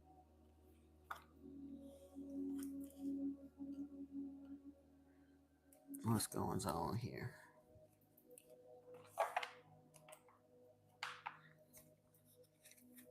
Okay, Sabby, that's good. Yeah, stick around because the list is closed. If you have to duck out, let me know, but don't be gone too long. If because right now you are after. Um, well, actually, I can grab Lover's Lane, and then it will be you, and then Yvette. So yeah, you might not want to go nowhere. The divine director is here, Roberto. Trust the process, create space for divine order to unfold. So you said it's been a rough ride for the past 5 years or so, and it is very hard to understand that this stuff is being done for us and not to us. Jesus is here with acts of service. When you serve, the universe serves you. Very often, if it's been a hard road to hoe for several years, there's some kind of a divine breaking down in order to build you up happening. And the undressing of a salad kind of lets me know that that's the case too. But we're going to get to that when it's time. But there's a light activation also here with Lady Venus. So call to action, a power surge, and an earth mission. Yeah.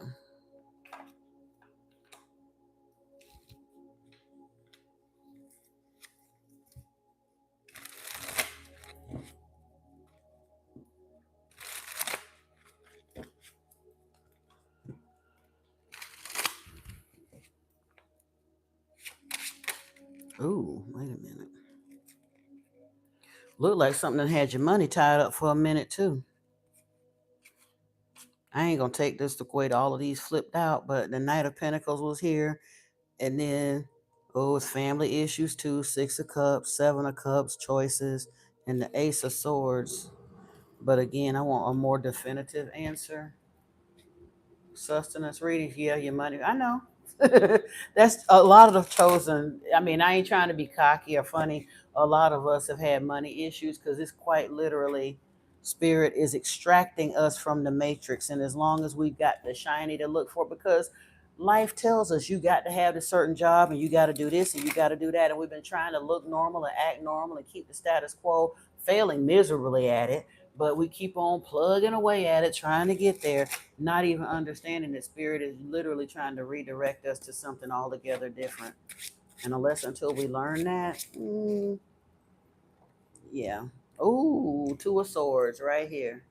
A need to cut something off and make a decision. What's crossing it, spirit?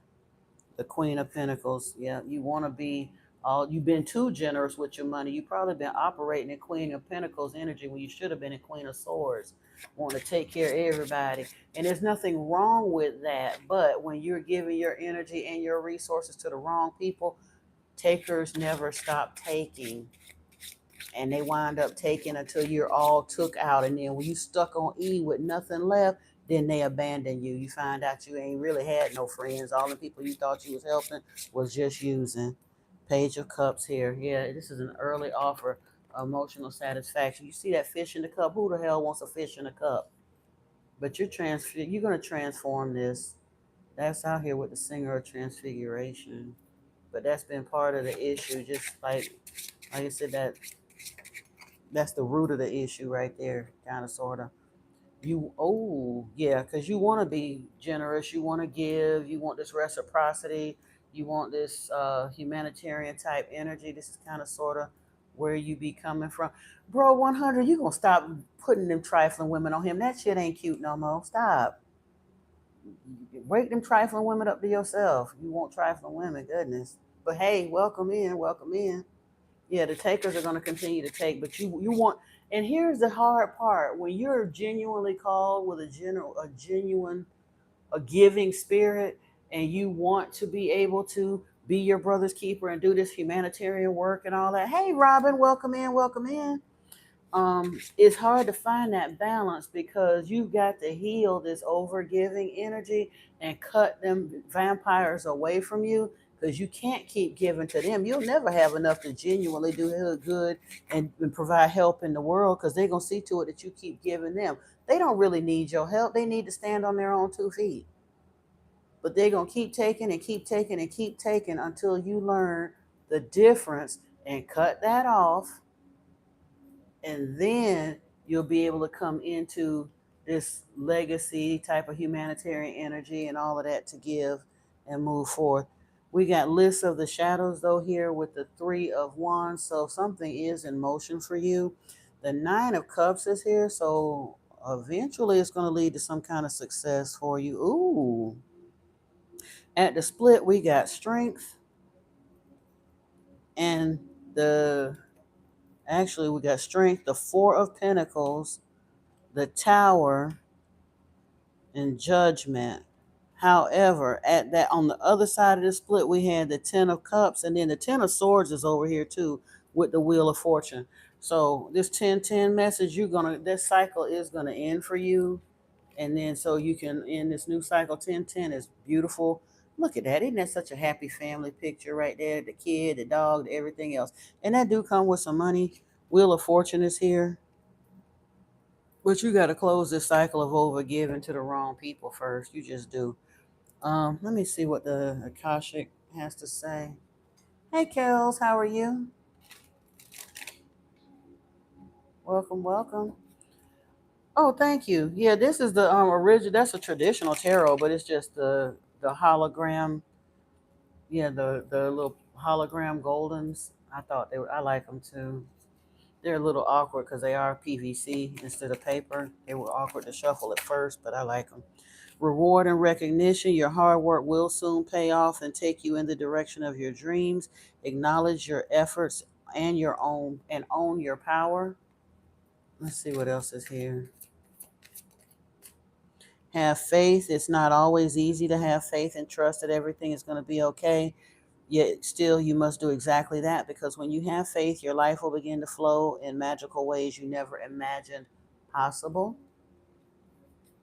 Well, this sounds good. Sound like you've Oh, thank you, Kels. Appreciate you. Consider the options. You've narrowed your focus to one desired outcome. You might be missing a bigger opportunity. Open up and let the universe send you your highest possible result. So, like you said, it's been a rough ride for several years now for quite a few of us. That's the transition. It's the transformation stage, that death, rebirth, transformation, ascension thing. It's not an overnight thing for all of us. I mean, we can go online. We all see some of those teachers and gurus that reached a come to Jesus moment in their life. Everything hit rock bottom, and boom, overnight they had this instant epiphany, and all of a sudden they're this magical teacher, and now they somewhere got thousands of people hanging on their every word and making hundreds of thousands of dollars. It don't go that way for all of us. Some of us, the awakening and ascension process can be a 5 to 15 year process, sometimes maybe even a little more or less.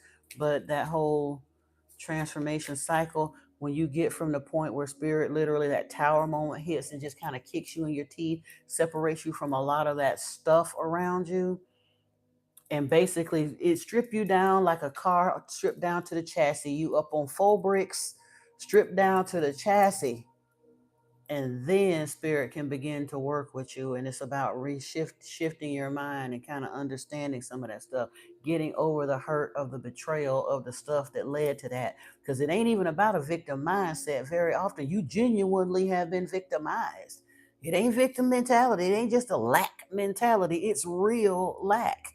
You know what I'm saying? But you still have to learn to shift your energy and your thinking around those things, so that you don't look at what's happened from a lack mentality or a victim mindset, that you can learn to see the blessing and the lesson, to see what it was equipping you for, and move ahead.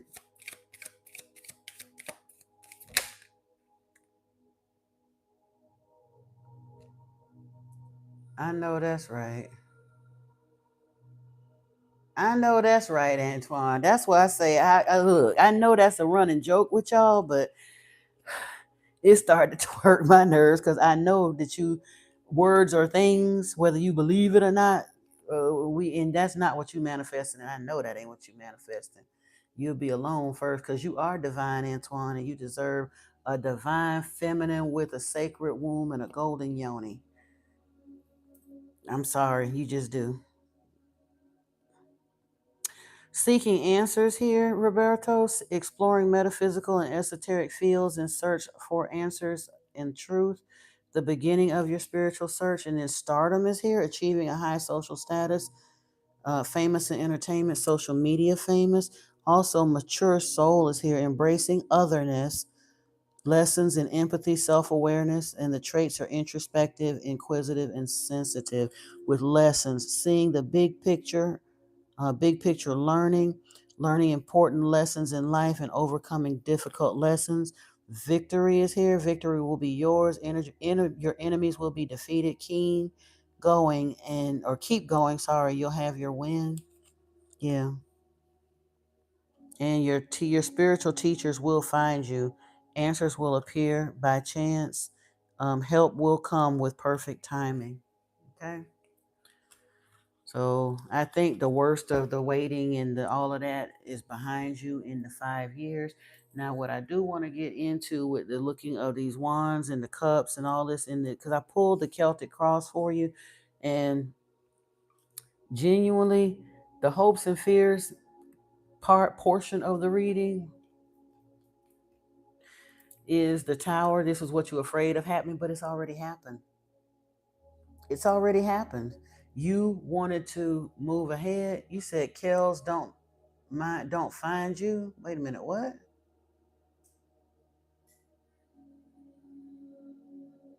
Who's finding you, darling? I don't know who's finding you. If you don't want no spiritual teachers, then you might as well scroll up off of here, baby, because that's exactly what I am, and that's your guides are sending them to you. Now, if you now, it's weird because I didn't think that this was this brother's card, so I put it back. But you know what came here afterwards? These two cards. It was on the other side of that split. Unconscious, not awake, unawareness of self.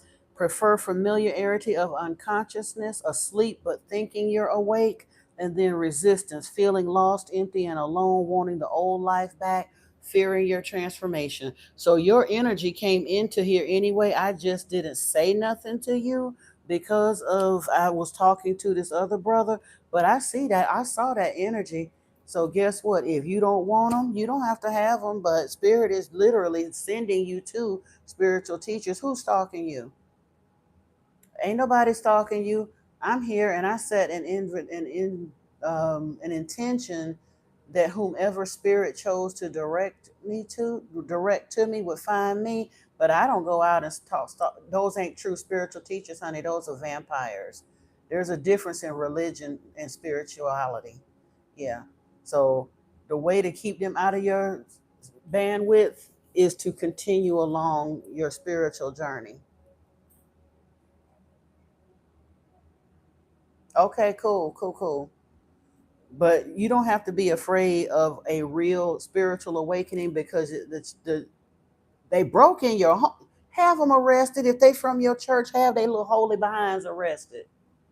That's horrible. Oh my goodness. Yeah. But anywho, at the root of this situation is this need to make this decision to cut some things off. I think you've already sort of kind of done that, but I want to see what the message of the Piper is here for you, Roberto. 24. And we're going to keep them kind of short.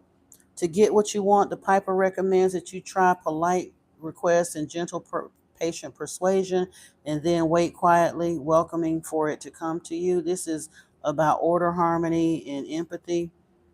Seek harmony and tranquility in yourself and the world around you. Use tenderness and gentleness. This card speaks of a time of harmony, creativity, and increasing order. It tells of communication without words, the music of empathy, and the awareness of the feelings and concerns of others. This is a time to pay attention to the subtlety of others' expressions of feelings and ideas. Look past the surface and listen as you would to a beguiling melody on the very edge of hearing. He also plays melodies in our dreams, which may be filled with meaning and importance, and then he leaves it up to us to understand what they mean. It's also maybe a good time to be aware that others may be listening to us with sensitivity and clarity, so much so that they may hear what we're truly saying more clearly than we do ourselves. But truthfully, I think this is about this communication right here. Like genuinely, I think this is about the communication, this need to make this decision. It looks like they may have actually heard you, Roberto, not Kels, but whoa, yeah. I'm sorry to hear that. I'm sorry you don't have the ability to move. What I got to ask, what church is this? I ain't never seen nobody to go through all of that. Were you like a part of the clergy, like a youth minister or pastor or preacher or something? That's crazy though. Or did you mess around and have an affair with the pastor or preacher? Mm,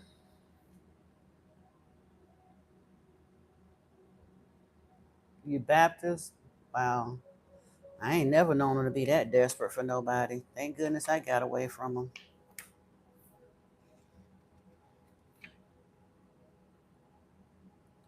The Queen of Pentacles is here with no, that's oh no, that's the wrong card, my bad. This is Tahara of the Waters, not Loath of the Wild. Tabera of the Waters. This is serenity, meditation, gracefully accepting change.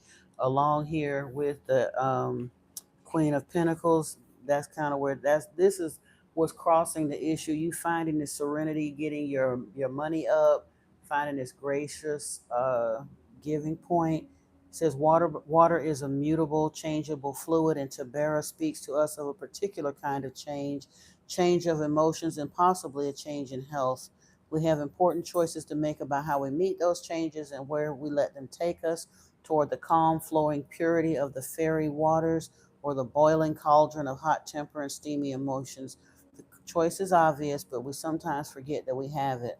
Tabero reminds us that we do have a choice, and making it wisely or unwisely determines our future.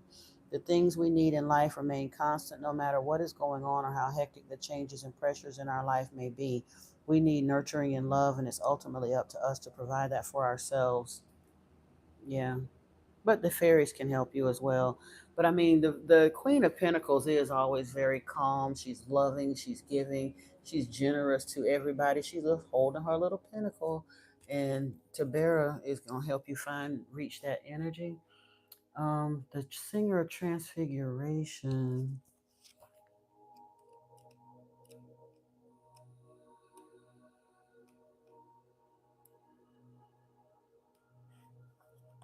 This is about transcendence, metamorphosis. So even though it's starting out here in this page energy, this emotional, not quite fulfilled, like I say with this fish in the cup, there is a transfiguration that's happening here. The meaning is jackpot. This card in a reading signifies the joy of success after a time of struggle. A new way of life has been accepted and is being integrated. A sense of inner peace is growing. The struggle has all been worth it. This is a time of consolidation and joy and is both a reward for past achievements and a time of preparation for the next climb up the path. Yeah, that's what I'm talking about. Let me see what the loan. See, we really ain't got to go too much further than that, but I am aware. I just realized how much the Laum and Lusana look alike, or Lasguna. 30. This is unconditional giving and receiving. Oh, wow. Wow, wow, wow. It's literally was clarified by the Six of Pentacles. This is what kind of where this stems from. And honestly, the Six of Pentacles is the give equal give and take, reciprocity, uh, humanitarianism, being your brother's keeper, and it was clarified here with the Laum, and the actual meaning from this card is unconditional giving, unconditional receiving. So if you're stuck or blocked in a situation and the lounge turns up in a reading, you probably need to stop focusing on what you're trying to accomplish and simply give to others freely, generously, and unconditionally, which is what you're heading towards. You just haven't quite gotten there yet because, like I said, the money been tied up, but it's what you desire to do. So this is kind of what you're learning or getting out of the situation. Um, at the head of the reading, we have the Three of Wands as movement, along with lists of the shadows,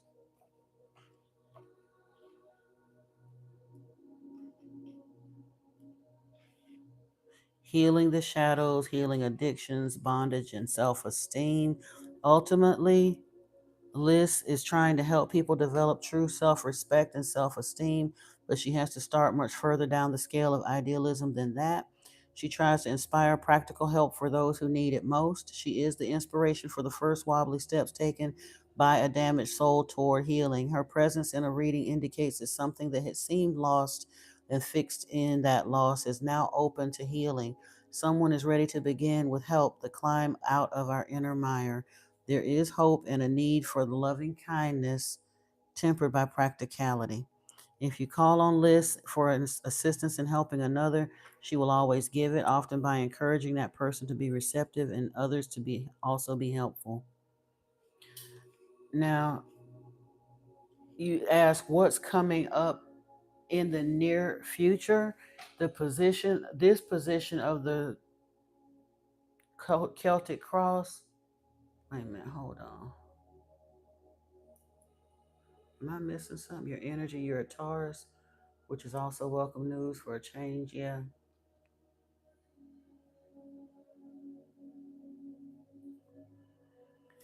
But what's coming up for you in the near future? Personal satisfaction with this Nine of Cups energy, along with the undressing of a salad. Let's see. That's what it was clarified by. Let's see. It says achieving, this is about balance, avoiding extremes, and achieving the impossible, being impossible. Things are in motion and the outcome is impossible to predict. A cool head is required to deal with this, as readiness to jump in whatever direction seems appropriate. Exercise cool judgment while staying ready for the unpredictable. Sudden changes of fortune may appear good or bad, but they are in flux and can be rechanneled if necessary.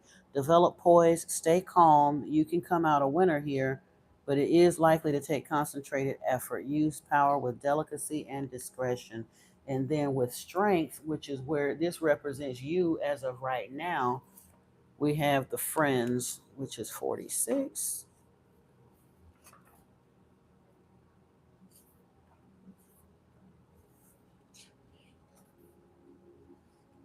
Friendly cooperation with others is necessary to reach mutual goals. Willingness to receive and give and receive assistance and support is also required. Ask friends for help and suggestions. Oh. Listen with respect and accept the gifts willingly offered. Unconditional receiving is even more difficult than unconditional giving. 4 feet are more stable than two. Yep. And then outside influences. Oh, those are the end cards over there.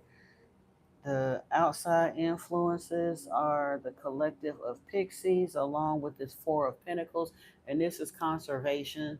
This is literally when your money do get better, kind of holding on to it so that you spend it wisely and don't just let it go. Being, like I said, really, really careful, which ain't nothing wrong with that. This is willingness, joyful participation, and duty and virtue. What is needed here is not only awareness of duty, but a merry approach to it. This job has to be done, so one might as well do it willingly. Progress through this dance maze, step by step, lively and lightly. Take joy and pride in achievement. Approach the work with zeal, zest, and zing, perhaps even a little zaniness. Otherwise, you may not well bother. Well, almost. There is something about this lighthearted approach to your duty that is important at this time in order to achieve the results you want. Okay? And then the tower with Mick the Myomancer. Now this one,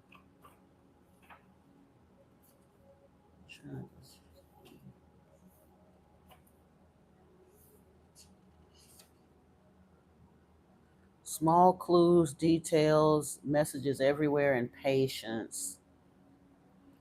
Attention to details is important at this time. Little things are not only important in themselves, but they also give you important information about larger things. Look for the inner hidden meanings in ordinary objects, happenings, and experiences. Life is trying to teach you something by speaking to you gently. With luck and application, you'll get the message before it has to speak to you more loudly with this tower situation. Body language in humans as well as mice may give you very useful information at this time, especially if you learn to read it properly. The clues to the answers you seek and the things you need to know are all around you. You're surrounded by omens, portents, and signs, but the signs are not written on billboards in large letters. They are in the small happenings of your life. Be awake and aware. Hint, if you work out what the question really is, it's easier to recognize the answer when it comes.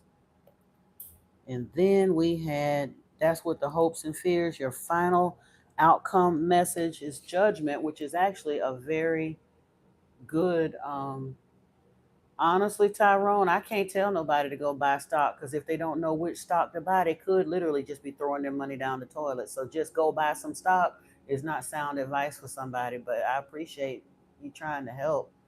But if this person right now, if he's really been in a 5 year cycle on a downturn where he barely been surviving and maybe need to concentrate more on getting stable, maybe starting a business might be somewhere for his money to go at first. Of course, buying stock, wise stock purchases might be a way to go, but considering the fact that this system is on its way out, all stock ain't good stock to buy, brother. I'm sorry, it just ain't. Let me see. We have judgment here, which is genuinely about, like I said, this is kind of what that 5-year cycle has been about. I'm trying to cover these folks at the bottom because they ain't got no clothes on. But at the end of this, they're coming. This card genuinely shows people coming up out of the grave. So a rebirth is upon you. You have been judged and found worthy, as they say. The rebirth is happening. You're coming out of this. The angels have your back. And the card that is here clarifying that is 34, Sylvanus, cutting through deception and clarity. At this time, you're discovering new truths about yourself. They are essential for you to know in order to create relationships based on mutual respect, affection, and trust. These things can only work if we see ourselves and others as we are. Currently, both fairy and this world are functioning as a giant mirror in which we see ourselves in many surprising ways. People tend to dread this because we assume that we are worse than we think we are, but this is far from necessarily true. Now is the time for finding out the false and misleading beliefs you have accepted and discovering that you are a better person than you thought and have the potential to accomplish more than you believed you could. If someone says that you are better or simply different than you think you are, don't automatically reject this. Think it over carefully. You have more to give and more to enjoy than you've been giving yourself credit for.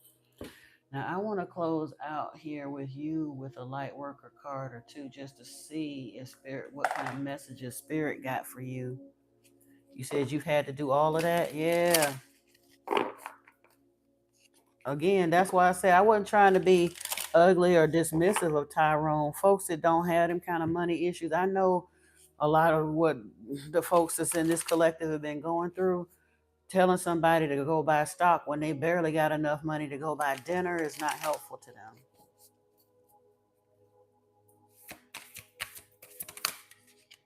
Fifth ray of intellectual knowledge is here for you,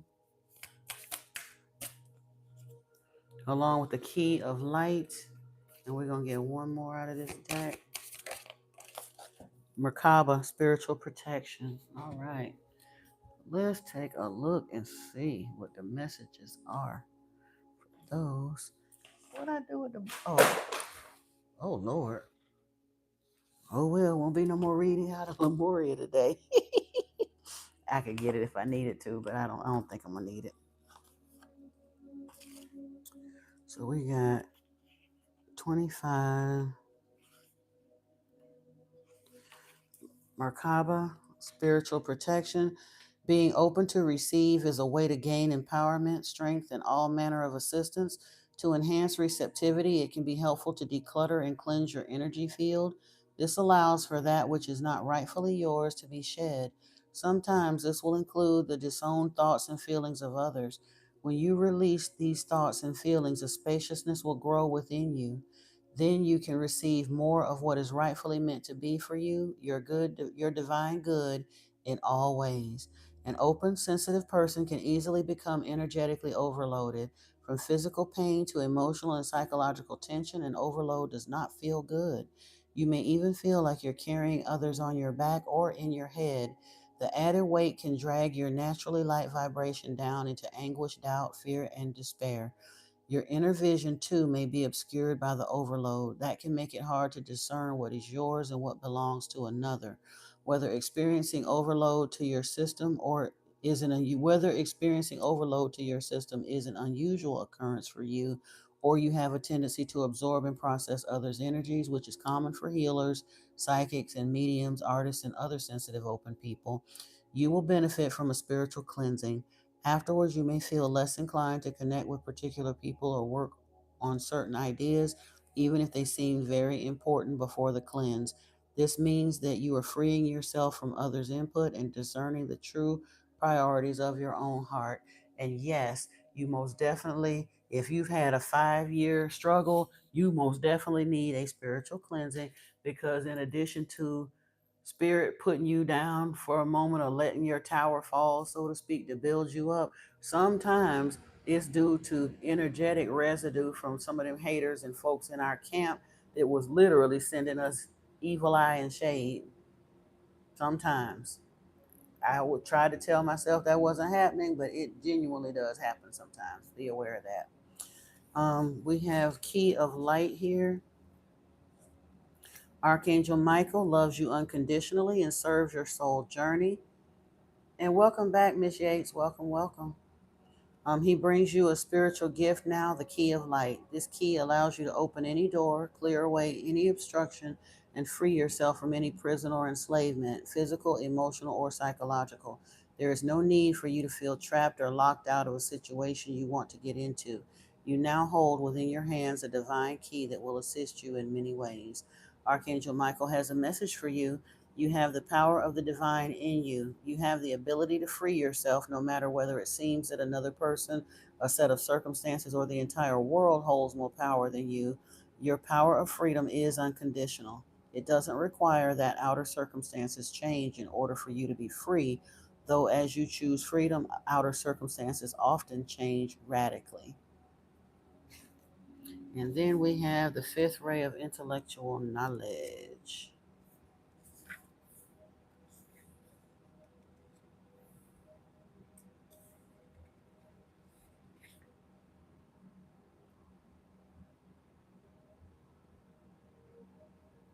You see, when funds are low, but spirits are high, you turn to sink. Yeah.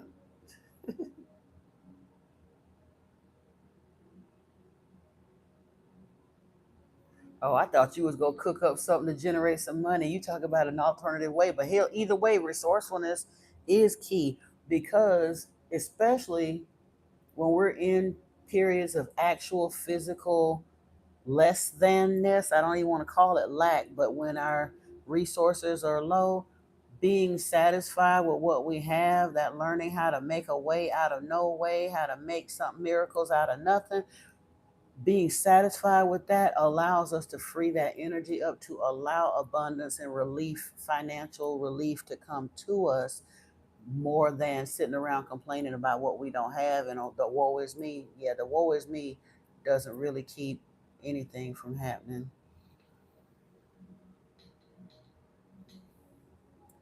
And then we have yeah, the fifth ray of intellectual knowledge has come to you as a spiritual gift. You're being given the ability to find information you need, understand systems that impact your life, and find clarity in any issue that has seemed unclear or overwhelming. You shall sort the truth from the lies and learn what you need to know. The Archangel Raphael now assists you in integrating the blessings of the fifth ray. You are distilling a new truth. It might be the truth of discernment, where you realize the appearance of a person, group, or cause is misleadingly difficult to the inner reality. Discernment is incredibly important on the spiritual path, all the more so as you open up to work with energies, with with teachers and teachings to sort out all issues in your life according to your spiritual principles. Discernment is not judgment, but it does allow you to make informed decisions based on frequency. When you choose to associate with people who are on a higher frequency, everyone benefits. If you choose to associate with people on a lower frequency than your own, you may feel your life moving more slowly, becoming harder than it needs to be. So, yeah, discernment helps you navigate. It is not judgment. We're supposed to be a little bit picky because we got to have, like I said, you got to keep your energy space clear, especially if you know you're on a path of ascension. But that, Roberto, is your reading. I hope it resonates for you. Are you complete?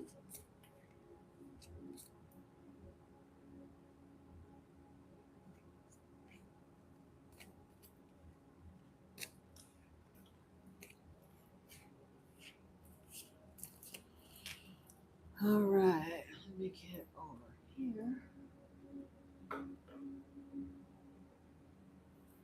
All right, Lover's Lane. It is finally your turn. After Lover's Lane, we have Sabby and Yvette Bragg. So don't y'all go nowhere. I'm gonna try to get this thing locked and loaded here.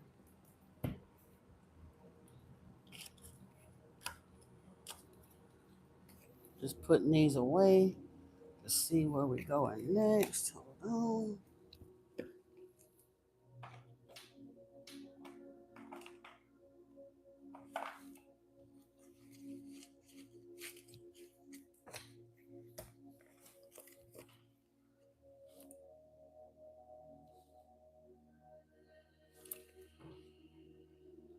where in the world did I put these?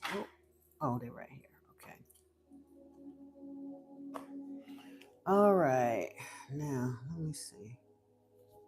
You're very, very welcome. I'm glad you're optimistic. That's wonderful.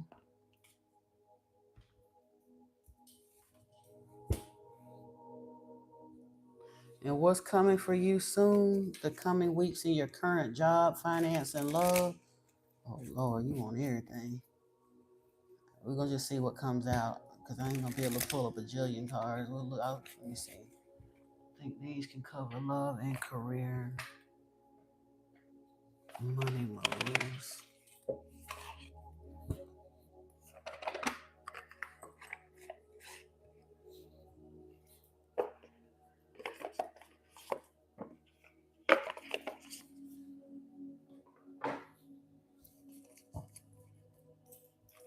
All right.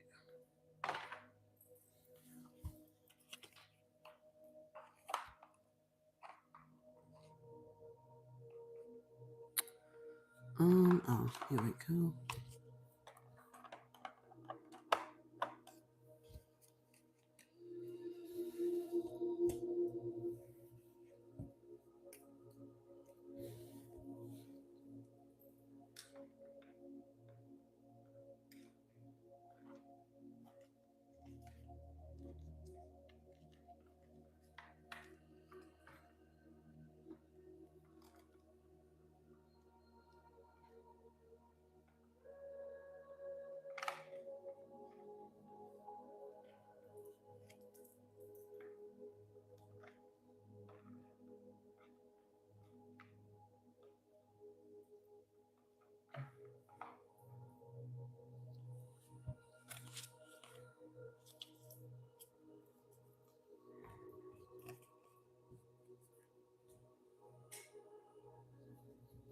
Awesome, Lovers Lane. Yeah, hang around. Don't go nowhere because we're getting down to the wire now.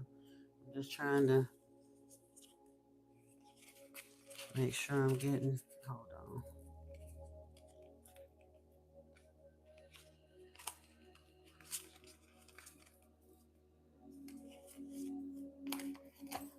All right, this is finance.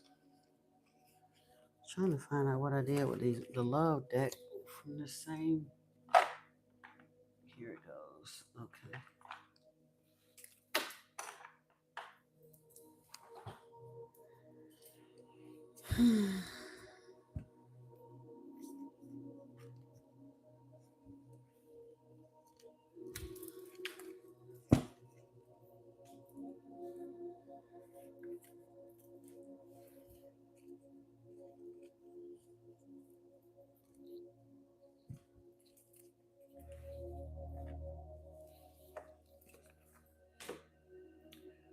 Now we're going right back over here to what I know about this right here, because this will cover a little bit of everything.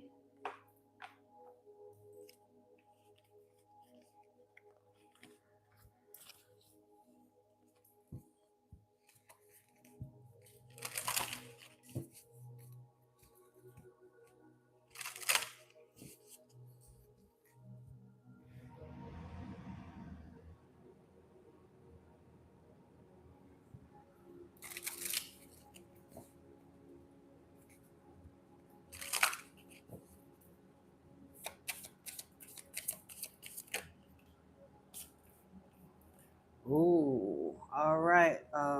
Lovers Lane. You said what's coming for you soon in your current job, finance, and love. Something got to be transmuted here because we got transmute with this snake energy and karmic path. Hold on. Release.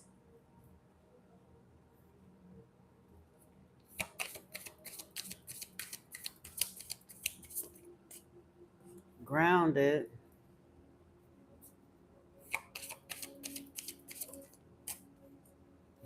relief,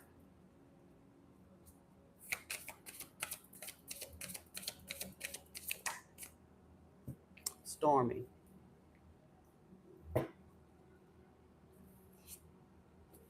Messages here as well.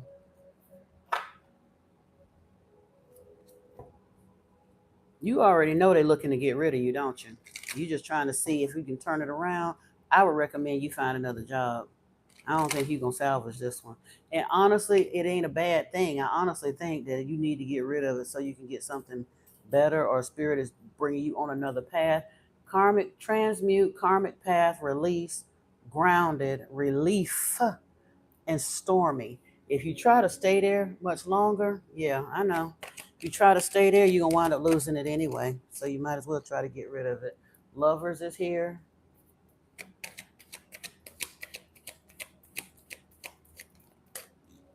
Official person is here with this karmic path. Occupation.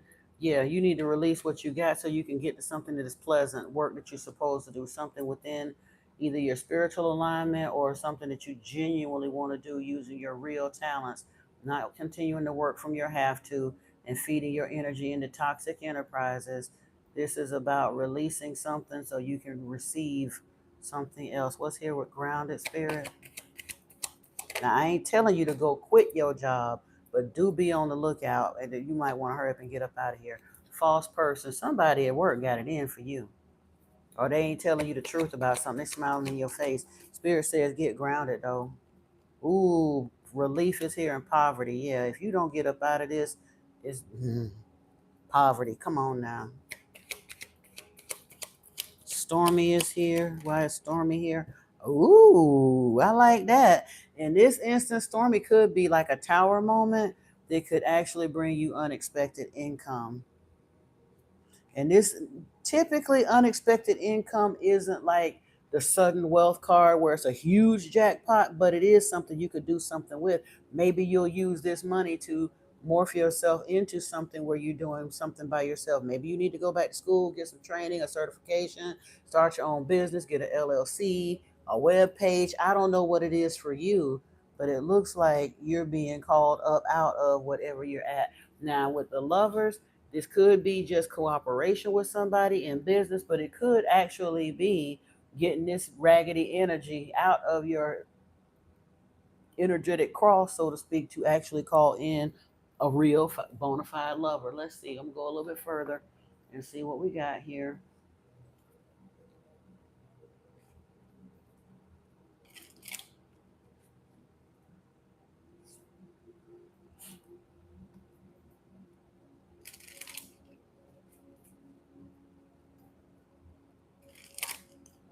All right, Spirit Wise lovers and transmute here. Mm. You definitely need some more information about something. This book is kind of under lock and key. And truthfully, the information in it is special. Why do you think it has all them locks and dials and stuff on it? So there's some kind of specialized information that you need. Oh, but karmic pay, you closing out this karmic cycle. And once you do that and transmute that energy, luck is here. So I don't know if you're the official person or becoming an official person or an official person coming to you. There is love in here as well. That's what this ring represents. Um, ooh, star energy too. Yeah, get away from that false person because you got something coming for you. If you stay around them false people, it's gonna mess with your money. This poverty thing might come for you. There is a time factor here, so it's not an instant thing. Like I said, I don't necessarily think. Well, again, I wouldn't ever tell you if you even if you feel like they're trying to get rid of you, don't quit your job because then you can't get unemployment if you need it. But do be on the lookout for something else. Don't let the grass grow under your feet. Get out of there as soon as you can. And Stormy is here again. I really think this indicates um, a spiritual tower moment, so to speak, because with the stormy and unexpected income comes this anchor, which represents stability. So how are you gonna have stormy and stability? But if the storm is literally being offered by the divine, It is a redirection for you that's going to lead to your stability. Let's see here.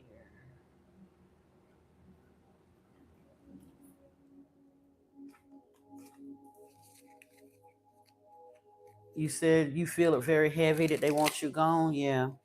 That's why I say don't quit your job, because then you're short circuiting yourself for unemployment if you need it. But definitely don't let no grass grow under your feet. Start looking for another job like today, tomorrow, whatever. And when you find something that's suitable, be gone. Or if you can do something on your own and be your own boss, yeah, it might be time to do that. Contract is here. Ooh, transmute lovers. There's information in a contract. Is this a soulmate trying to come in? Let me see. This might be part of your spiritual. Like I said, with this karmic path, it could very well be some kind of a. Like I said, your extraction team might be here. Yin yang and balance is here. With release in this occupation, blossoming abundance is here. Maybe you and your when you do meet up with this love scenario, maybe they're gonna help you actually create your abundance. Y'all may create abundance together. Who knows? Ooh, you got some anxiety here. Yep. Ground yourself. Grounded came here with false person, but then the star is here, but you got anxiety about it, which is kind of keeping you from it. You've been thinking about your ex a lot. No, no, no, don't do that. Please don't do that. That might be why you having such a wobbly back and forth. Clear that energy. Do a set of spiritual baths, do cord removals, all the rest of that. X's are X's for a reason. Cut that energy out. Relief from this poverty and time constraint is here with door to romance. Ooh, you said you've been thinking about your ex a lot. Indecision is here with broken heart, but again, that may be where the stormy part is coming from too. If she get rid of this, what's gonna happen? Or he, whichever. All tied up and storm warning. Yeah, please leave that ex alone, please, because after that, victory is here. The garden and the gate. You know what this is? This is like the Eight of Swords. This is a self-imposed prison. It's beautiful, but you feeling stuck in there. If you mess with that ex, I'm trying to tell you, please don't do that to yourself. Journey is here. Yeah, free your mind. The rest will follow. Let's see here. I'm gonna look just to make sure, because every once in a while we'll see a reconciliation with an ex that could possibly go well. Rarely, but occasionally you see it. So let me look in here and see what kind of messages come out from the oracle cards before I pull this tarot.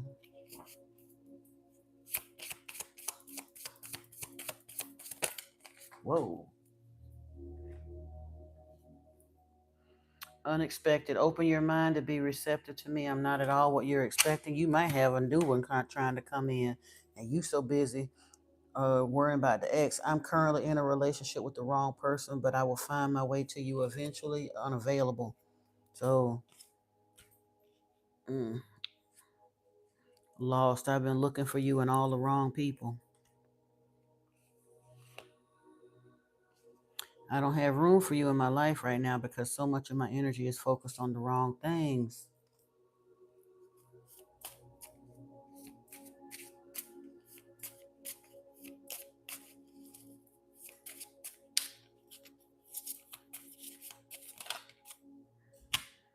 Don't be afraid to get out of the house more. It may be an opportunity for us to meet. Yeah. I wouldn't worry about this ex. I would worry about healing and get your money right first and see what spirit got for you, because it really, really, yeah. I've worked hard on becoming the best version of myself. I'm ready for a healthy relationship with my soulmate. I don't think this ex is it. I'm going through a spiritual awakening right now. I'm transforming into the person I've chosen to become. Yeah, get your spirit on, get your money up, all of those things. I would not mess with that ex. Leave him right where, or her right where they at. You say you really need one. You've been struggling. No, you need a new job. Yeah, you don't need a partner yet until you get your energy right. because maybe a partner will help you, but truthfully, in order to be balanced in your head, a partner should be a helpmate, not a rescuer. You don't need nobody to rescue you. You need to be whole and complete on your own. Be aware of how family influences and social pressures are influencing your career choices. And then believe when you wholeheartedly embrace the attainability of your dreams, you will find the courage to exceed the ordinary. You might be steadily looking for another job and spirit trying to get you out there to step out into entrepreneurship or something. I don't know. Could be.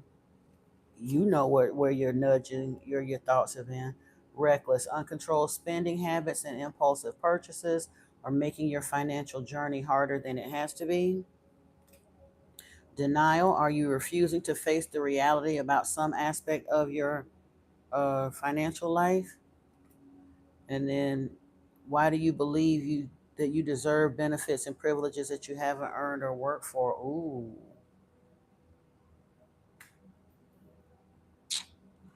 And then career change. Does your career fully align who you are physically, emotionally, and spiritually?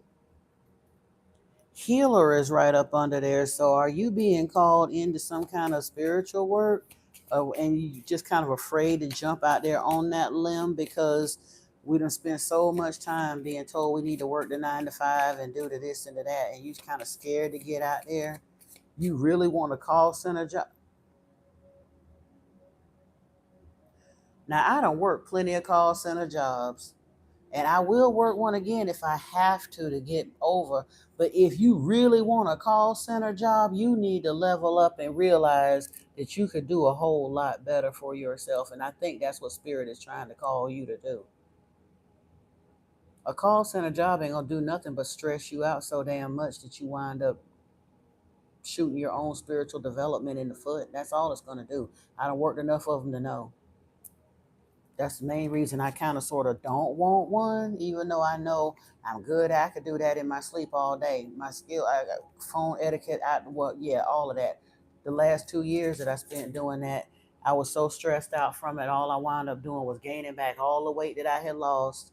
Didn't save none of the money that I was supposed to save because I was too busy doing that indiscriminate spending, trying to soothe myself from the stress that job laid on me. It really didn't benefit me at all to have that job. So be very careful what you ask for because you just might get it. It is that stressful. I know, especially for a real empath. Duh. And especially when they find out you genuinely are an empath. In the job that I had, I was in a job that wasn't that stressful at first. I was doing for real customer service for a little savings account in a bank, and that was all well and good. Hey, how you doing? How was your job? You say you tired? Oh, well, oh, that's good. Hold on a second, y'all. Sorry. Uh-huh.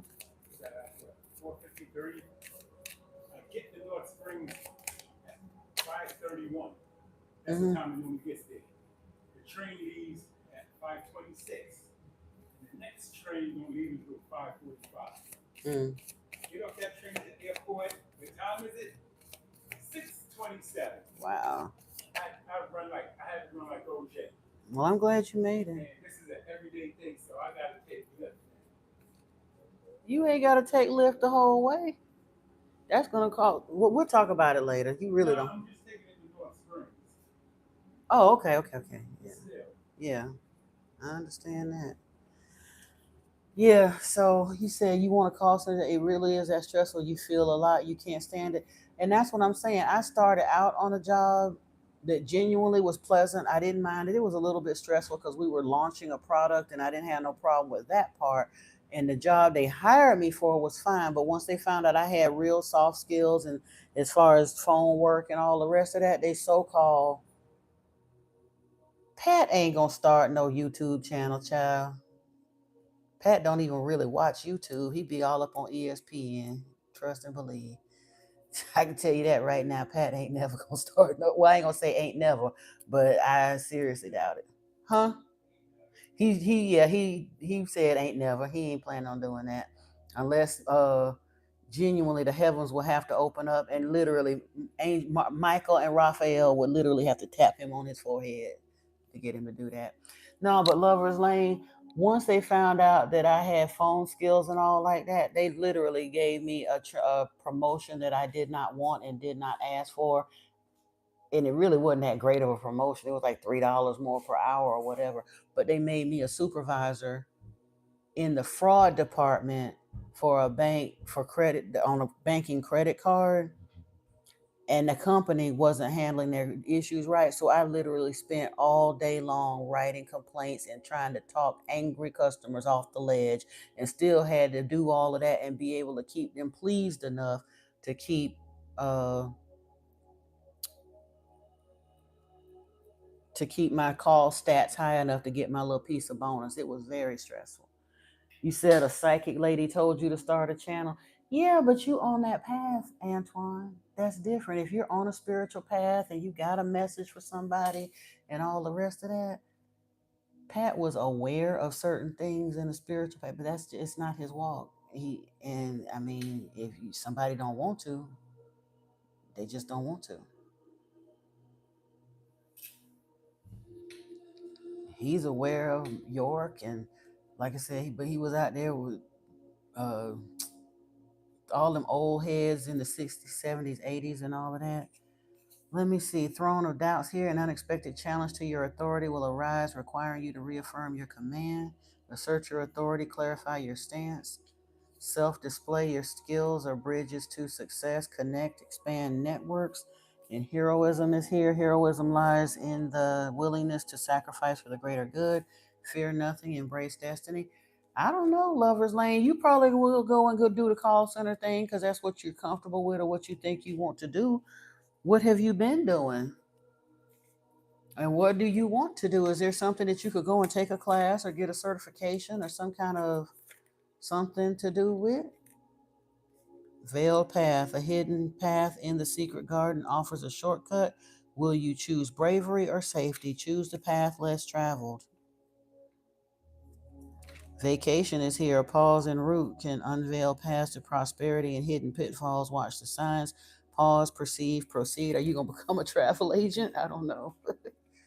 You want to get a skill, then consider that. Maybe, I mean, if you want a job, hey, they say jobs in tech work, pay well. So maybe if you learn the code or something, I don't know your age group or your skill set, but you may have to sit in meditation and kind of think about that. See what spirit brings to you, see what appeals to you, what you think you want to do, and yeah, go somewhere and get a skill. If you don't have a skill, you may have to do the call center job for a minute, but be on the lookout for leveling yourself up, because there is absolutely no job security anywhere, but there really ain't no job security in them kind of jobs. Project to be over. I wound up about 400 or 500 of us got laid off at the same time on a job that, yeah, the customer just decided they didn't want to deal with the client no more and laid us all off. See what's real, observe with clarity. True insight lies beyond the surface. Learning secrets, stay open-minded and receptive as you uncover hidden truths and embrace the lessons they offer. Ooh, some kind of a metamorphosis mirage. It says transform and rise. Your journey of transformation unlocks vast potential, guiding your evolution to new heights. And while you're trying to decide what you're going to do. Now, Antoine did give you beneficial advice. Like I said, my friend Pat, he ain't going to do that. But Pat also got a job making over $80,000 a year, and he's satisfied in his job. So he don't need to do what he's good. You know what I'm saying? But while you're figuring out what you want to do, start a channel somewhere. If it ain't here, go to TikTok. If it ain't TikTok, go to Instagram. Go somewhere and get comfortable doing some niche or some. It don't have to be spirituality you're talking about. You could be doing product reviews or short stories or get ready with me or fashion statements, makeup, whatever, pure silliness. It could be just about anything. Start a channel. That's your best bet for real. Start a channel. Hey Marita, how you doing, love? Welcome in, welcome in. Let me see here.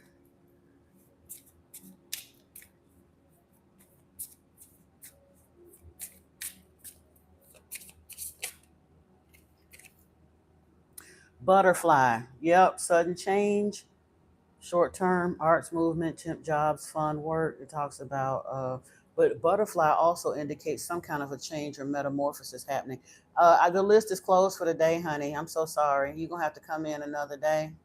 I can't tell you about a private job. You can put it on there 15 times and get removed. The list is closed for today. I've been here for the last 5.5 hours. I'm working on those that I have.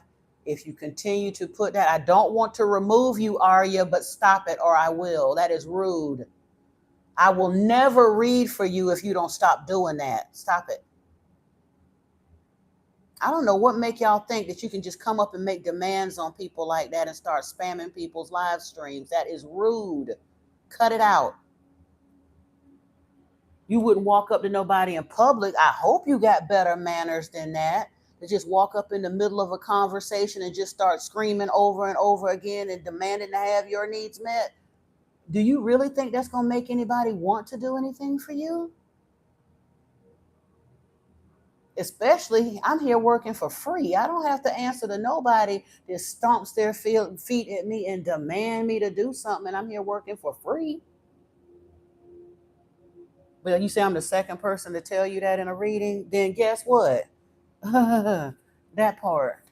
Spirit telling you what you need to know, even before we got so rudely interrupted.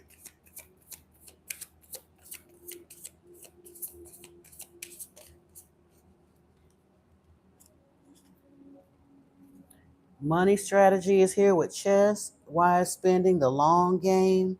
Frame is here, steady income, organizing your accomplishments, gears, money flow, hard work, and rough patch with skull, borrowing money, low on cash. But it also talks about it being a healer, reinvention of yourself. So I'm the second person that told you that feather is here with abundance. Yeah. You might wanna actually pay attention to that then, dear. That, my dear, is your reading. So you do with it what you will. But I really think, I mean, if you don't have any job and you looking for the call center job, I hope you get something to keep you going. But I hope you don't decide to stay there and get stuck for too long. That's a soul sucking job. There's a reason why the turnover is so heavy in call centers. It really is a soul sucking job. Because you literally, if they're willing to pay you $15 or $20 an hour to sit there, then they're making hundreds of thousands of dollars off you. And again, that ain't really your business as long as you're making what you need to make and want to make. But the stress you got to go through and the hoops you got to jump through to get that little bit of money, very often is not worth it. You're welcome, dear. You are very welcome. I hope it gave you some insight. And like I say, I hope you find your way, and hopefully you'll be coming back to let me know what channel, what platform you decided to open up on, and send us all an invitation to your channel or page. Because even if you just cooking or sewing, upcycling, uh, there's all kind. Look around on YouTube at some of these short reels at what people are doing, and if you see something you think, well, Jude, I think I could do that. It might be fun. You might want to start doing some of that. I'm just saying. All right, now we got lovers laying out the way. Roberto has been taken care of. Sabi, are you still here?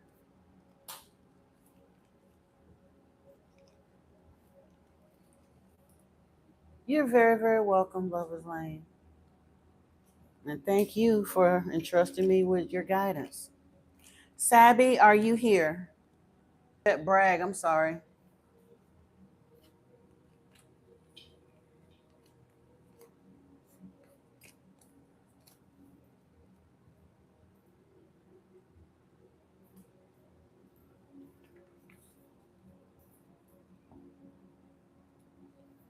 All right, I'm gonna go over this list one more time and then we might be about to shut it down.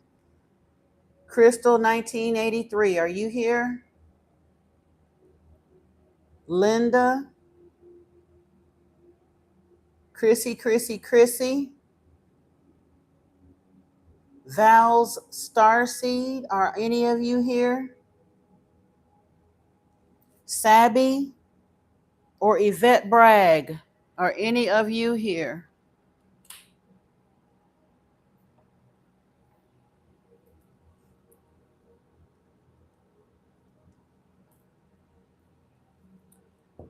All right, all right, all right. Well, since none of the above mentioned are here,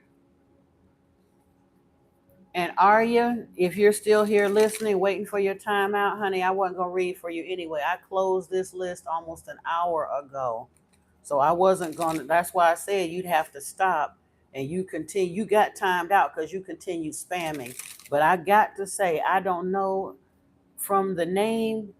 No, I'm not telling you about a private job. I jumped in here trying to tell you. I don't know what part of the world you're from. I do see some folks that have names that sound somewhat similar to yours that jump in these live streams and continue to spam over and over and over, demanding something like that. That's not a way to get nobody to want to help you. Now, I closed my list an hour ago. I'm getting ready to log off. I'm not going to be able to just tell you about a private job. I will be back on live stream on Friday in the morning if you choose to stop by my channel. Okay, but again, that's not respectful behavior. Would you walk up if somebody was in public, if we were in face to face and I was talking to somebody, would you just walk up and just cut right off in front of them and get in my face and start repeating over and over, tell me about a private job, tell me about a private job, tell me about a private job? That's what y'all are doing when you come in here. And again, I know it's got to be a cultural thing because I've seen plenty of folks that sounded like they were from India that do that. I don't know if y'all are used to behaving like that in public, but that's not the way to get people to want to help you. Now, I'm not refusing to help you today because I'm angry. I'm not angry. I'm just explaining to you that's not going to be a way for anybody to want to help you if you come into their live stream behaving that way. But if you're willing to subscribe and set for notifications, I will be back online on Friday and I will be more than happy to read for you if you come in when I'm reading. It's fine, honey. It's fine. Like I said, I'm not angry. I'm just trying to let you know that's really not cool, okay? But short of that, anyone else, the rest of them did not respond either. And like I said, at this point, I have been here for 5 hours. So I'm going to shut it down for today. You're fine. I accept your apology. I am so not angry. I really, really am not. And like I said, if you are able to come in during a time when I'm reading, when it's still early enough, I'll be more than happy to read for you, dear. Okay. Everyone else, thank you so much for joining me today. If you got benefit from the channel, please consider giving the channel a subscribe and a thumbs up. And do go to my other channel, Modern Mystic Messages. We get into spiritual conversations there. We'd love to have you. Okay, wonderful. I appreciate you. And much love to you as well, Arya. And hopefully we'll meet again on another session when I do have more time to get into it. But I do have to close the session for now. So thank you again for joining me, everyone. Peace and blessings to you. I love you very much. Namaste.